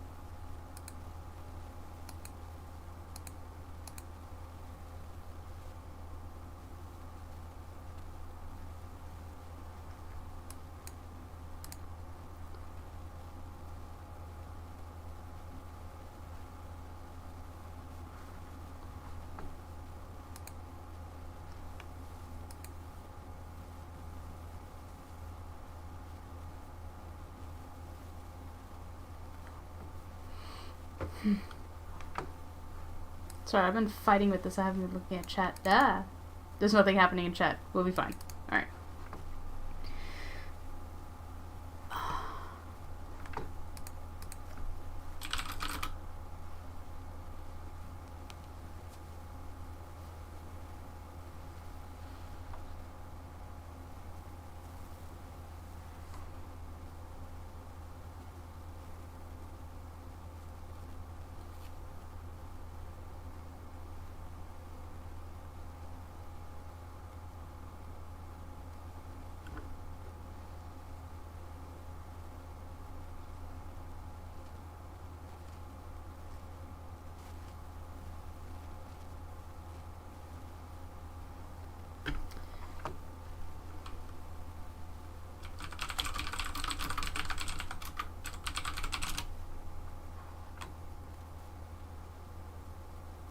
Enter camera view. How do I get into camera view? View, camera, active camera. Is this... Wait, which camera is this? Where am I? What's going on? How many cameras are there in this scene? Why is this so hard?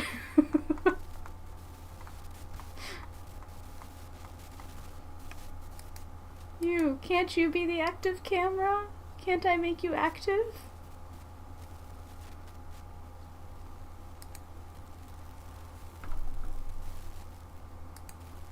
You know what?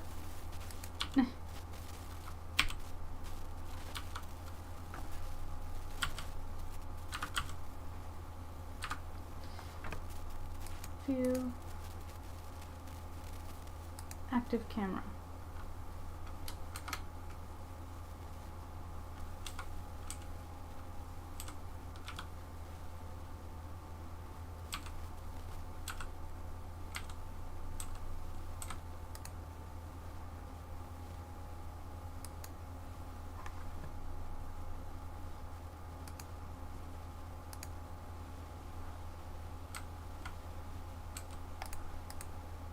Ah.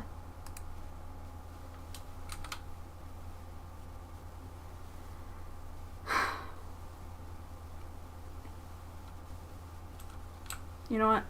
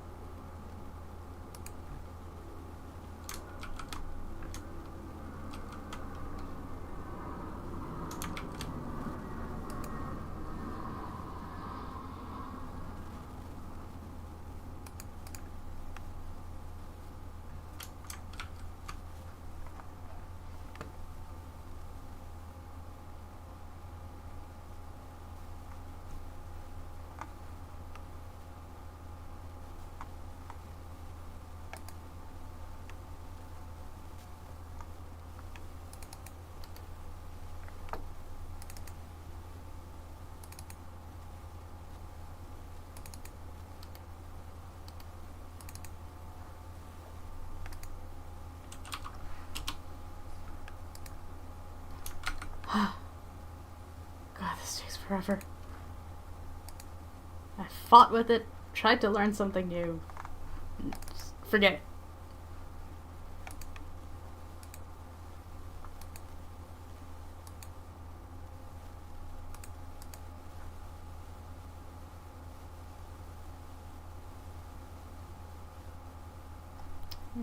Forget the background.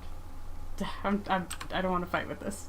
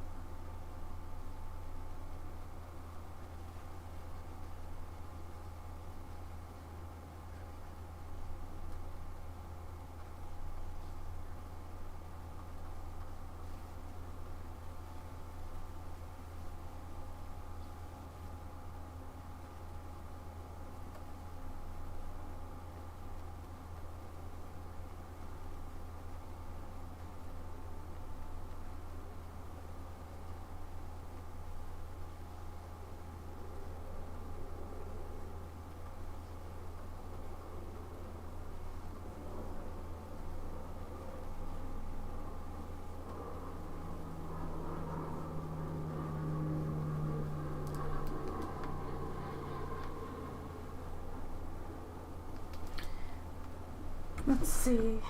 By the way, I convinced my longest RP partner that's not my IRL BFF to restart our first RP we had together.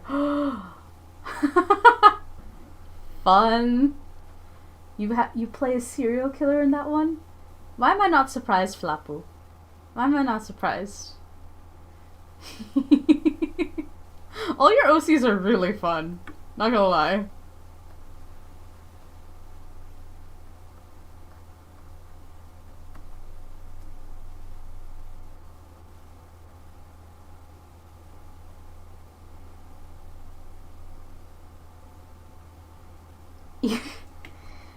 Flapu. Flapu. Now, on a fictional level, I will not disagree with you. I'd be a hypocritical fan of Hannibal if I'd said otherwise. But you must know that statement is disturbing. Just a little. I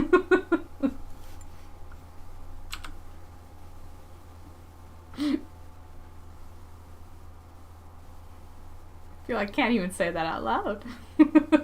Someone's gonna like take it out of context. No, fictionally, this is fine. Minnie. My mods are scary. Y'all are scary. Oh.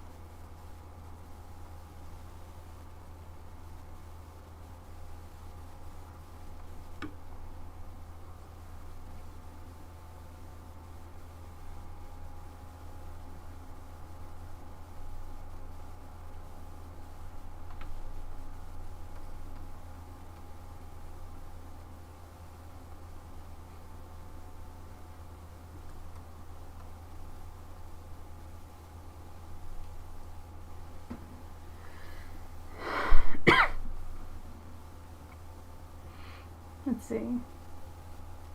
I amended it for you, the blood of my enemies. Okay.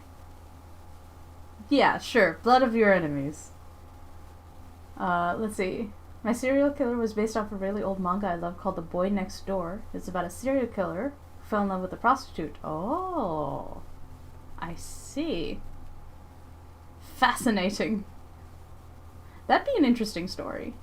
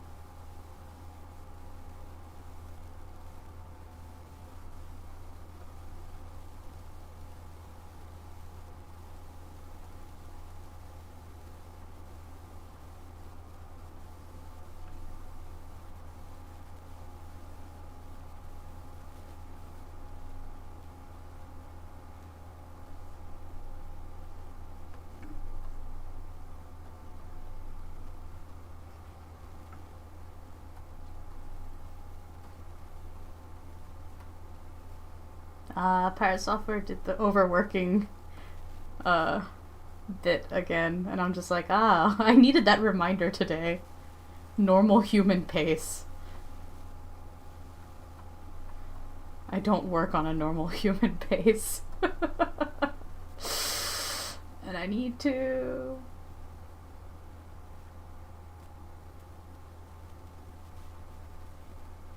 Normal human pace, in all caps, Flopper says. Let's see. His MO is killing prostitutes, specifically male prostitutes of young disposition. Oh no! In the end, he didn't kill the boy, but the death of the boy caused the serial killer to go on a murder spree before turning himself in. Oh no!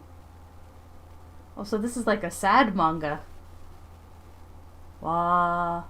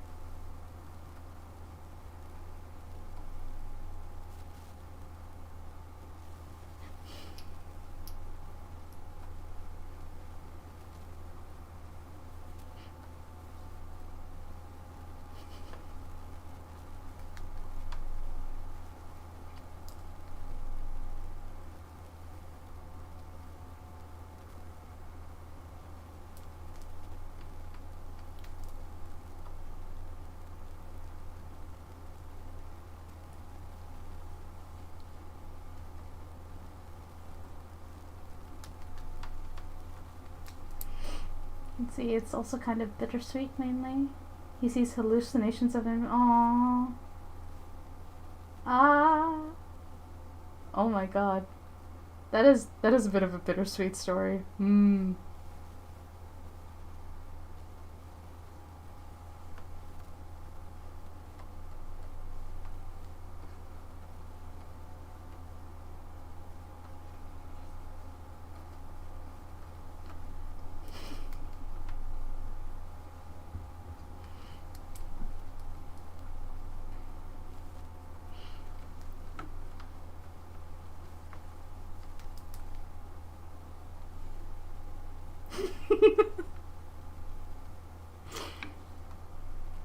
I really hope that Pirate Software wins his streamer thing. Oh. That's so dramatic. Flapu, I feel like I'm gonna have to read this manga. The Boy Next Door, you said? Oh. So it went from like a doomed romance to revenge plot.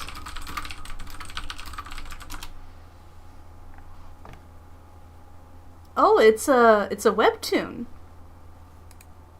Or no. Oh no, JK. There's a webtoon called that and I got confused and then I had to scroll down and I'm like, ah.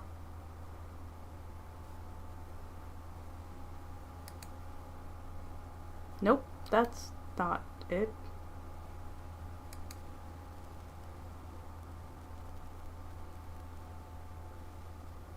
Oh, here we go. Is the main character Adrian? Horror, psychological romance. Ah. From 98? Is this it? I'll find it and put it into Rex. Thank you, Flapu. I found it on Wiki. So I have... Oh, I've been saying it wrong.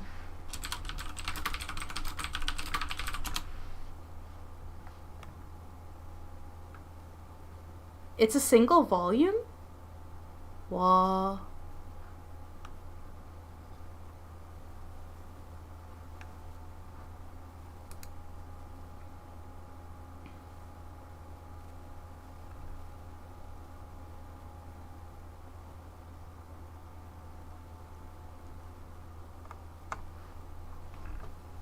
It's like 5 chapters, okay.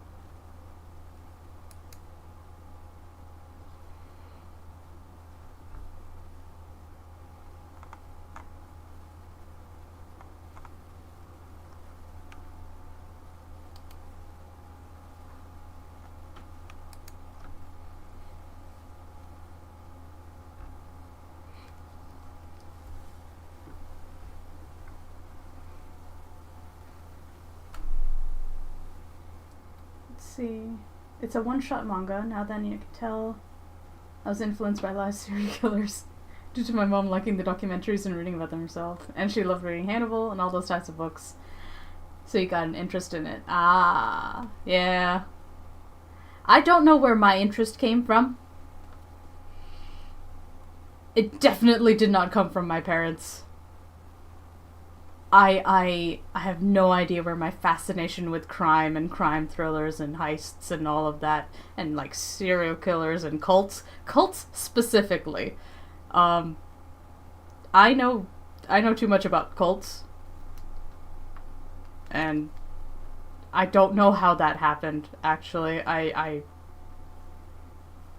have no idea. Maybe due to morbid fascination? Maybe. Maybe it's like, so with cults, it's the social aspect of it, right? Like the power and the control and the convincing of people of things. And so, like, cults and high demand religions have become a fascination for me. And I don't know, it may have to do with the fact that, like, I grew up as a kid that, like, followed all of the rules, and I could not understand why people would break the rules, because the rules had to be there for a reason. And as I get older, I'm like, some rules are bad rules, and they should not be there, actually. Or, like, some things that we've been told when we were younger are not true. We do not actually have to do X, Y, and Z for, like, unclear reasons. And so, like, I think there's a sense of betrayal, because I'm just like, now I'm just paying extra close attention to, like, well, if someone says that you should do this for such and such reason, like, is it valid? And why would you believe them? What causes people to, convince themselves? Like, what state do they have to be in? And then what state do cult leaders take advantage of people for? Like, and it's just, it's so gross to me that I'm like, I need to know everything about you because you're the worst. And I need to like, make sure I'm, like, extra informed. So I suppose it's morbid fascination combined with, like, I don't like this. I don't like this at all. And therefore I need to know everything about it. But, like, in an academic way, you know? I don't let it consume my life that there's hundreds of active cults in America alone, or that they've caused bad things, or bad things are happening to people that are in them. But to just, like, understand them, you know? Whereas individual criminals are fascinating case studies, I'm fascinated by the dynamics of social groups, I think. I think, like, the dynamics of relationships and groups are particularly of interest to me. Like, I don't know, the humanities, anthropology is something I wanted to study and just, like, learn things about. I don't know, humans as a grouping is always really interesting to me.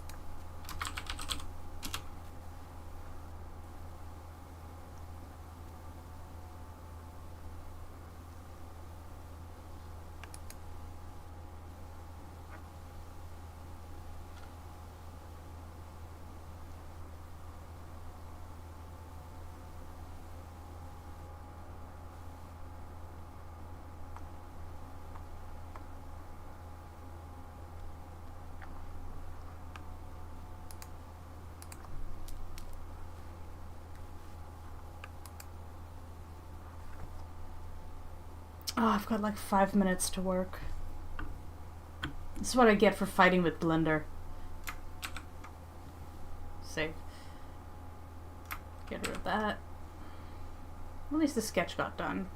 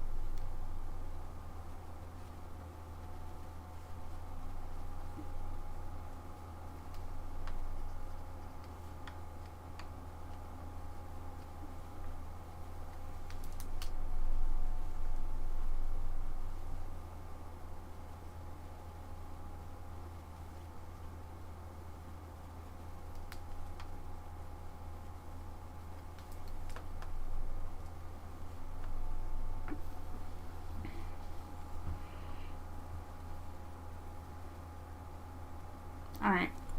I have to call it a day. I have to head out. I've worked right into the wire today. So, I need to turn off that. Righto. So I gotta go.